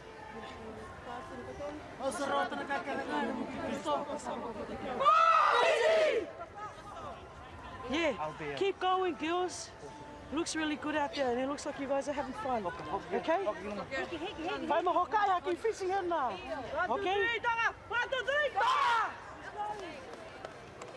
Still plenty of positivity coming out of that camp too, which is great. Well, as there should be, this was a good Tongan performance first up today. And you know, when they're coming against a side like Fiji who are running hot, you know you're going to do some defending. But there are enough signs from Tonga to suggest that they can score points against any side here today. The game may be gone from a victory point of view, but there's 7 minutes to make an impact here, and this Tongan team, I know, will be putting their heart and soul into this final 7 minutes. So this time Fijiana kept possession at the kick-off, first time in this match. So they've been scoring all the tries, of course, that one hand off. Tavo, great pass there. And it's a good run from Savu down on the edge of the field. And she made that look very simple indeed, didn't she? And so the try scoring continues for Fiji. You know, one of the things about Tabo here, and we saw it in the last try as well, the timing of her pass is absolutely sublime. Tabo draws the defender just at the point of contact. She's throwing that ball. There is no chance for that defender to bounce out of the system and make a covering tackle on the next play. Here it is again. Just good vision from Tabo, and this, Sabu does the rest. Well, basics done well, isn't it, Sumo? She straightens up the defence, gets a nicely timed pass. This Tavo hitting a player at speed on the outside. And don't forget, I mean, she was arguably one of the best women's sevens players in the world about 3 or 4 years ago. It's Tavo with the kickoff. So, just slid through the defence of the lady we were just talking about there. Did Mailangi. So now they're trying it on Tonga. That not a great pass, went forward too. And this is danger time for Tonga, and we have seen Fiji capitalise on those mistakes. Every single one of them that Tonga has made today, including the breakdown penalties, Fiji have been able to score a try. Now, this is where your defensive system gets tested. This is where your desire to get out of that scrum and get into a defending position gets tested. So steady scrum there for Fijiana. Nice pass away to Coates. Brittany Coates gets it to Tavo. She'll straighten up and pass it off. She does indeed, and Tisolo is over in the corner.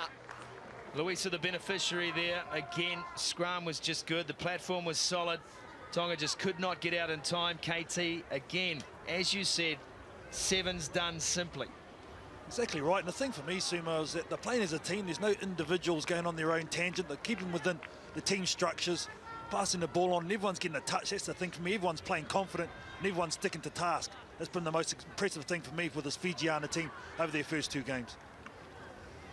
And just on Tavo, who was involved in that again, her occupation, train driver. Drives train? What kind of train? A train? What? Is there different kinds of trains? This is an important question, Mel. Trains are very important to You're boys. going to come up with these sort of facts. I mean, I want to know, does she drive a steam engine? Is it a freight train? Is it a long haul? Is it passenger? Come on, Mel. I'll do some more investigations for you, Sumo. All aboard, toot. So this time Tonga will get it. It's scrum time. Is it a midnight train to Georgia? Got a funny feeling it's a steam train, eh? She drives a steam train? Crouch. Boyd. Maybe I'm just making that up now. Just trying to keep you happy, Sumo. I'm impressed with your knowledge, though. I will lose it if you tell me she drives Thomas the Tank Engine. Tonga back to the match now. And finally some continuity there. Taking it to the line, attacking well here, Tonga. It's a good run from here for. And then they've come up with the error again. Absolutely. So an opportunity for Fiji, and it's just lovely to watch those little passes. And T-Night, fresh legs off the bench. 48-0. There is not one occasion in this game, Carl Tanana, in which Fiji has broken the defensive line and not gone on to score the try. As soon as they are through, they are home. Yeah, just those support players, as you highlighted, Sumo, they're always in attendance. A lot of tries to be had in the game of sevens if you do that. And just quietly, guys, I went up to Rebecca and asked her what kind of train she drives. It's the ones in the mines over in Oz. So there you go. It's a mine train. Is that? It must be a steam train then, surely. I wouldn't have thought so.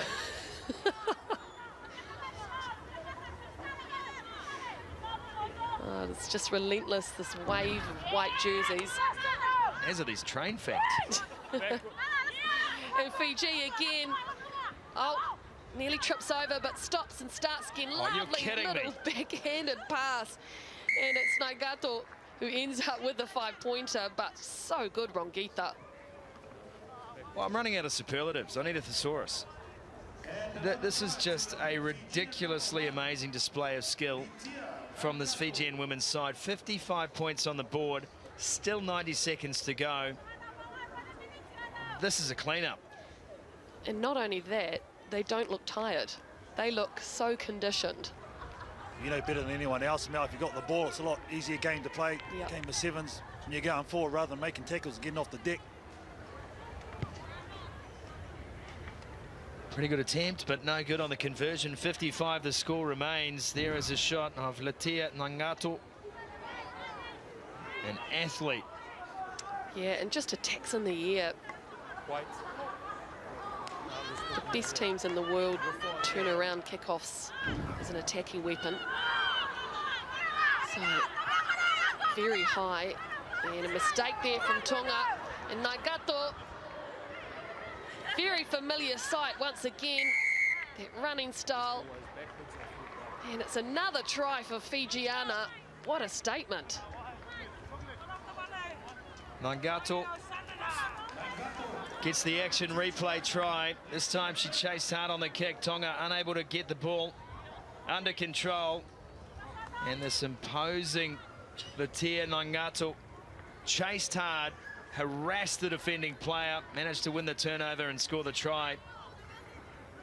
This has been exemplary from Fijiana today.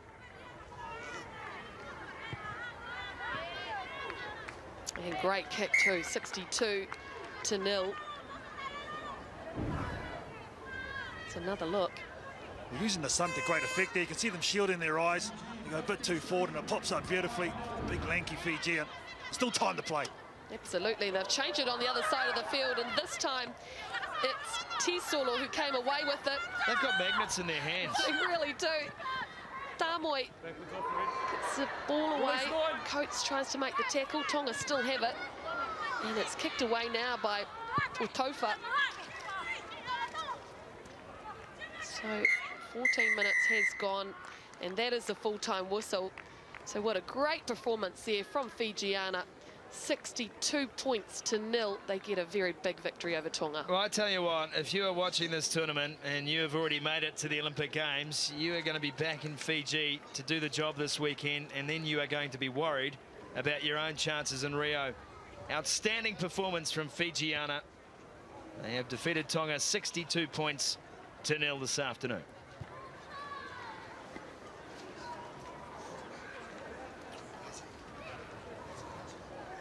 Well, as we mentioned in the commentary, Chris Cracknell coaching the Fijian women's side, but not the only Englishman involved in sevens in Fiji. Ben Ryan, of course, former England coach who took the reins of Fiji last year, and he's standing alongside KT ready to chat. Well, Coach, great to have you here in attendance watching the Fijiana girls. Have you been impressed with their play today? Yeah, I think they've been outstanding, but it's been what I've been seeing as well in training, so thrilled for them. That, you know, obviously it's one game at a time, but so far so good. And a lot of changes back in Fiji with the rugby program, both with the men's and women? Yeah, that's right. We brought the women into camp with the men, so they camp next to us, which means all sorts of great transfer. It means the coaches share a lot of good work together, the physios and the girls train alongside each other. You know, we don't want to put them, you know, in the at the back of the pile. We want to give them equal standing with the men. And also the play numbers for Fiji. I mean, you've only had about 100 girls playing rugby in Fiji at the moment. That's right, we do, you know, and all the girls are playing in the villages when they're, you know, at night with the boys, and you can see their skills the same as the men. We just got them fit. We changed a few things off the field, and I think there'll be a surprise package in the World Series this year. Great also having Chris Cracknell in charge of them, a great player, but now he's playing his trade in the coaching ranks. Have you seen him? What's your evaluation of him? It's great. He's mentoring Tanavulu as well, and I'm mentoring Chris.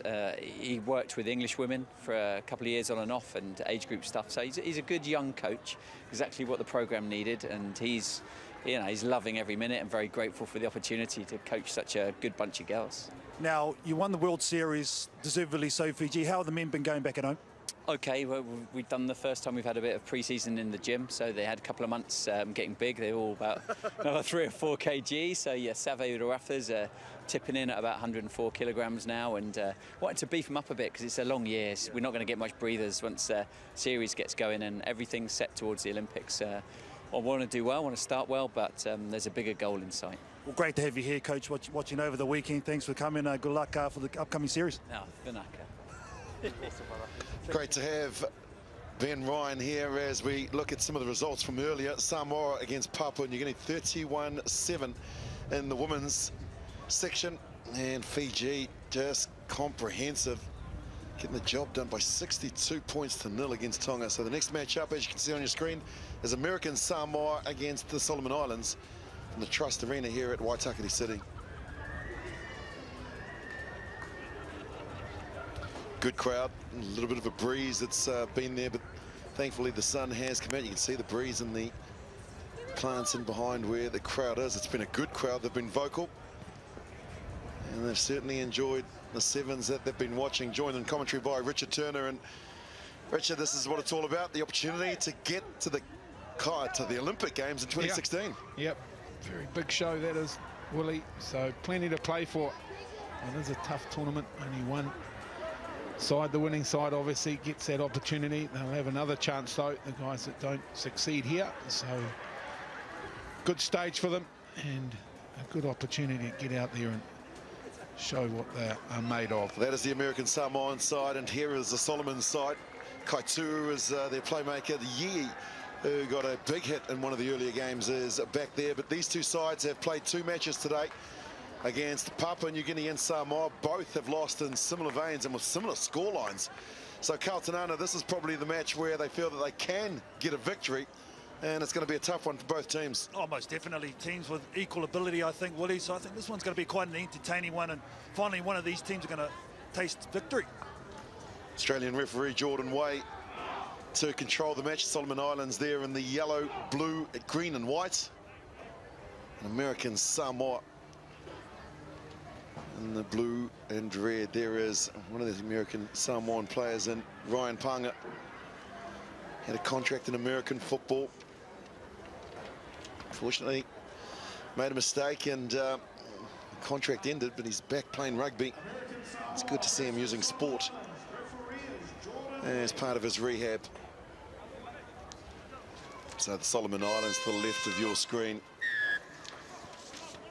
Referee says let's get underway, and both of these sides thumped by Papua New Guinea and Samoa.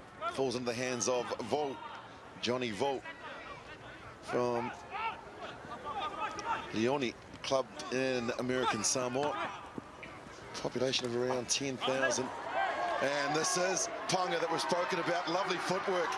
Breaks away in the offload as well. American Samoa. Population of around 10,000. And this is Tonga that we've spoken about. Lovely footwork. Breaks away in the offload as well. American Samoa to open their first try. Nglam will get there. Patrick Nglam does the support work. Ryan Ponga set it up. And that's the first try that they've scored here on day one. Well, the skipper setting the example, working hard. Nglam in support, being rewarded for his efforts. Ryan Ponga doing the work. Look at the step to easily beat the defender. Bit of everything there. And then there it is, pops the ball up. The skipper there in support. Good start, American Samoa. Oh, for their first try, look at that. No space, in and away, the fend and then the gas. Takes a sweeper on Jules and the last defender. Nice little pop pass, and if that's their first try, well, it's a very good one. They've conceded 93 points, American Samoa. They've scored now 7. The conversion was good. And now they get the restart. Here is TJ Ponga. Brother of Ryan puts it nice and high in the air with that swirling wind. It's been knocked backwards.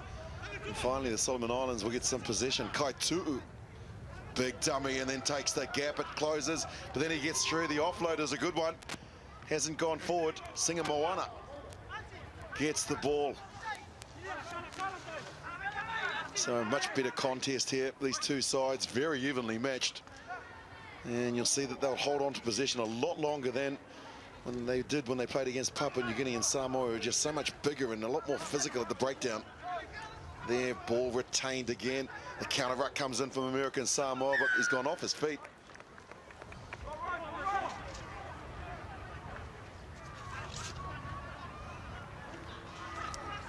Opportunity here.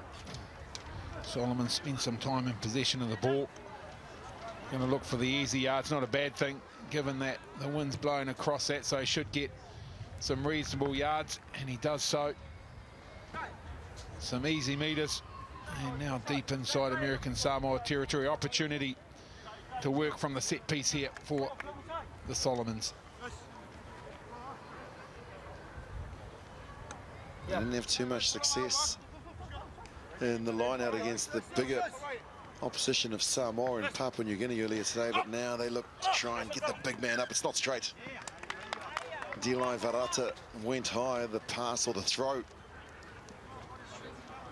went across the line, and so American Samoa will get possession inside their own half. Well, the intention was correct, just didn't get the execution done on that occasion, so they'll head to the set piece. We'll look to disrupt.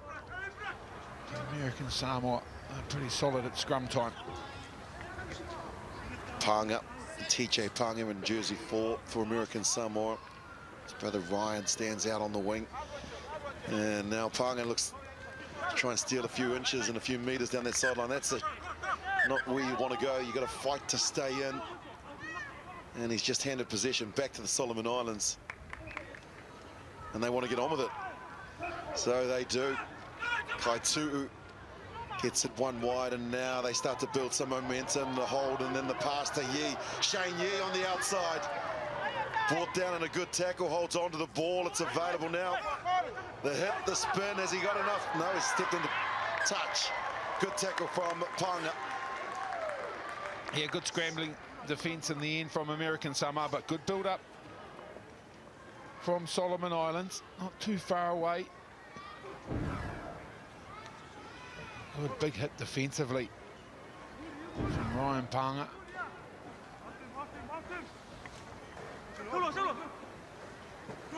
Now TJ, the 23-year-old, gets it in. The referee says that they're outside the 15.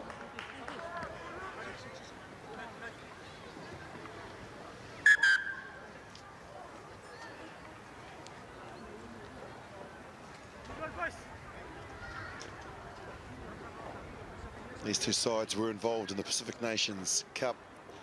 That was brilliantly hosted by Papua New Guinea in July of this year. 26 countries, a number of sports, and sevens was there as well. Here's where he gets cleaned out. That looked legit to me, Richard. No. Oh, look, I think nothing wrong with the tackle, Willie. It was that he might have started on the wrong side of the line out, trying the magic water.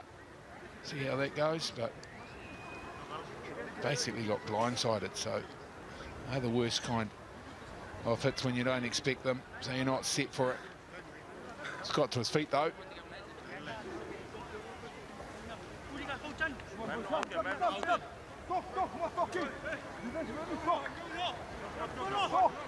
Team Talavalu is what American Samoa are referred to. Established in 1990, they became part of the IRB board or member in 2012. A young rugby nation. We know that majority of the sport, the most popular sport, obviously, American football, and when you see how many American Samoans there are involved in the game in America, you understand why. Can they get this throw right? Need a ball though. Fundamental part of the game, Willie, the ball. So they went to carry on without it. That would have been interesting. Tonga gets it right this time and clears it. And they've got some players out to the right-hand side, and a good run there from Fiali'i. Counter ruck comes in from the Solomons, but it's cleared by Samuelu. Out to Ponga. 7-on-7, the skip, and then the acceleration. That's the 22 of American Samoa. They've lost the ball forward. And he played it on the ground as well. Over here. Back 10. Back 10. Let's see what the Solomons can do from a set play. Dilai Virata taps and gives it to Solomon. He then passes along the chain. No one really working off the ball, and so they just stood off him, and he just threw one of the biggest dummies you'll ever see, Kai Tu'u, to race around, and that is their first try here at the Oceania qualifications. Well, I don't know whether that was by design, Willie, but very, very effective from Kai Tu'u. It was just like he was looking for someone. American Samoa defence went looking for who he was looking for, so Kai Tu'u just said, I'll go straight up the middle. Look at this here. Gets the ball, not really on. Who am I going to pass to? They all looked up and he kept going. I'll give him by design. Yeah, Jonathan Vo there for American Samoa coming out of the line, and they all stopped and he went forward. And that's pretty weak defence, you'd have to say, for American Samoa after their heroics earlier on in the half. Got to clean that up. Solomon Islands dominating territory, 79%, but only 42% of possession.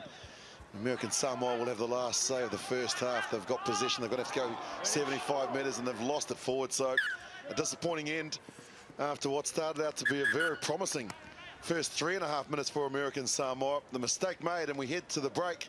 It's all tied up, 7 apiece. Yeah, rocketing start. Rocketing start it was, but from American Samoa, but Solomon Islands have worked themselves back into this nicely. Plenty of possession, more than their fair share, Solomon Islands. And right just before half-time, converting that possession to points on the board, so they'll be fairly happy. American Samoa, well, they'll be looking to get back into their pattern now. Score him same, yeah? So that means you need to get back and score again. And how will you do him? You may pressurize him over time, you may attack, yeah? Straight runs, support, quick support. You may get him stuck a ball, so break him good, but not any support. The other one is defense. Game him all about defense, boys. You may step him up defensively, and good. Try and go as close before you take him tackle, yeah? No tackle far, that's why you look him out, just brush him, hands blue aside, and then move, yeah? No easy, no easy. Get in front of him. Rasa up defense. And communication. Talk, move here, move there, yeah? Yes, all right.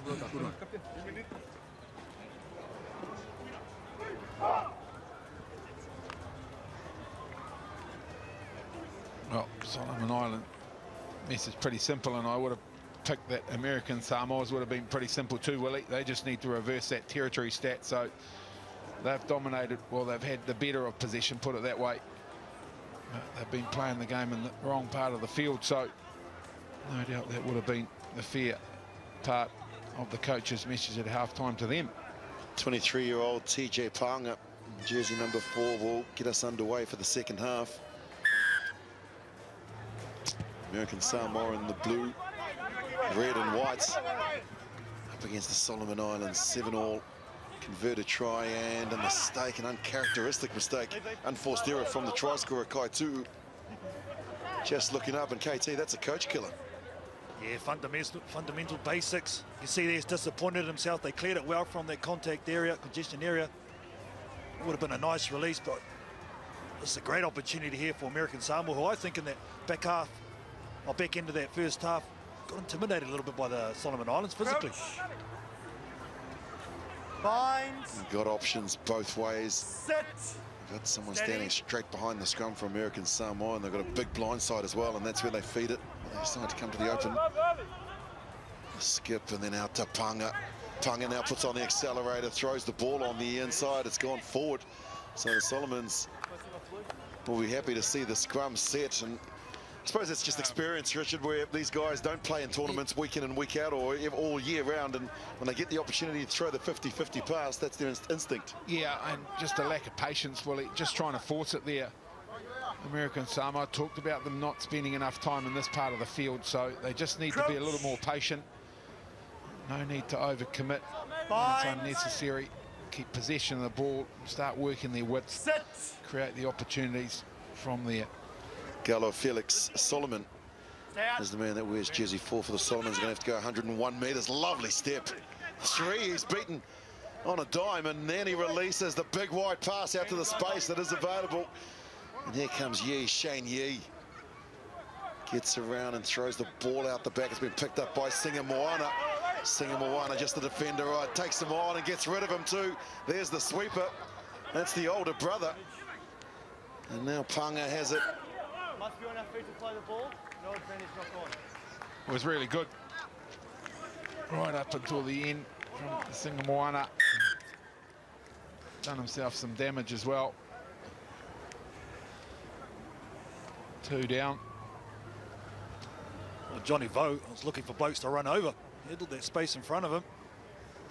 But again, the aggressiveness of the Solomon Islands team, very ambitious, only metres away from their own try line, backing themselves. We're going to be good to go. Sub.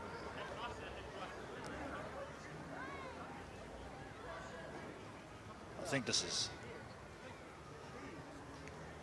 Ryan Panga, who's down. Yeah, it is. It was one of the Panga boys, either TJ or TJ's there in jersey 4, so it had to be. I think his nose went into the shoulder of Johnny Vogt. You start to see stars when you put your snoz in the wrong place. So he won't play any further part in this match. Ryan Panga. Sloppy start for the opening 2 minutes of the second half. And really, it's just a sign of fatigue. They've played 2 games already. Very warm conditions, obviously, getting themselves prepared for this tournament. And 3 games in the space of 4 hours. It's going to take its toll with some of the skills that we're seeing now. But the match certainly in the balance. Gordon Moy goes in and just tidies things up a little. They get it, and they've got a good lineup out to the right-hand side, but Panga decides to come back against the grain and crawls along the floor. That's the halfway mark as they give it some space now. The little pop pass running in at the gap hard was Via. And they're guilty of going straight over the top and not supporting the body weight. Oh, disappointing, always disappointing when you give penalties away when you're in possession of the ball, but a good line, very direct. And Solomons through Kaitu'u, the offload to Tingai. And he's held there and driven to the ground by Nglam, who scored the try for American Samoa earlier. Here is Yi. He's been involved quite a bit, Shane Yi, in jersey 7.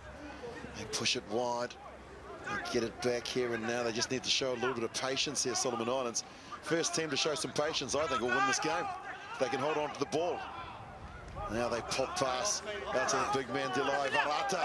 Delai Varata, just a sweep and a beat, steps on the inside. Expression from the biggest man in the Solomon Islands team, scores the try to give them the lead. Yeah, I've been watching him, Willie. He's been lurking around, looking for something to do. Delai Varata, and he got the opportunity. He had plenty to do too. Out wide. He's done the job, giving the Solomon Islands side the lead. Tough conversion.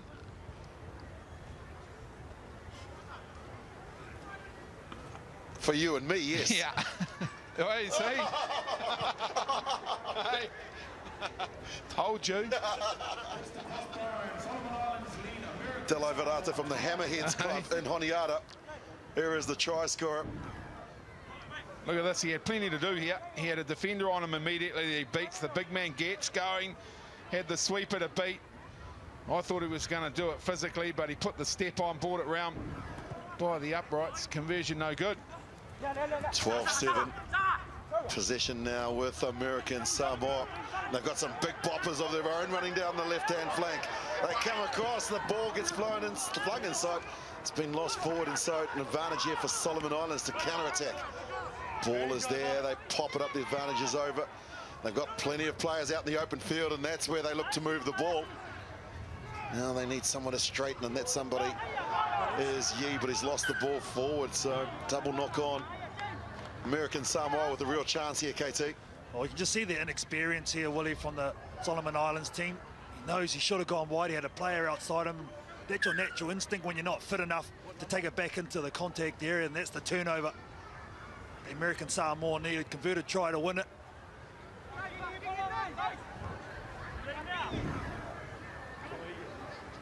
Number 7 as well. There's a release and pass to see there.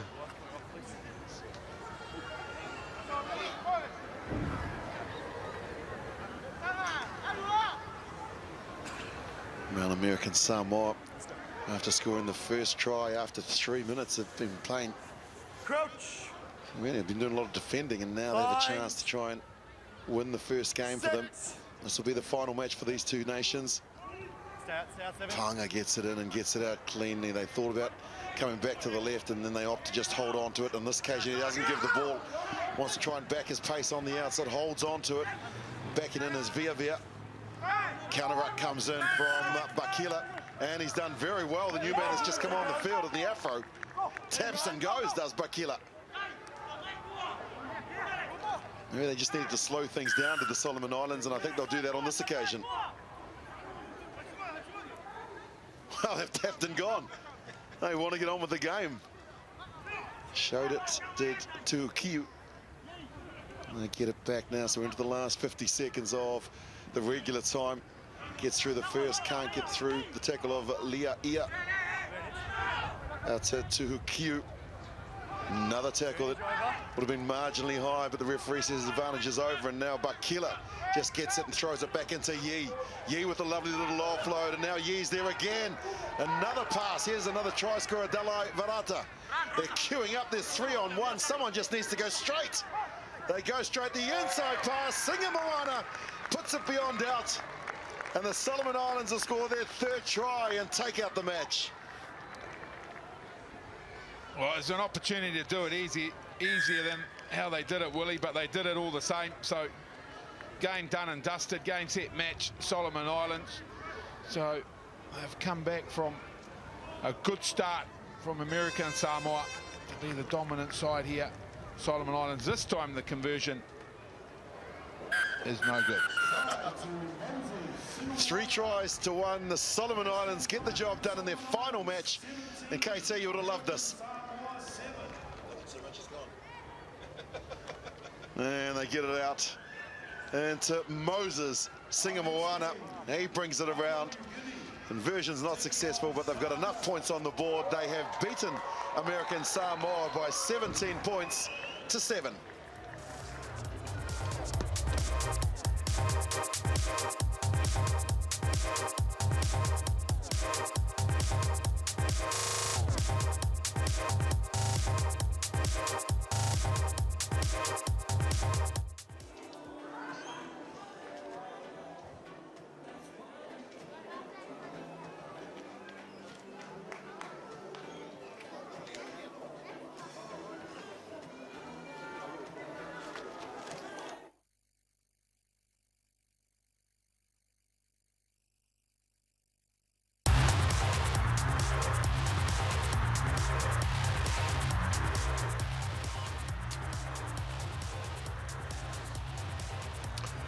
Trust Stadium in Waitakere for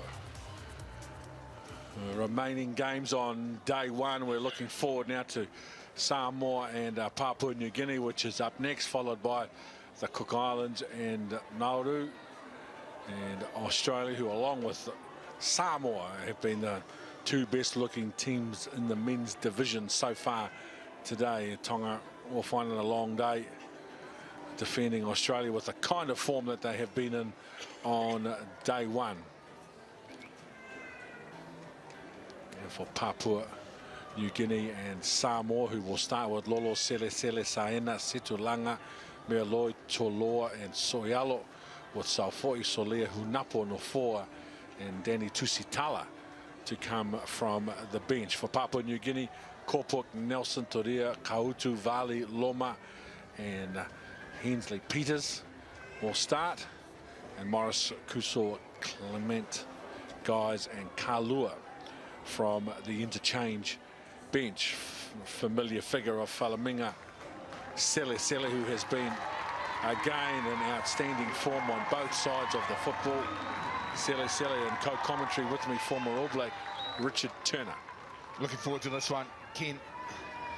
Samoans will be too, looking for a good workout against Papua New Guinea here, and will be controlled by New Zealander Richard Kelly, fresh from Hong Kong, trip to Hong Kong in the Asian qualifiers. Richard Kelly, so got good support here too. Both sides, probably the Samoans in terms of their numbers are dominant, but both sets of supporters, Ken, very vocal, very enthusiastic, very excitable. So here we go. This should be a ripper. Certainly tremendous atmosphere here. Samoa lead off, and Wesley Vali underneath that football for Papua New Guinea, and they earn themselves a penalty.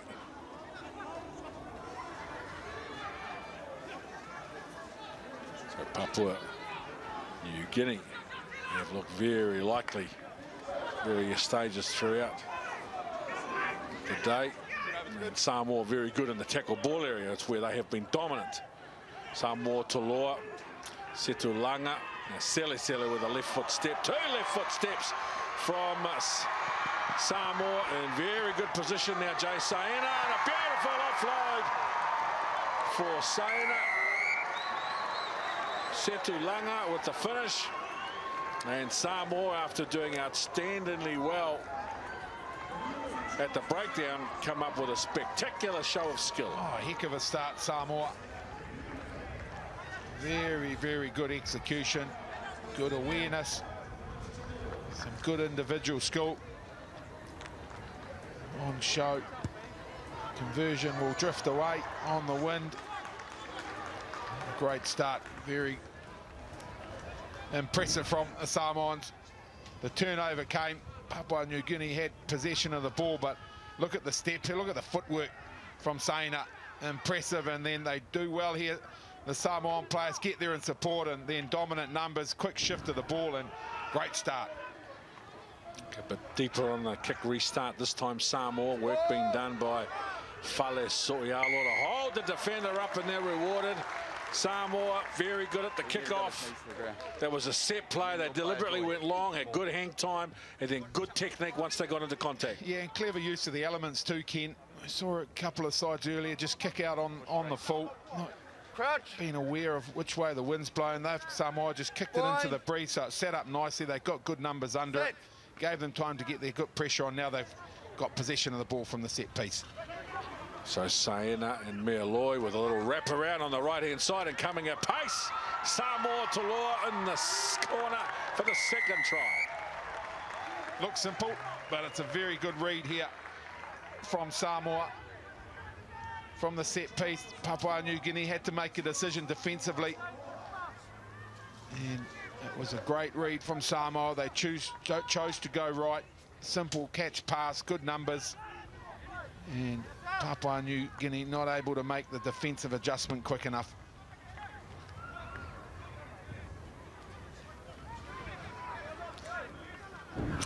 Look at this from the scrum. You will see Saina, then he wraps around. Mealoi, little set play. And then coming onto it at pace, Samoa Toloa. And Samoa on the kickoff, another dominant one. Lolo gets the ball. They got a little overlap on the right-hand side. Mealoi offloads the football. Samoa Toloa with a double. Well, making it look easy too. At this stage, Samoa. Toloa in for a second in a matter of a minute or two. And again, Samoa rewarded for the good kickoff, got it high into the wind. And they got up, competed, won the ball through Lolo. Conversion looks better. Not good enough. The thing is, Pod, is Australia will be watching this game, and you know, Tim Welsh said that he's done analysis on the other sides, including Samoa, but they've got so many strengths. I mean, look at this here, the good passing skills, they've got plenty of speed out wide, and they've got footwork, so really tough team to beat. Here's another example, Falaminga Sele, he was the first player to the ball, and he had the furthest to run. So Papua New Guinea have it, but they have to start from deep inside their own half. Again, Samoa with the tackle, Tila Mealoi, Papua New Guinea. They need to get down the other end of the field, and this is looking good for them. But Lolo, the big right shoulder, straight in, and then the second player had all rights to the ball. Leo Lolo, he's applauding. What a shot. Yeah, great shot. It was almost Ken. I just had a quick glance at the territory stat, and Papua New Guinea haven't been in enemy territory yet, and it was almost like the defender was well aware of that and wanted to protect that stat. Got to the wall, got to the halfway line. Here's the right shoulder of Leo Lolo. Get some of that in your champ. Down he goes. Second player's got all rights to the football. They win the penalty. Samoa. Saina. Thank you, Clive. A nice short ball and a good line from Soialo. And now Tila Mealoi. They recycle quickly, come back to the left side. Lolo, short ball. Runners available. Look at those hands from Samoa. And now a right foot from Tila Mealoi before Papua New Guinea comes up with the football. Well, disappointed in the end. For Samoa. But they look impressive. Looking at Papua New Guinea though, Mel, look like they're tired. They have a long day for them. Tough day. Yeah, this is where it gets some of the teams, isn't it? Just on that third game at the end of the day. If they're not sevens conditioned, it really starts to hurt. They've not been in the Samoa half in nearly 6.5 minutes, Papua New Guinea. So from inside their own 22, they try a couple of Hail Mary passes. Again, not a lot of room, and then Sele. Look at the pressure that Samoa's putting on Papua New Guinea. He didn't have the ball, and you've tackled him. Playing a man without the ball. Wasn't far away. They get another opportunity here. Papua New Guinea. Samoa. This time they're forced to drift as Papua New Guinea ask a few questions out on the right side edge of the Samoan defence. Otherwise, they've spent almost the entire 7 minutes defending. Papua New Guinea, for the first time after the hooter, get to use the ball inside the Samoa half, but it's been turned over. Samoa. You know, it's half-time. Lolo likes the left-hand fan. Look at that fan show of aggression and power from Lolo. And now Setulanga, the try scorer, stands on the touchline, but what about the aggression of Leo Lolo? Couple of left-hand jams, or we call them fins in rugby. But he nice and aggressive. Well, it's almost like he knew the whistle, the half-time hooter had gone. He just needed to practice it, Ken. He went looking for targets. Did Leo Lolo, but it's been an impressive first half from Samoa, just dominant all over the field, not allowing Papua New Guinea any time in their own half, Samoa. So it's been good, been very good. 3 unconverted tries. Here's the finish there. I want to practice my fend. Come here, you come here, I'll practice on you too. That might have been a bit high. Hey, how you going, mate? Gave him the How about chokehold. that? Oh, Mel, the claw. Yeah. That's right. Love this game. First score is important. When we got the ball, we've been clinical. Just at the end, we've just got a bit lazy. Remember, the simple things will make the difference for us. 93% But don't let them let us territory, down. 52% position. You could sing them a song at half time. That's how well they're going. Papua New Guinea just about even share of the ball, Richard, but just no territory. Yeah, that's right. Been playing the game in the wrong end of the field. So, I mean, there is some good news in those stats that they've had their fair share of possession. So, here we go. First half highlights from Samoa, and it was a very, very good start. Some great footwork by Saina. And then support players got there in good numbers. Catch pass, simple. Situlanga opened the try scoring for Samoa, and then it wasn't long before they were back in their work from the set piece. Simple play. The halfback came round, created the overlap, and Toloa had too much pace, and this is probably 30 seconds later. Almost a similar movement. This time it came from the turnover, and same result, Taloa. Good first half from Samoa. It's perfect timing from our technical staff to bring you the... Oh, there's a rare error from Samoa, and Papua New Guinea gets something to smile about at the beginning of the first half after a tough 7 minutes. Well, almost goes without saying, doesn't it, Ken? That's exactly the start they wanted. Papua New Guinea came about through as the result of a mistake from Samoa, and they've left a man down too. Have Samoa here, gets a bit of a knock to the head. Nice job from Robin Loma, the Harlequins club. Merloy here, he's going to roll off here. Drop the ball, got a knock to the head for his troubles.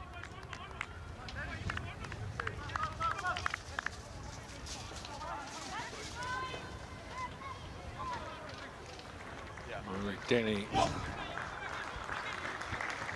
Ouch.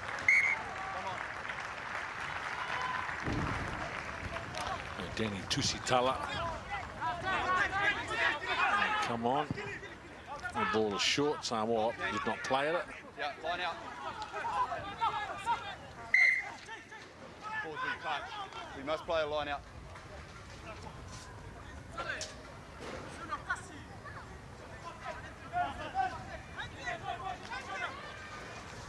Stay on side. Lolo is up high. Has a look himself down the short side. Jay Saina. Samoa to the middle of the park, and a good strong carry from Fale Soealo. Offloads in the tackle for Tusitala. He goes back to left side. Lolo. Dominant game from Lolo's big frame through the heart of the Papua New Guinea defence. And there's Fetufo Setulanga's name on the score sheet. Would have been if he hadn't offloaded it. But it was that 1-8 combination that we saw just before half-time. Leo Lolo doing all the hard work. Setulanga, Fetufo, Setulanga running off. Offside at line out. Leo Lolo strolls in. Look at this, big, powerful player. Straight through 2 defenders. Had the final defender to beat. That was easy. Could have gone all the way himself, to be fair. And here, the unselfish offload. All the movement they did with the ball beforehand really stressed that PNG defence, didn't it? They just weren't lined up and organised. Some player, Leo Lolo. The Samoa, that ball tapped back. Leo Lolo, he was just cruising. Looked like that ball had beaten him, and now Samoa go wide on the outside. Unapo, Mafua, he's had a terrific day with a great right foot step. Classy finish. Smart. Very smart. Great finish. Knew that the cover defence was scrambling, coming at pace. Up on no 4. Just put a couple of steps on. And that man, Rio Lolo, he's been involved in everything. Conversion to come from Danny Tusitala. Tusitala. Played his club rugby down in Wellington this year for the Old Boys University club, who took it out. And look at their skill, their ability to keep the ball alive, find players in space, and then the footwork. Look at this right foot step, beautiful. 2 of them in a row to enjoy. And Phoenix Hunapo no 4. Oh, brilliant take. Sele, the captain. He held onto the ball for an age as well. From the kickoff, where they've been so dominant today, Samoa. Tusitala blocked. Setu Langa. Holding on. Papua New Guinea. 2.5 minutes left. Lawrence Kuso. Finally some time with the ball. It's just drifted forward. No call from the referee. Hensley Peters comes back off the left foot. Now the chip and chase from Peters. Good show of skill. He's taken without the football. That'll be a penalty. And somebody will sit down for a couple of minutes. Great work by PNG, wasn't it, initially, because they forced Samoa to go into contact and won that breakdown. It's exactly how they have to play. Well, it's actually 6-on-6 here, Mel, which is the interesting thing, because Papua New Guinea's still got a player down back on the 22 inside their own territory. I thought he was going to put a man in the bin. He didn't, so they're 6-on-7. So Clement got it started. They're back to the right side, a little 2-on-1. It was Kalua, but Soyalo was good with the tackle. It's number 10, Wesley Valley, who's down in the back here for PNG, by the way. So Samoa from in front of their own goal line. Sele with the offload back on the inside. Now this is Solia through the middle to halfway and 2 passes. Samoa. And now it's great footwork, tremendous agility. A little bit of a high shot on Danny Tusitala. But he takes the tap through the line, no defence. Tusitala, he looked like he was dead for all money just a moment ago. And no one was thinking about dancing on his grave. He got the penalty, jumped to life, took the tap and gets the try. Surely there's a fine for that. Surely you can't do that. Good stuff. Danny Tusitala took the opportunity when it was presented. Gets to convert his own try under the stick, so he's made it easy for himself, pops it over. And now Samoa starting to stroll away with this one. Samoa all day, they're happy. There is the little shot there. Look now, look at that. He's gone, isn't he? That's Hollywood 101 right there. Look at this. Got the penalty. I'm out later. Under the post, Danny Tusitala. Oh, it's Hollywood material there. Way to go, brother. He's got a future as an actor. Danny Tusitala. Sign him up. Peter Jackson, are you watching? I'll get this kid's number for you. He can act. Well, the Rock's getting pretty old now, so they need a new one, don't they? Kick 8. Normally they've been very good in that area. It was a good kick. The chaser didn't arrive at time. Samoan supporters, they're very happy. Delighted with their team. Drive you in here, please. That was the hooter. That is gone. Samoa and Papua New Guinea have given us an entertaining game. Samoa contest the line out. They put pressure on the throw, and Setulanga, too big, too strong. Here's the final say. Yeah, set piece mistake from Papua New Guinea. Setulanga gets a reward, and it's a big score for Samoa, but they've had to work hard in the second half. Papua New Guinea scoring straight after half-time really put some pressure on Samoa. Yeah, high fives all around. So it's been a good day for Samoa. And they just reinforce that they, along with Australia, have been the most impressive sides day one. Quality of the set piece. This is a case where it's 7s or 15s, so important, and it really has been. Big statements that both Samoa and Australia have made today. 41 points to 7. Samoa very dominant over Papua New Guinea.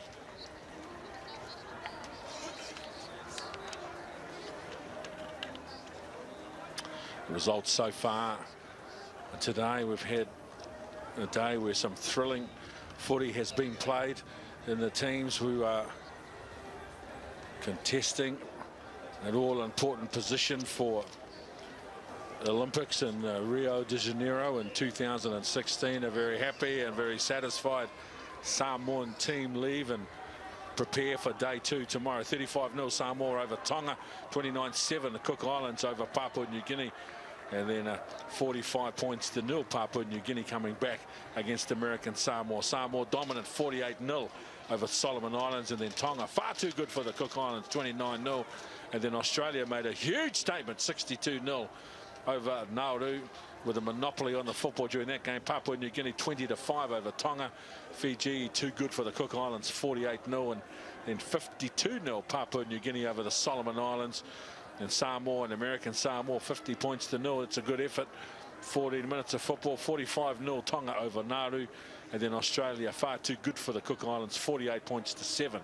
31-7 Samoa over Papua New Guinea. Fiji too good, 62-0, and then 17 points to 7 the Solomon Islands over American Samoa. And then we've just seen 41-7 Samoa over Papua New Guinea. The Cook Islands and Nauru to follow, and then Australia and the Kingdom of Tonga just after 5 o'clock, coming to you live and exclusive on Sky Sport here in New Zealand.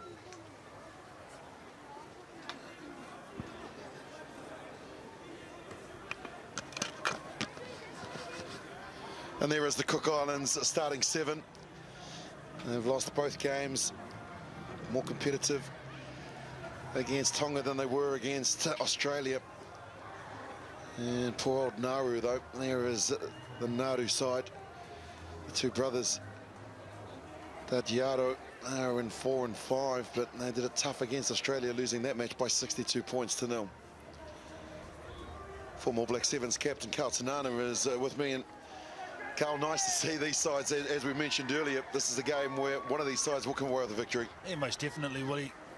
Had a couple of tough games early on, but now they get their opportunity on #1 field to try and get the W. The Cook Islands look very good in bits and pieces, haven't been able to string a full game together against some tough opposition. They look very enthusiastic.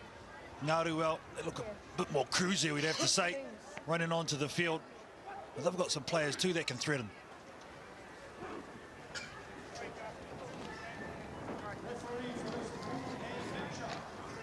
Yep. Paul Williams, the referee. Sideline is Melody Robinson, former Black Ferns. And Mel, that wind, will it play any effect in this match? Yeah, actually, you're right. It is really breezy down here, and I've noticed it has played a bit of havoc with the kickoffs, for instance, or kicks to sideline off penalties. So, yeah, gusty, I would call it. Well, Raya with the headgear gets us underway. The ball holds up as Nauru get first possession, playing in the white strip. The Cook Islands in the green and gold. And easily just taken to the sideline. So first possession for the Cooks, and they want to get on with it quickly. To Makuare and to Rongakia. Going backwards, but they're still in possession of the ball. The Cook Islands did very well, actually, against Australia to score a try. Ball out the back, retrieved there from Kiria. Now they run some angles. Lovely fend from Fletcher. Fletcher with the fend. Fletcher with the pace. Fletcher gets the first try. Well, that's the perfect example of going backwards before you can go forwards there. The Cook Islands taking their time, getting numbers in and behind the ball. That far side of the field, some pretty weak defence there from Nauru. They had the numbers there, didn't affect the tackles. In the end, just the gas of this man, Sean Fletcher, getting the job done. And just really smart not going into contact too. I mean, that's what the Cooks have to do, stay out of the tackle, stay out of that contact zone, keep the ball alive, support play. Nice little fend off at the end there, and he had plenty of pace to take him through.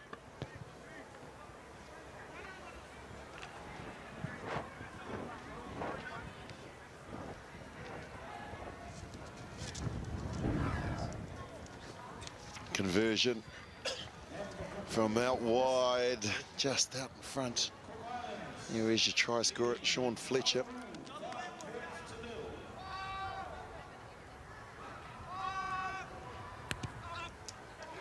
Ball only. The Broadbeach in Brisbane. Advantage white. One of those Australian-based Cook Islands player, but now Nauru have possession, and Denuga has it. Goes forward, places the ball, and then he loses it when he tried to gain a metre or two. Yes, a good defence there, down low from Louis Makuare. Causing that knock on there in jersey 1 for the Cook Islands, and now great attacking opportunity, the right-hand side of this field. Open to them. I'd like to see them get it to the wing early and just let them have a go. Set. Spread right across the field are the Cook Islands. Petro with the feed. The big shove comes in from Nauru, and finally the Cooks get the ball back. Raia sees a bit of traffic and a little bit of footwork, and then he gives it off to the try scorer, Fletcher. Fletcher gets in behind the defensive lines. Counter ruck comes in from Nauru, but they're offside. You're on the ground. Good work initially though from Nauru at scrum time, disrupting the Cook's ball there. Petro. New advantage, not 10 They've minutes. got another advantage because they haven't gone back the 10 metres, running across the field as Kiria. Now they get it out wide. They've got players queuing up on the inside, and it's going to be Kiria, junior Kiria, races around to score their second, making it look easy. The Cook Islands in this match. Well, Nauru just being outclassed at the moment from this Cook Island team. Showing a bit of self-belief in this one. Finding a lot of joy down there, far side of the field in front of you, Mel. Well, it was like a revolving door style of defence, really, wasn't it? Because they just ran straight through them. So you see that number 9 there from Nauru. He really needed to work harder to push and help out his fellow defenders. He didn't. He dropped off there. And in the end, just too many numbers. Great work by the Cooks. Good player is junior Kiria. Runs beautiful lines, had a say as an assist in that first try that they scored. So 12-0. The Cooks leading. That hasn't gone the required 10 metres, but they've played at it. Was Berterman. Brent Berterman comes forward and takes the ball, and so Nauru again will look to try and get out of their own half. They haven't put a foot or even a fingernail inside the opposition half. Get out of them away, says the big prop, and Denuga, Sherlock Denuga. And they're still inside their own half. Counter-ruck comes in. The referee says he was holding on. And good play from Rongakia. 10 metres, 10 metres, 10 metres. Great defence here from the Cook Islands, and they want to speed this game up and get the back foot, or get the Nauru defence on the back foot. There is Raia. There you can see the touch rugby background there of just the sidestep, and then he throws the ball out the back. Makuare, he gets it and gets it back to the playmaker, who is Petero. Josh Petero out to Rongakia. Along the line again, they've got some players on the outside. Scored a try earlier, did Kiria, and he's going to back up with a brace. Too much class, too much possession. And the Cook Islands score their third.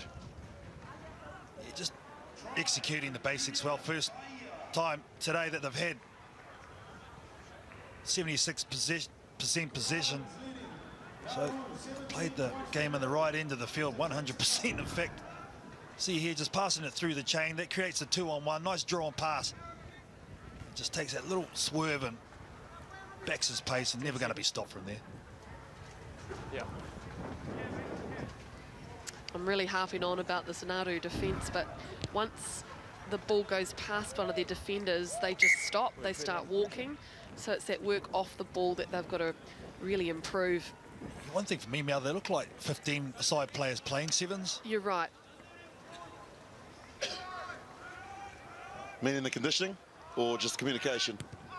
Yeah, just the conditioning, the running lines. remember, they don't even have a full-size rugby field to train on, so we all know what Gordon Titchens does with his training. So if you don't have 100 metres or 110 metres to run, it makes it tough to get the conditioning. Maybe that's why they can't get into the opposition half. They haven't gone there yet. Well, now they have. So it's taken them 6 minutes and 10 seconds to get in the opposition half. Advantage. They've still got an advantage here. Lock on green. Have Nauru, but they've just been out-muscled. Now play Danuga gets it. He gets it one wide to Biderman. He buys a little bit of time and then he just charges forward. Good play. Still in possession. This is wonderful from Nauru. They just need to hold on to the ball and show a little bit of patience. Those passes there. And it's caused them problems all day. They just seem under pressure because the front line defence of this Cook Island team is just giving them no respite whatsoever. Applying a lot of pressure. Scrub. Bit hard for Namaduk here at the end to try and claim this. The man from the Blues club there. Not a great pass, unfortunately. Marcus here, thank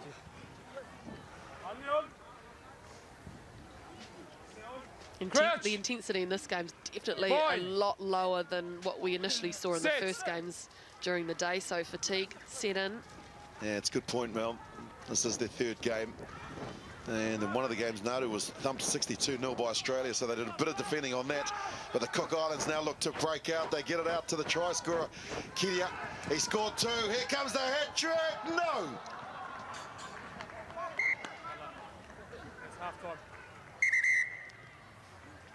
He was just balancing on the edge of the field there, wasn't he? Finally some good defence, scrambling, just there. You can see the white come up over the line. So Nauru finishing off the half with some good defence at least. And they've done well to hold him out from scoring the hat-trick. Nonetheless, they have scored 3 tries and the Cook Islands lead at the break by 19 points to 0.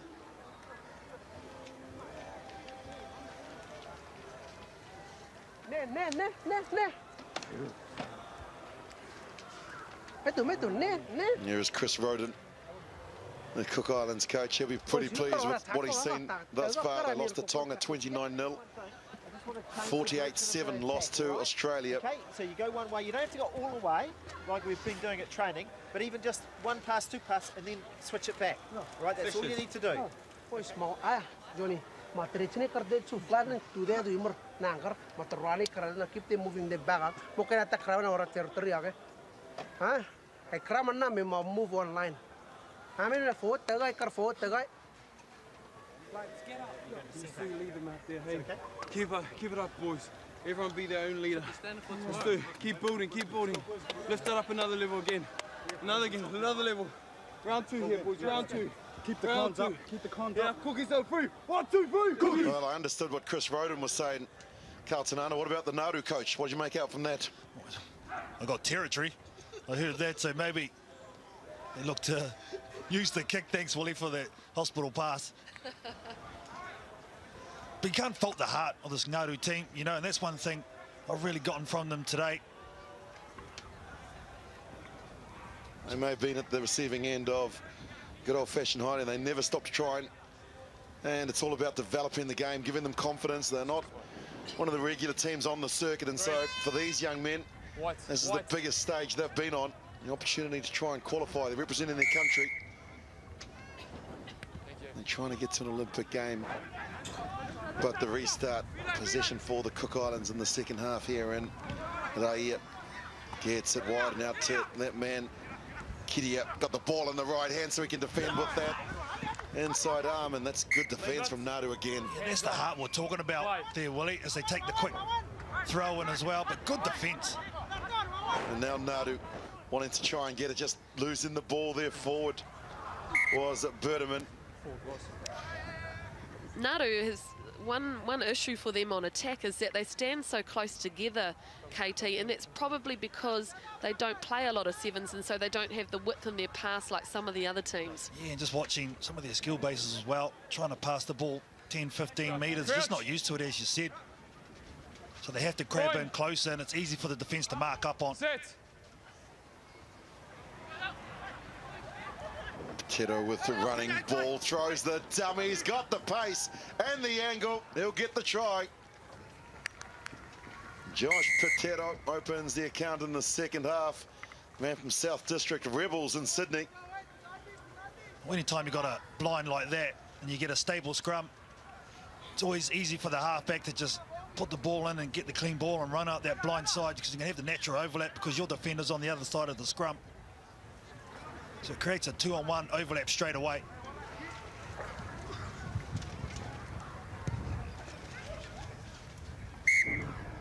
So here's a look at what you were talking about, KT. He gave the dummy to the player on his outside that kept the defender off him, and then he just had too much pace, really.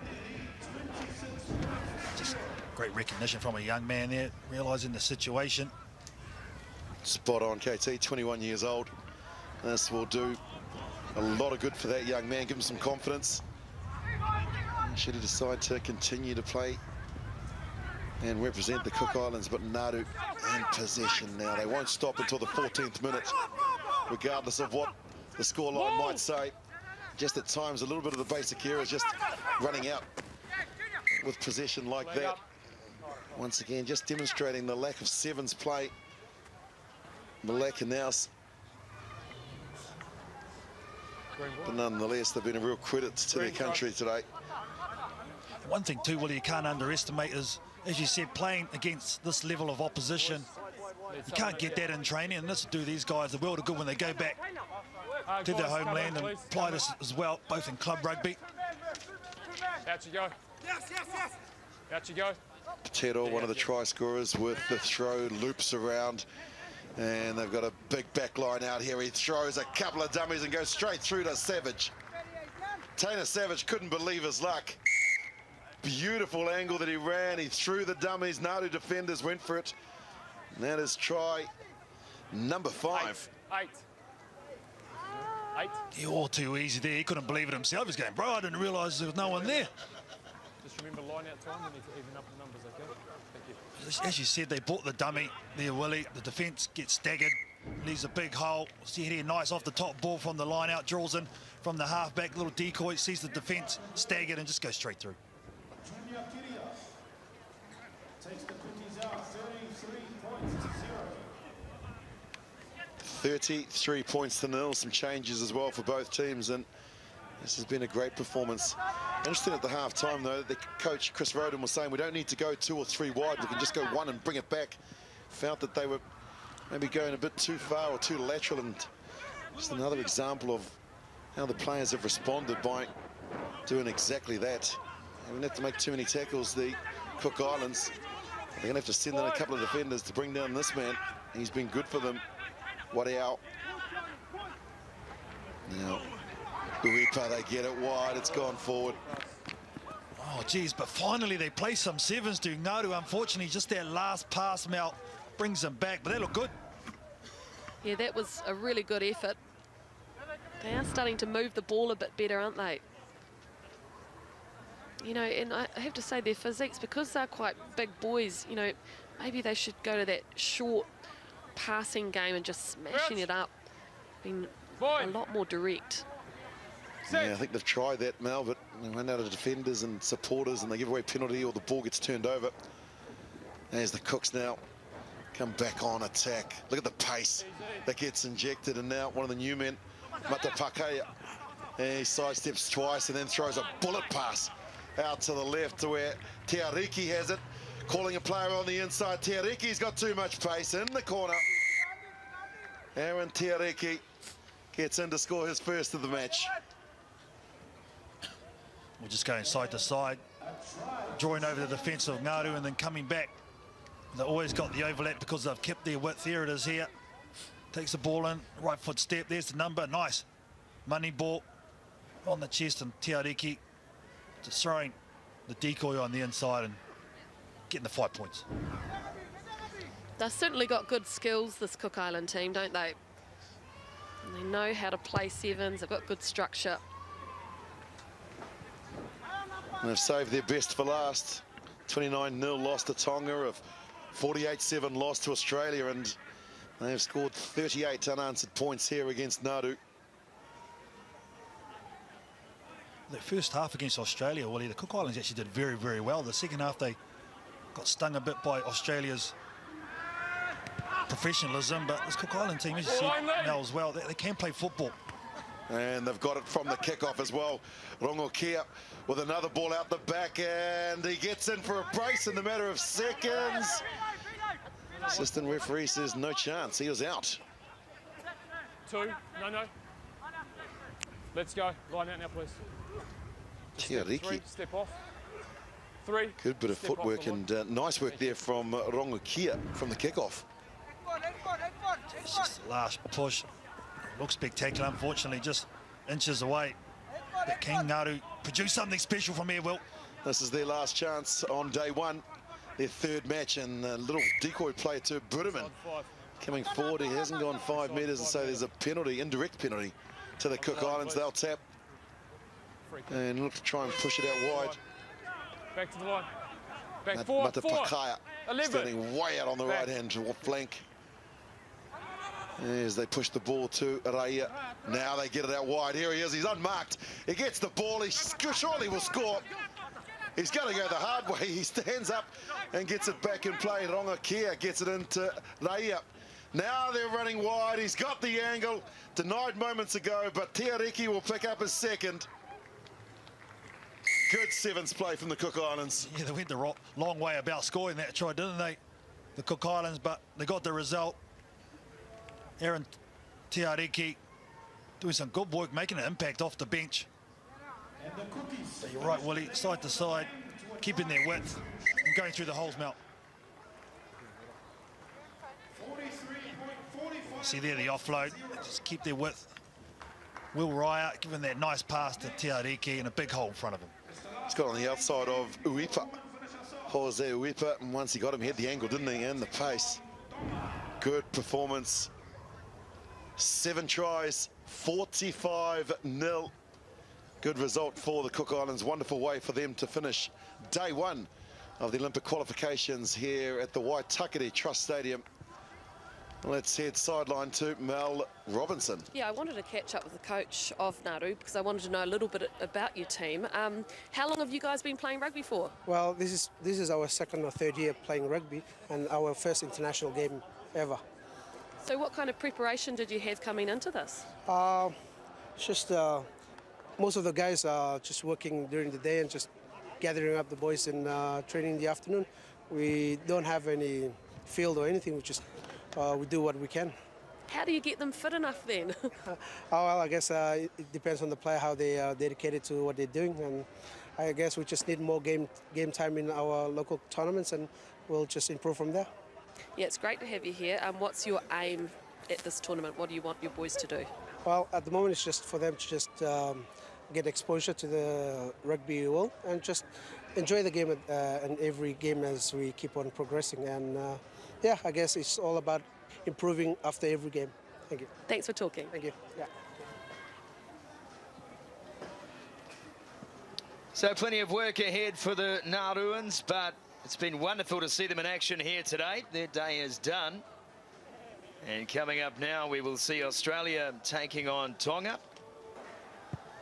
Australia have certainly impressed throughout the day.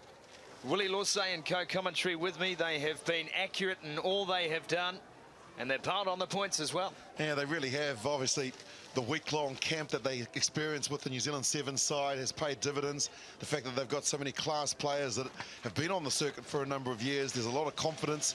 There's a lot of communication as we look through all the results from today. But that is classic Sevens rugby from Australia. It's at 5:48 p.m. The penultimate game. Cook Islands will take on Tonga, and then Fiji against Samoa in the women's draw. And let me tell you, that is going to be fun to watch.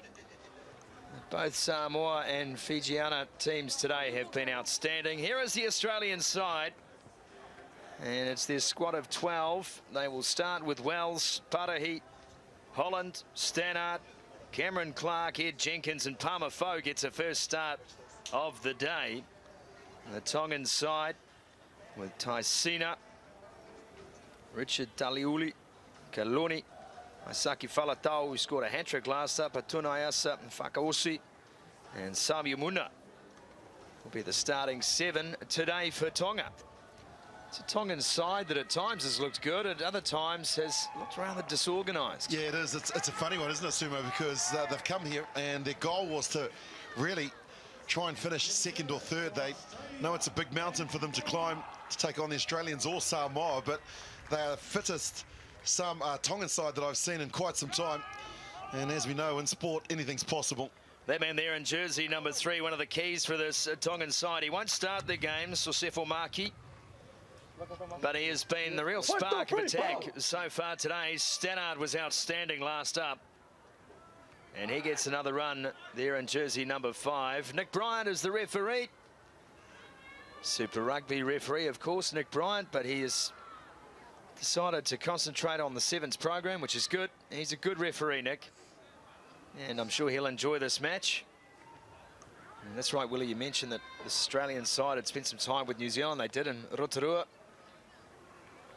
And played a lot of games against each other as well. Good for Gordon Titchens to see where his level was at, and great for the Australian side as well. We're underway through Stannard. And again, it's Wells climbing on Vic Palmer. Fulk was the man chasing that kick-off. Straight away, they get some width with Jenkins. Gets a big fend on. First try of the game, and it's taken just 20 seconds. Incredible in the sport of sevens that if the kick is accurate, the chase and the tap back works, that you're going to score points, and that's what Australia do so effectively. They put the money on they put the ball on the money from Stannard. Palmer Foe goes up, he taps it back, comes into the hands of Jenkins, and try number 94 in his career comes at a crucial time. Have a look at this, the pass from Holland. Jenkins comes up, the big fend in the mush of Faletau, and that's a perfect start, Pod. Yeah, poor effort, to be fair, from Faletau defensively, Willie, way too high. Just asking for the big right arm to come out from Ed Jenkins, but great start, Australia, no doubt about that. Just conceded the one try today, Australia. That was against the Cook Islands. The only try the Cookies have scored. Until, of course, their last outing, where they put the punish on Nauru. This one won't go the requisite 10. Instead, it's played at by Tonga. Tunayasa Fakosi. And now they come. Tonga looking for width. Faletau. Just inside the sideline. They're coming here looking to spread this Australian defence. They've taken them right, now they take them left. On the 22-metre line, Australia compete at the breakdown, picked up instead by Kaloni. And Tonga now will come back for the penalty, not on the mark. So Nick Bryant will restart play just outside the 22. Whakaosi trying to get through there. Palmer Foe made the initial tackle, and then he just hung around in that area. Needed to get out of there. And that's a soft penalty to give away, to give Tonga a great attacking opportunity. Well, this is interesting for me. Australia's line-out's been very good today. A few line-outs that they've had, they've looked organised and they've looked ready for the pick-off. So hopefully Tonga backs their line-out. That's Samu Muna, who will throw the ball.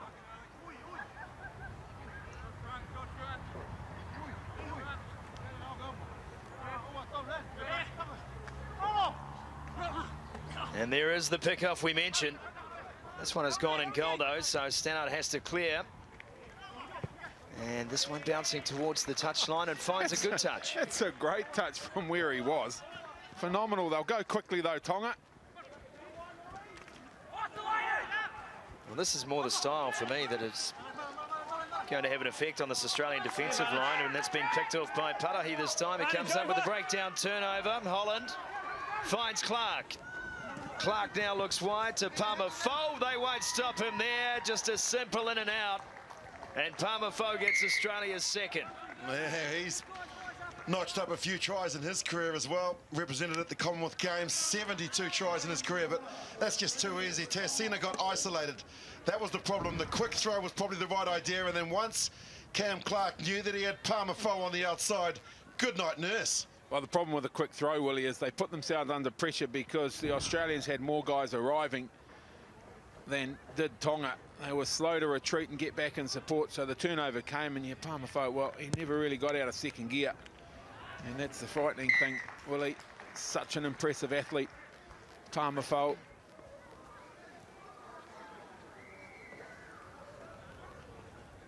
Well, you remember, this all came from inside, deep inside Australia's 22. Tonga with the line out. It was taken by Australia.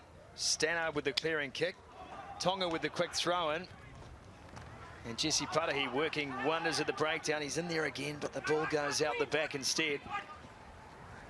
Here's Taliauli. Really like some of the skill set of the Tongans. Okay, they're behind by 14 points, but just that lovely catch and pass from Kaloni there, where he knew that he was going to take the hit, but he just wanted to keep the ball alive. He was a target. The Australians were coming in, and he just caught it, released it in one motion. These are the sort of skills that I hadn't seen from a Tongan side in a number of years. So great work from Andy Katoa and also Tavake Whangaupo, the two coaches. Well, fresh legs already for Australia, jersey 10. Lava'u has replaced Lewis Holland. Holland was involved in the last phase, so maybe he was cleaned up after the fact. Straight into the game, though, for Lava'u. And the ball is ripped away, so is a jersey. It's all happening here. Striptease, the lot. Cam Clark trying to get his hands on the ball. Nick Bryan allowing play to continue. And Australia have it again. Big numbers out on the right-hand side. Patahi. Tonga's defence able to slide, and Patahi pirouettes, looks in field, finds support. Jenkins goes in again. Well, what an impact from the bench from Alan Fa'alava. He came in, he was responsible for taking the guy's jersey off and also stealing the ball. Then he committed himself to the tackle. The Tongans hung off thinking that the ball had been knocked on. The Australians do what you should do, and that's play the whistle. And there's the try scorer to pick up his second in this match. Ran a brilliant angle, good reward, and the Australians showing how you play the game of sevens. This is great strength from Patahi, Pod. Oh, that's his strength, real strength of his game. To commit defenders, always looking to keep the ball alive. And it's encouraging. It encourages support players to always chase, always get there, because 9 times out of 10 they're going to get an offload. Looking for the clean take, Tonga. They can't do it on this occasion. Kaloni has it up, but he's high. And they will lose possession. Nick Bryan calling them all over quickly. Boy, he called that quick, didn't he? Just went to ground, and the Tongans were confident the ball was there. But that's just the experience of the Australians yet again, showing their awareness of the rules to try and keep it up. Crutch. There's Kaloni up again. Patahi involved, and Palmer Foe. That's a couple of big men to try and wrestle off you. Lavau. It's a pass away. Here's Clark. And Cam Clark now gets a fend on, runs right over the top. Cam Clark used him as a doormat, and Lavau goes in for Australia. Talk about impact from the bench. That's the sort of impact that you want. A guy that comes in, works hard on defence, and then when he gets a chance on attack, runs a brilliant line to support Cameron Clark, who did all the hard work of getting up and over the advantage line. The Tongans are shell-shocked, and they're running all sorts of angles, but the Australians are just bettering them on every occasion, in particular here with Clark. Have a look at this from Clark. Gets the fend. Oh, just run right over you. Cam Clark on a power play. Fa'alavau goes in for Australia.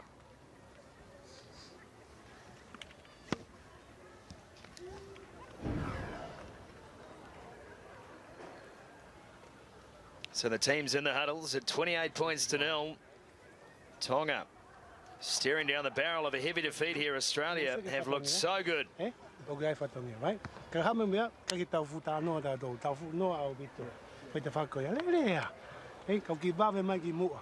Understand?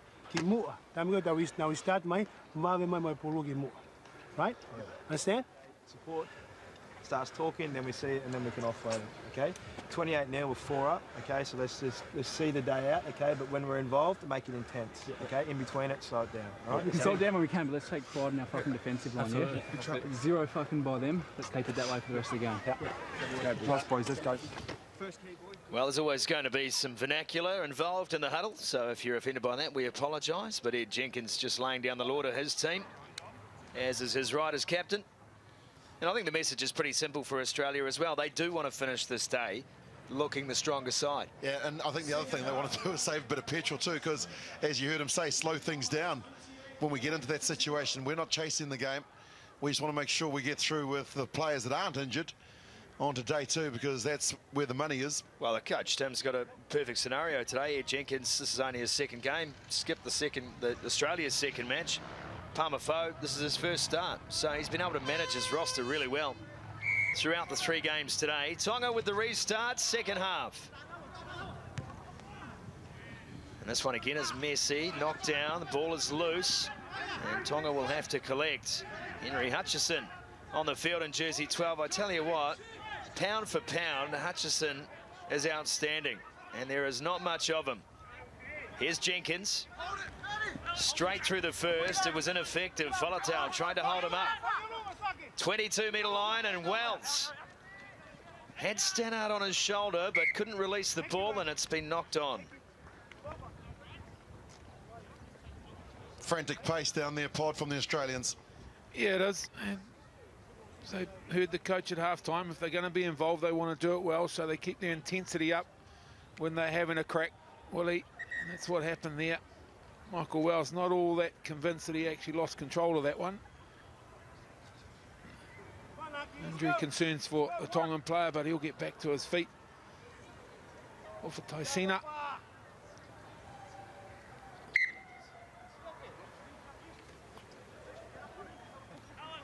Crouch. Scrum will pack down. Stannard calling the shots. Fine. Jelyadev moved into first receiver. Sit.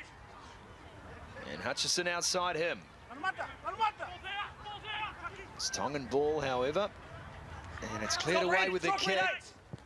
And the kick bounces. It's awkward. Picked up, though. And Australia. A good run from Tom Cusack. Jelyadev is there. No one will stop him. Ball in 2 hands. You just can't stand off Jelyadev. You'll be punished every time. Had the angle, had the pace, but what about the work from Cusack? Tom Cusack, who was the last defender and actually claimed the ball, because the kick, it looked like Tonga actually had a chance through Taleauli to score their first try, or to break out anyway. I don't know whether they would have got there, but this is the end of it. And then Jelyadev gets on the outside of Taisina. No contest. Well, to be fair, to offer Taisina, he was down hurt on the other side of the field a matter of seconds ago, so it was always going to be a hard ask for him to come across and one-on-one defend this bloke. Seemed to have pace right across the board, this Australian side. Greg Jelyadev's been rocking the tries today.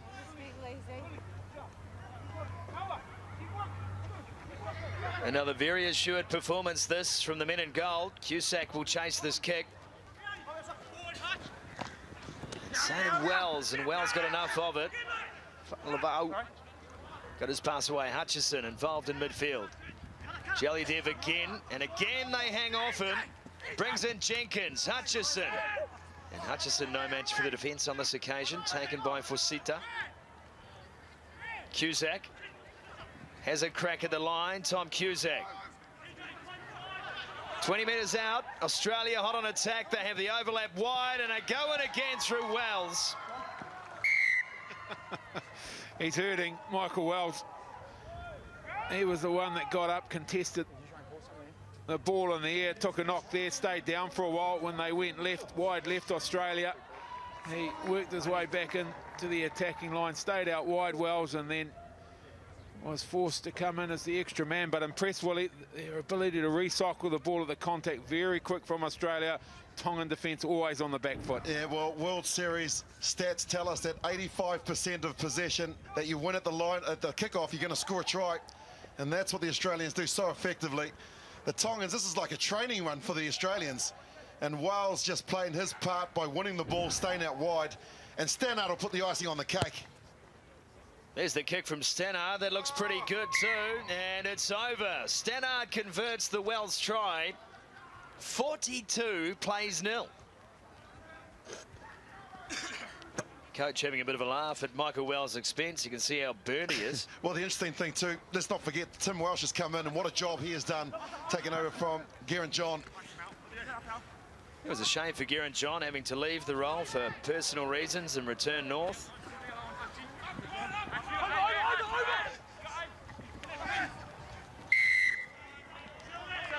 Number 5. There he is, Tim. Of course, mentioned earlier today that this is just an interim posting for him. He's still going to focus on the Australian women's side. Heading into Rio. They have, of course, already qualified for the Olympic Games, and the men now trying to do the same. They have a line out 6 metres out from the Tongan line. And these Tongan boys are hurting at the moment. 42 duck.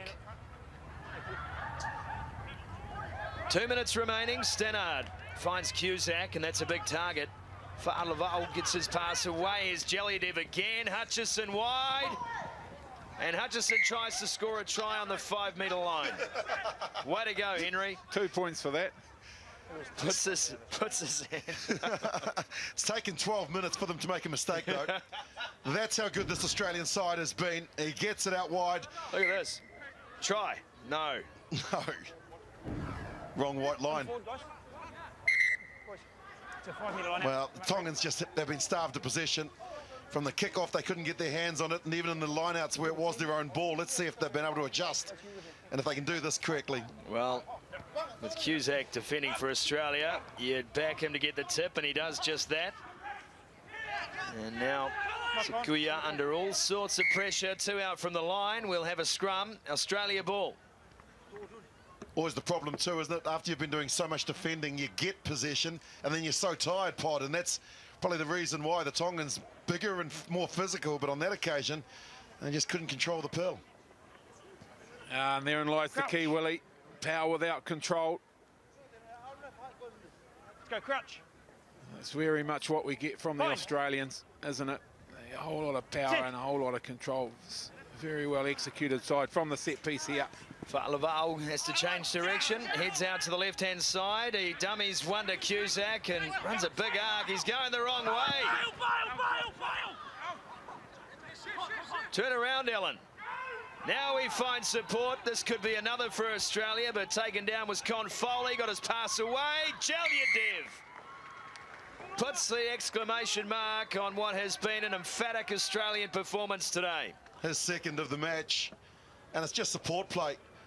Fa'alava'o, he went around Tongatapu and then decided to come straight.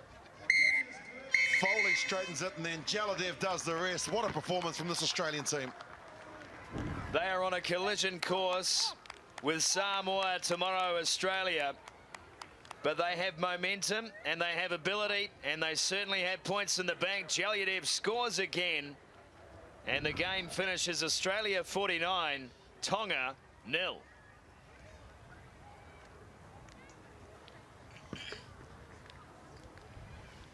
Well, the Oceania Sevens continues throughout the afternoon, but we are going to take a short break here on Sky Sports 3. Action will return to your screens in around about half an hour's time, so join us then for the final 2 games of this, the Oceania Sevens for 2015.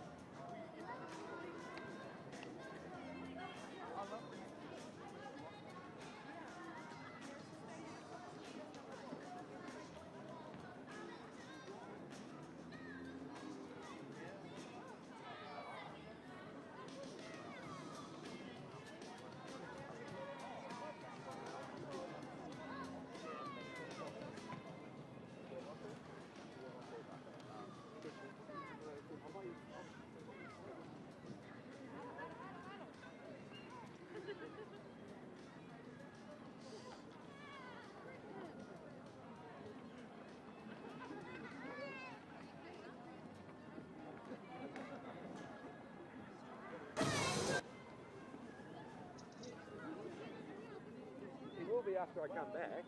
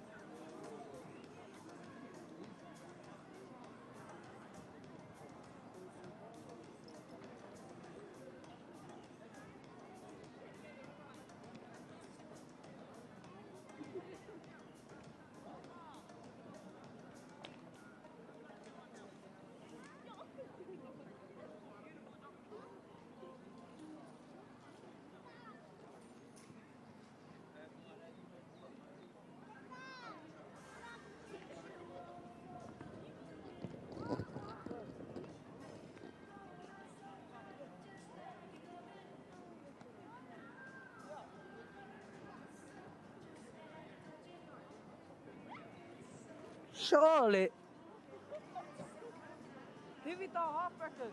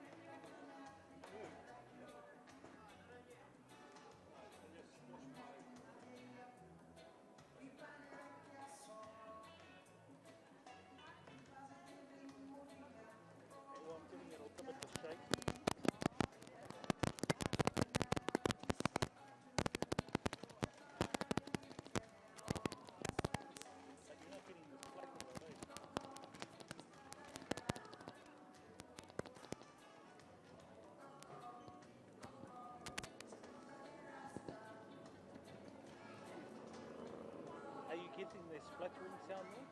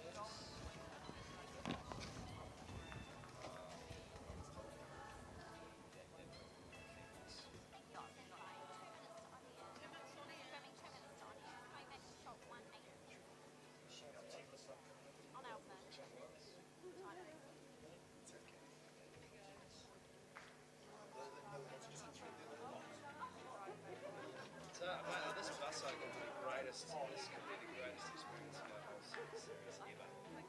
A busso from Berlin to Cambridge. Let me just tell you something that happened right now, right in front of me. I can't believe it. Melanie just dropped the far. KT cuffed it, threw it in Justin's face.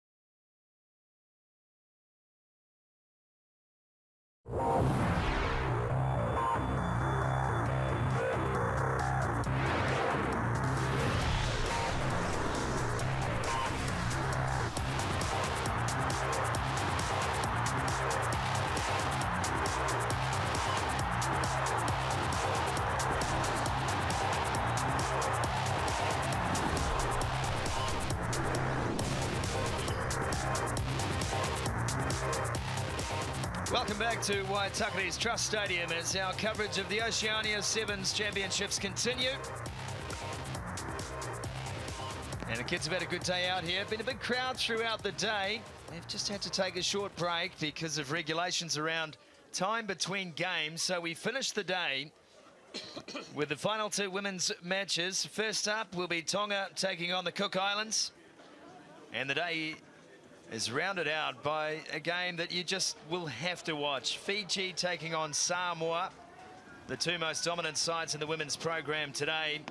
Fiji have been outstanding, and Samoa bring everything we know Samoan rugby to be to the women's arena.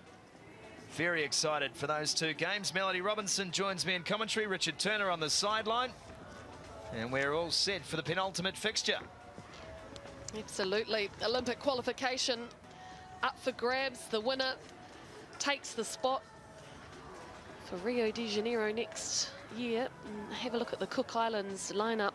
Schofield there, she's been really busy so far today. Poko, Arere, Greg, fantastic player, Greg, really aggressive. Nina, Nichols and Koiatu in the number 12.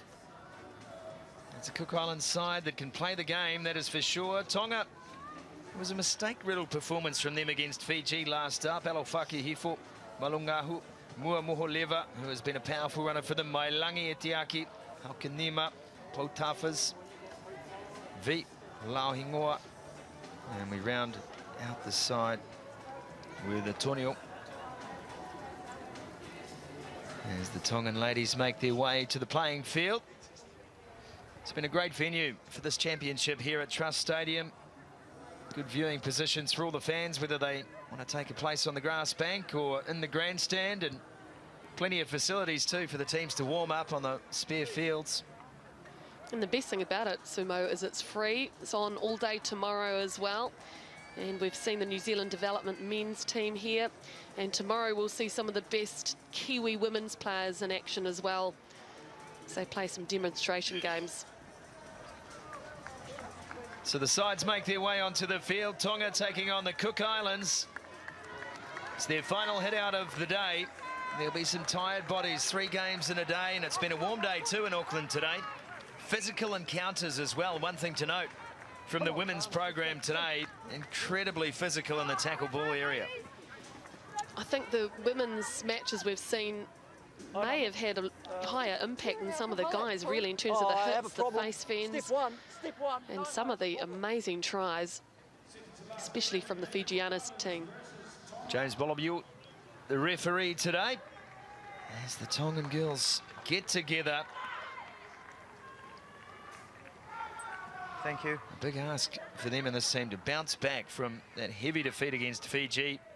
This Cook Islands team, Melody Robinson has already mentioned, some very good players amongst them. Wairako Greg has been superb. Chantel Schofield can play a bit as well. Don't worry about that. So it's Schofield, Poko, Arere, Greg, Nina, Nichols and Koiatu to start for the Cook Islands. For Tonga, Alofaki Hifo, Mulangahu, Mua Moholeva, Mailangi, Etiaki, Haukanima will be the starting 7 today. And deep restart from the Cook Islands, deep kick-off, should I say, and we'll have the first line out of the game. 5 out from the Tongan 22. There is Wairako Greg. Yeah, she's played a lot of rugby in the Manawatu region, and she's played for the very successful women's Manawatu team that won nationals a couple of years ago. Well, the Greg girls, Vaini as well. Wonderful player. 2 meters. Yeah. Tough player, Vaini Greg. Absolutely.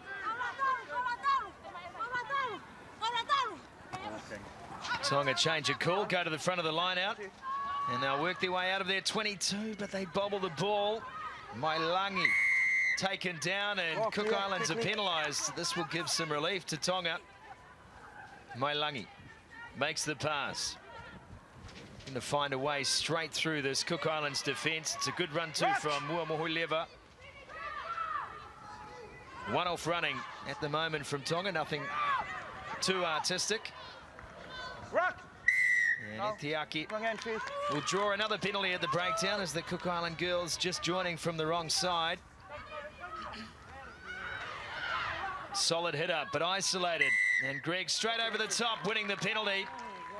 Great awareness from Wairako. Absolutely. The instant she was on it, she was on her feet, grappled for the ball. She's obviously got really strong upper body. Well, third time lucky for the Cooks at the breakdown, wasn't it? First 2 they got pinged on this occasion. Look at that, gets her hands on the ball. And not released by the ball carrying player, so good field position now for the Cooks. RP Nichols with the throw. And the jump is good. Hanging there for a long time as they look to spread now to the right. Big dummy, and they come back left instead. Shante Poko held the pass up. Nichols was there. And still in the hands of the Cook Island team. Now Wairako Greg, one to beat. Can she do it? Yes, she can.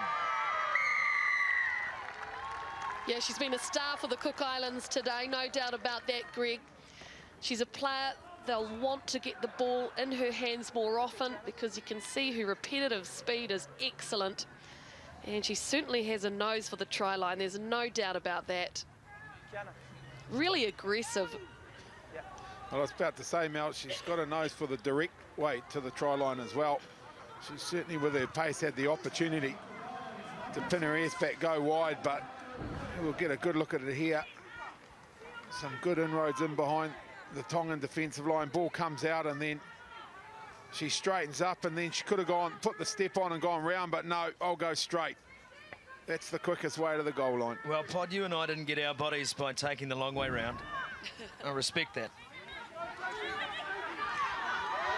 Big contact now, and it's Greg again doing it defensively. And the hit is made. And Kiana Mohamuhuleva still in play, and still the tackles come. Nichols getting herself involved low. Chance to run for Etiaki. She's cut down. Gee, they're making their tackles, the Cook Islands. Just no way through. There's the Tongan ladies. Look to hit it up. One after one, they're put down. Not on this occasion, though. Big run from Olivia Etiaki. Trying to mow her down as Wairako Greg, who covers beautifully.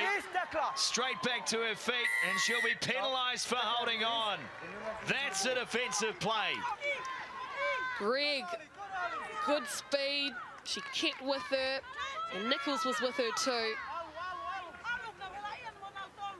Cook Islands now with a chip and a chase and a pick-up. That is a great collect too from Shante Poko. Then the mistake is made, and Tonga will have the scrum and the feed. And Poko tried those little kick-throughs earlier in the day, and they weren't successful, but this one was just perfectly placed in the way it bounced up for her. She's a Blackfern trialist, very experienced in the 15-a-side game too. Well, she showed good patience too, Mel. The temptation would have been to have a go at it the first time that ball sat up for her, but showed good patience, got the ball in hand, just couldn't find Koiatu out wide. Margaret Nina backing down on the scrum on the far side. Greg at hooker, and the ball is there for Tonga. Chance for them to do something. They haven't looked to go wider than one out at the moment, and they maintain that through Mohamuhuleva. Again, it's punishing at the breakdown from the Cook Islands, the turnover made. Inside the 10, and there will be a penalty and a sin binning, so things getting tougher for Tonga.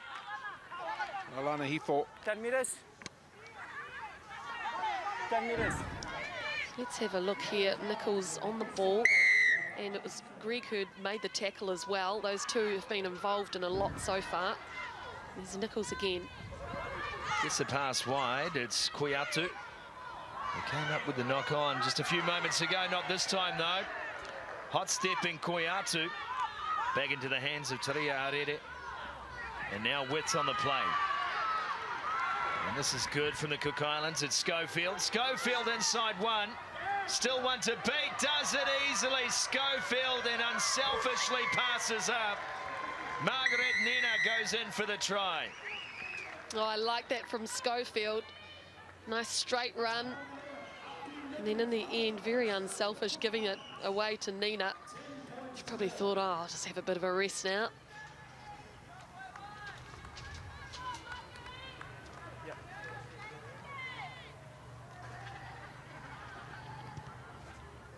Kick is made, and the kick is good. Cook Islands extend their lead 12 points to 0 now over Tonga. Richard Turner, fascinating play. Oh, very, look at that, just glides along. Does Chantel Schofield. And then, as you say, could have gone all the way herself, but she'd done all the hard work. Try was there. Let someone else score it. This one again goes into touch. Cook Islands will back themselves at line-out time. Tonga showing an inability to clear their 22. As Greg takes a few deep breaths. Well, Tonga have had the majority of the possession, so it's been the defensive systems of the Cook Islands that have really stood firm, and their organisation's been good too. So Greg defending in that first channel. And Tonga really shut down, just not backing their ability to pass the ball wide. It's easy to defend for the Cook Islands if it's just one-off running, Mel. Absolutely, and look at that, another turnover there. Booker with a good run. Now the ball goes wide to Koiatu. Koiatu will back herself from there. Try number 3 for the Cooks. And a stiff arm to finish. Have some of that. Kiana Muamoholeva. Letting Beniamina Koiatu know all about it. Well, it's nice to see a try finished on the end like that, because I actually thought they'd blown it because they didn't put the ball through the hands. They did the miss pass out to Koiatu, but she was quick enough. She had enough speed just to gas it to the corner. Pretty famous name in Cook Island Sevens, Koiatu. Absolutely, Koiatu, one of the best players you'll ever see. I know Gordon Titchens actually wanted him for the New Zealand side, but he decided to play for his country of birth. So we have another look at this. And bam. Oops, she didn't mean to. Look, she was horrified, wasn't she? I think she was just worried that the referee had seen it, frankly. Let's head into the Cook Islands huddle. Let's just play right to the edges. That's where all our points are going to be coming from, on the outside. So let's just do the same thing. Right, they're tired, right? Make them even more tired. Bring it home, right? Uppy, right? Stay away from the rucks, okay? You don't, you know, all right? Just pull yourself out and get back into the sweeper, okay? Just play on the sweep line, okay? Other than that, I'm happy. Anyone else? You yeah? right? Great. Yeah. The eye, yeah? So they kicked us the same spot 3 times and we didn't adjust to it. Yeah. Let's get it. We need someone under that ball. Catch it on 4. We got these guys. We can do it, girls. All right, 3 tries. Let's do it. Okay. All out, all out. No, no regrets. Okay? No regrets, girls. 1, 2, 3. Ah! Let's go. Strong words. Fio hoko tuwhai. It's message too. Yeah, and interesting too with the Cook Islands team. You heard the coach talking to Api Nichols and the number of 11 jersey, and he said stay out of the rucks, you're the sweeper. So if Tonga have identified that, it could be on to kick the ball through if you don't have anybody standing back there. Shirley Mailangi will kick off for Tonga. There's James Balabu. Blows time on. And the Cook Islands, a good play to start. And it's Wairako Greg on the end of the chain. She'll back her pace. She'll certainly back her fend. And she gets backed into a corner by Olivia Etiaki. Offloads away. That is sensational. Wairako Greg doesn't get the try, but she certainly gets everything else about it. Nina's in again. Gosh, she's such a tough cookie, isn't she? When she has the ball in hand, she never gives up. She just keeps on inching out a couple of metres each time. She stands strong. And then Nina backing her up on the inside, just gave her that lovely little pass. Gee, I think Greg would have beaten about 3 players there by herself. Shante Puku can't add the extras. It was an outstanding play. Started with a small wrap. And yeah, I'm picking it might have been a couple more, Mel, given that she's beaten one here. Then she's run into the sweeping defender there. There's 3. Shrugs her off there. They come back 4-5, and then she gets the offload. Sensational.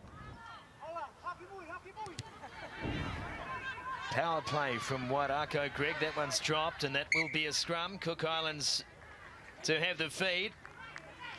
Yeah, I think she was just thinking about what she was going to do with the ball before she caught it. Itiake. A few tired legs out there for sure.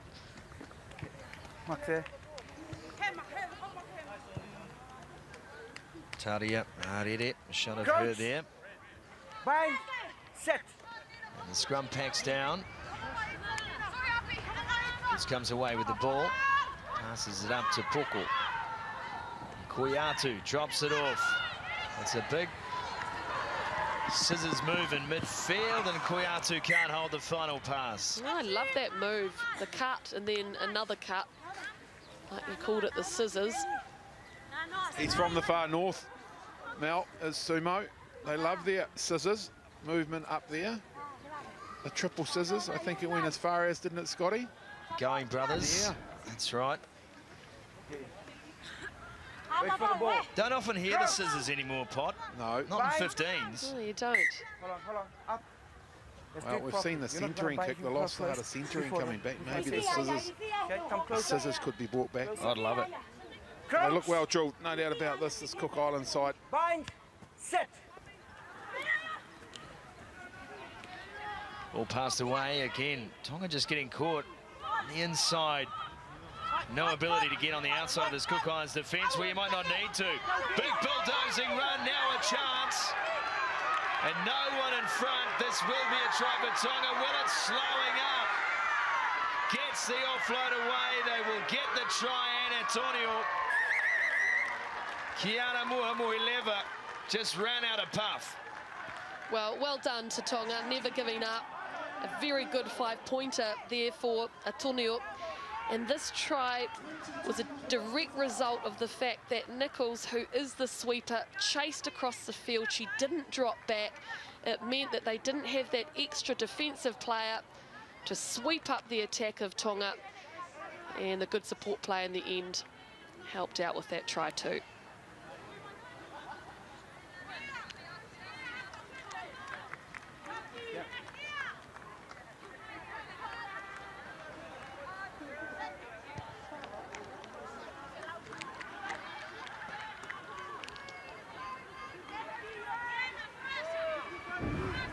Well, it all looked pretty traditional right there, straight up the middle. And then all of a sudden she breaks away. That was Moho level and give her juice. And Antonio saw that her teammate might have made it, so she gave chase and got rewarded. Shallow restart from the Tongans. Mailangi with the kick. Now the Cook Islands again with the drop-off. A lot of touch moves in this Cook Islands back line. That's by Matt Artinga, and the mistake comes, so Tonga can see the clock ticking, but their hearts are ticking just as much. You're right about touch moves. It's when the ball carrier cuts across the field, straight across, and someone just hits off straight. They definitely use that a lot in touch rugby. Crouch. Bind. Set. Feed from Hefo is a good one. The scrum is good. Here's Mailangi, and Mailangi gets knocked over by her own player, Muamoholeva. She's down. I don't see that very often. Nina Alofaki now. Arako Greg gets blown out this time. Still, the Cook Islands are pressing on D. And nowhere to go for Ann Antonio. That's fine. She was on. Turnover play now, potentially for the Cooks, and they will win the ball. Now it's in a wrestle. Wait, Green, wait. And Tonga managed to retrieve possession from a potential turnover play. Taken in by Potafa, that's Emma. Muamoholeva taken down in the tackle. Greg again fighting and winning the ball, but she'll be penalised for being off her feet. Tonga are just heading straight back into the traffic. They're heading where all the numbers are defensively.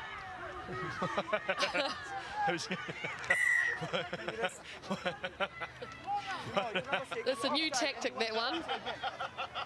Using another player, the opposition player as a shield.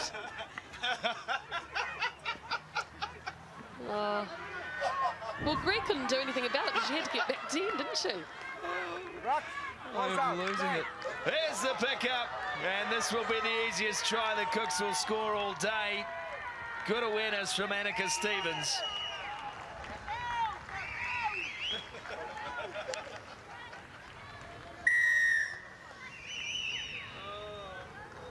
Well, it's the end of the day, the third game. And their intensity, the Cook Islands' intensity, is certainly right up there. Annika Stevens snaffled the ball away. A very easy run for her to the try line. Conversion hits the upright, so the extras will not be added.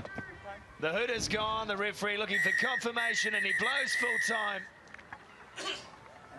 As we see Annika Stevens scoring the final try of the game. The Cook Islands too good for Tonga in this one. 27 points to 5, the final score. And we have seen possibly the first human shield ever in a game of sevens. This is the game that keeps giving.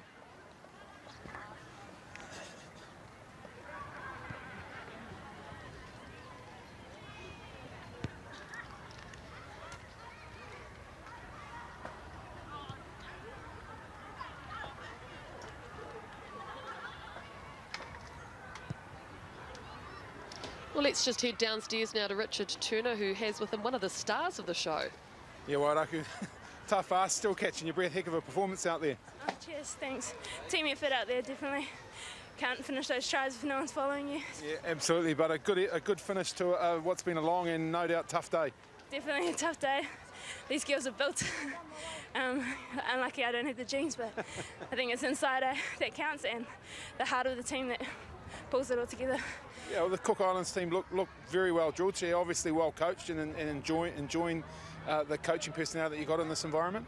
Yeah, definitely. He works with our strengths. Obviously, we're all from different places, and so coming together was pretty hard. So he just picked our strengths and it's working with it. That's our team plan anyway.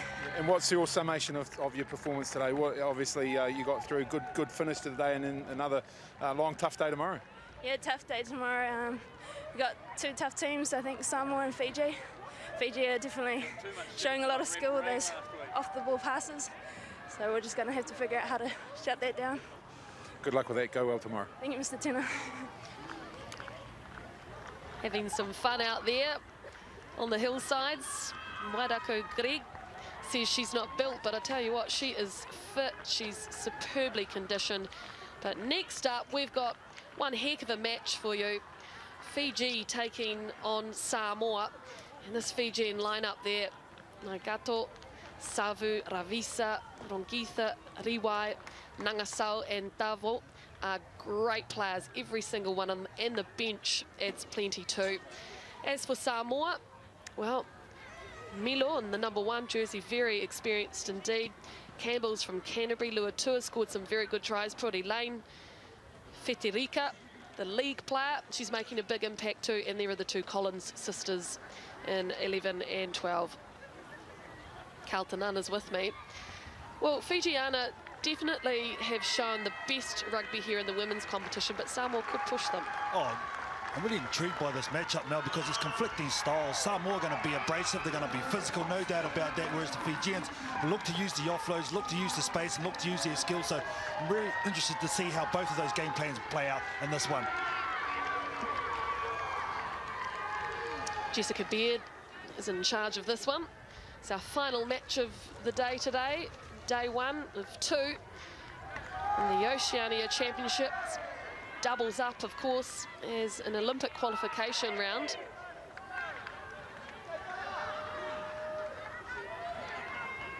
This Fiji team threats right across the park. I'm very impressed with the captain, Anna Maria Rongitha. I think for me, she is the one who really has stamped her mark in the women's department in this game on day 1. Mel, she has been outstanding. Yep, and it's not just her skill set, it's the footwork as well, and she's been really fit. You'll see her, as fast from the first minute to the last minute. So a very high kickoff to begin from Fijiana, and they'll get the ball back too. Crucial part of the game there, Samoa. If they want to compete, they need to be able to pull that ball in. Yeah, great jump there by the #1, Letitia Naigato. Very tall and abrasive. So this is where I think Samoa can apply pressure at scrum time out. Try and disrupt this ball of Fiji. So let's have a look. Fiji absorb the pressure and get nice ball for Rongitha.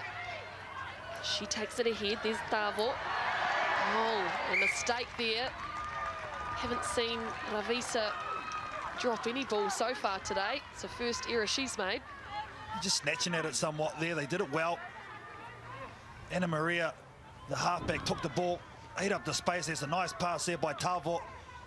She had a little look, didn't she? Looking where the space was before securing the ball. Crouch. Bind. Sit. So this time Samoa's turn off the scrum, and a lovely short ball. It's definitely high there. We'll see how they're going to play it. The Samoan ladies. Collins this time with it. Good run from Collins. Putting pressure on Fijiana. We'll see the 22 there now. Tori Lane. Gets it to Fiki Rika. This is great work from Samoa. So close now. Another pass. Tori Lane. There's the try line. Fiji under all kinds of pressure here. Melo. Moving it out wide, and the pass is forward.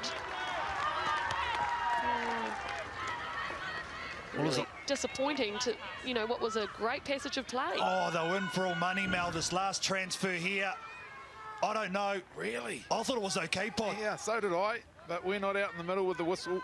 Carl, to be fair, but certainly, yeah, they've done all the hard work there.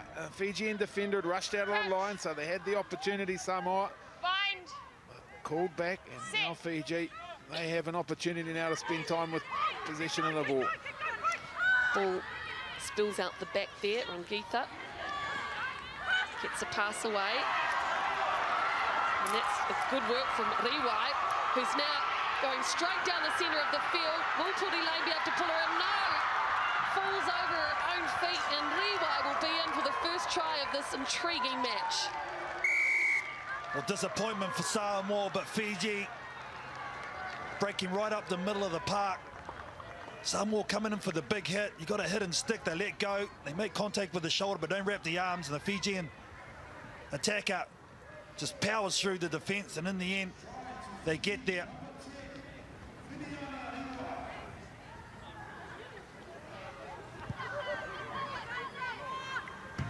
Well, that kick looked pretty good, but didn't go over. So 5-0 now as we have a look. Just standing in the tackle, a lot of strength there, really. Federico it was who made a good contact with the shoulder, but didn't wrap her arms, and old Ewhite just at the end using the footwork to evade the defender, but that's disappointing for Samoa, Pod. Yeah, they had worked hard and then basically turn around and see the Fiji player run 80-odd metres, score the try, but they'll get back into their work now, will Samoa. Here's Collins, Brenda Collins. Melo gets it to Fetirika. Great defence from Fijiana, and they've managed to steal the ball. Tavo can't get her hands on it, so changes possession again. Here's Fetirika. Kiwi Fern, rugby league representative, trying her hand at sevens. Oh, nice slap off there from Helen Collins. Gets a beautiful ball away to her sister. Hasn't quite got the pace to make it to the line. Samoa threatening now. Oh, just didn't quite have numbers at that breakdown. So Fiji take it quickly. This is the way to play. Has to turn around, look for support. Nangasau finds it in Tavo. She pushes a good pass out to Ravisa, and Ravisa will finish it off. What a great movement that was. Well, great defence from Fiji. Samoa again doing some nice work up the middle of the park, just run out of support players. A nice turnover by the captain again, Anna Maria Rongitha. I thought she was offside because I thought it was a ruck, but the referee deems general play. She gets back, creates a turnover, does the captain, and from there they're just so quick, aren't they, to turn defence into attack, this Fiji team.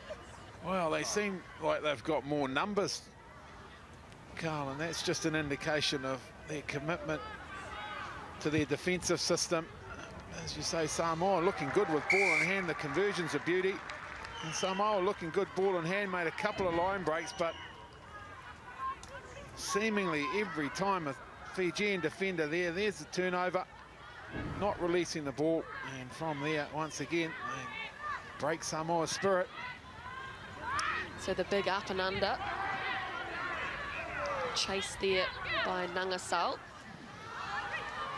Samoa still have it in Campbell. And look at that defence up on Melo from Fijiana. This time they have numbers, Samoa. Oh, that was definitely Ford. What's blanketing at the moment, isn't it? Ruthless, the defence of this Fiji team, not allowing Cody Lane any time to catch their ball. Boy, a lot of pressure, and now look at this. Great attacking opportunity, options both left and right.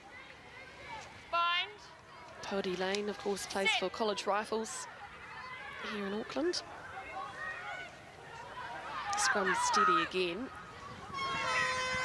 Good pass by Riwai. Up to Savu, the captain. That one not so tidy. But Riwai's there. So's Tavo.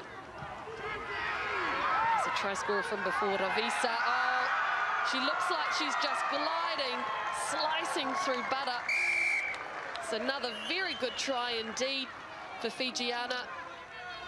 And probably be the last action ahead of halftime. Just admiring the distribution skills of Rebecca Tavo in jersey 12 for this Fijiana team. She's the one that gave the ball to this lady, Ravisa, to go to work. But just the way she's able to release the ball into space, the number 12 for Fiji, very impressive. So 3 tries in the first half for Fijiana. So we have another look again at Tavo and that wonderful passing. And then she gets herself available on the outside and being an option, stops the defence maybe and gives Ravisa a little bit more time and space. Lovely camera work. Well, you're right about 2 different contrasting styles between these 2 teams. Let's listen in the Samoan huddle. Come close. Okay, we've just got to be accurate, be just a little bit more urgent, and we've got to make our tackles and talk, okay?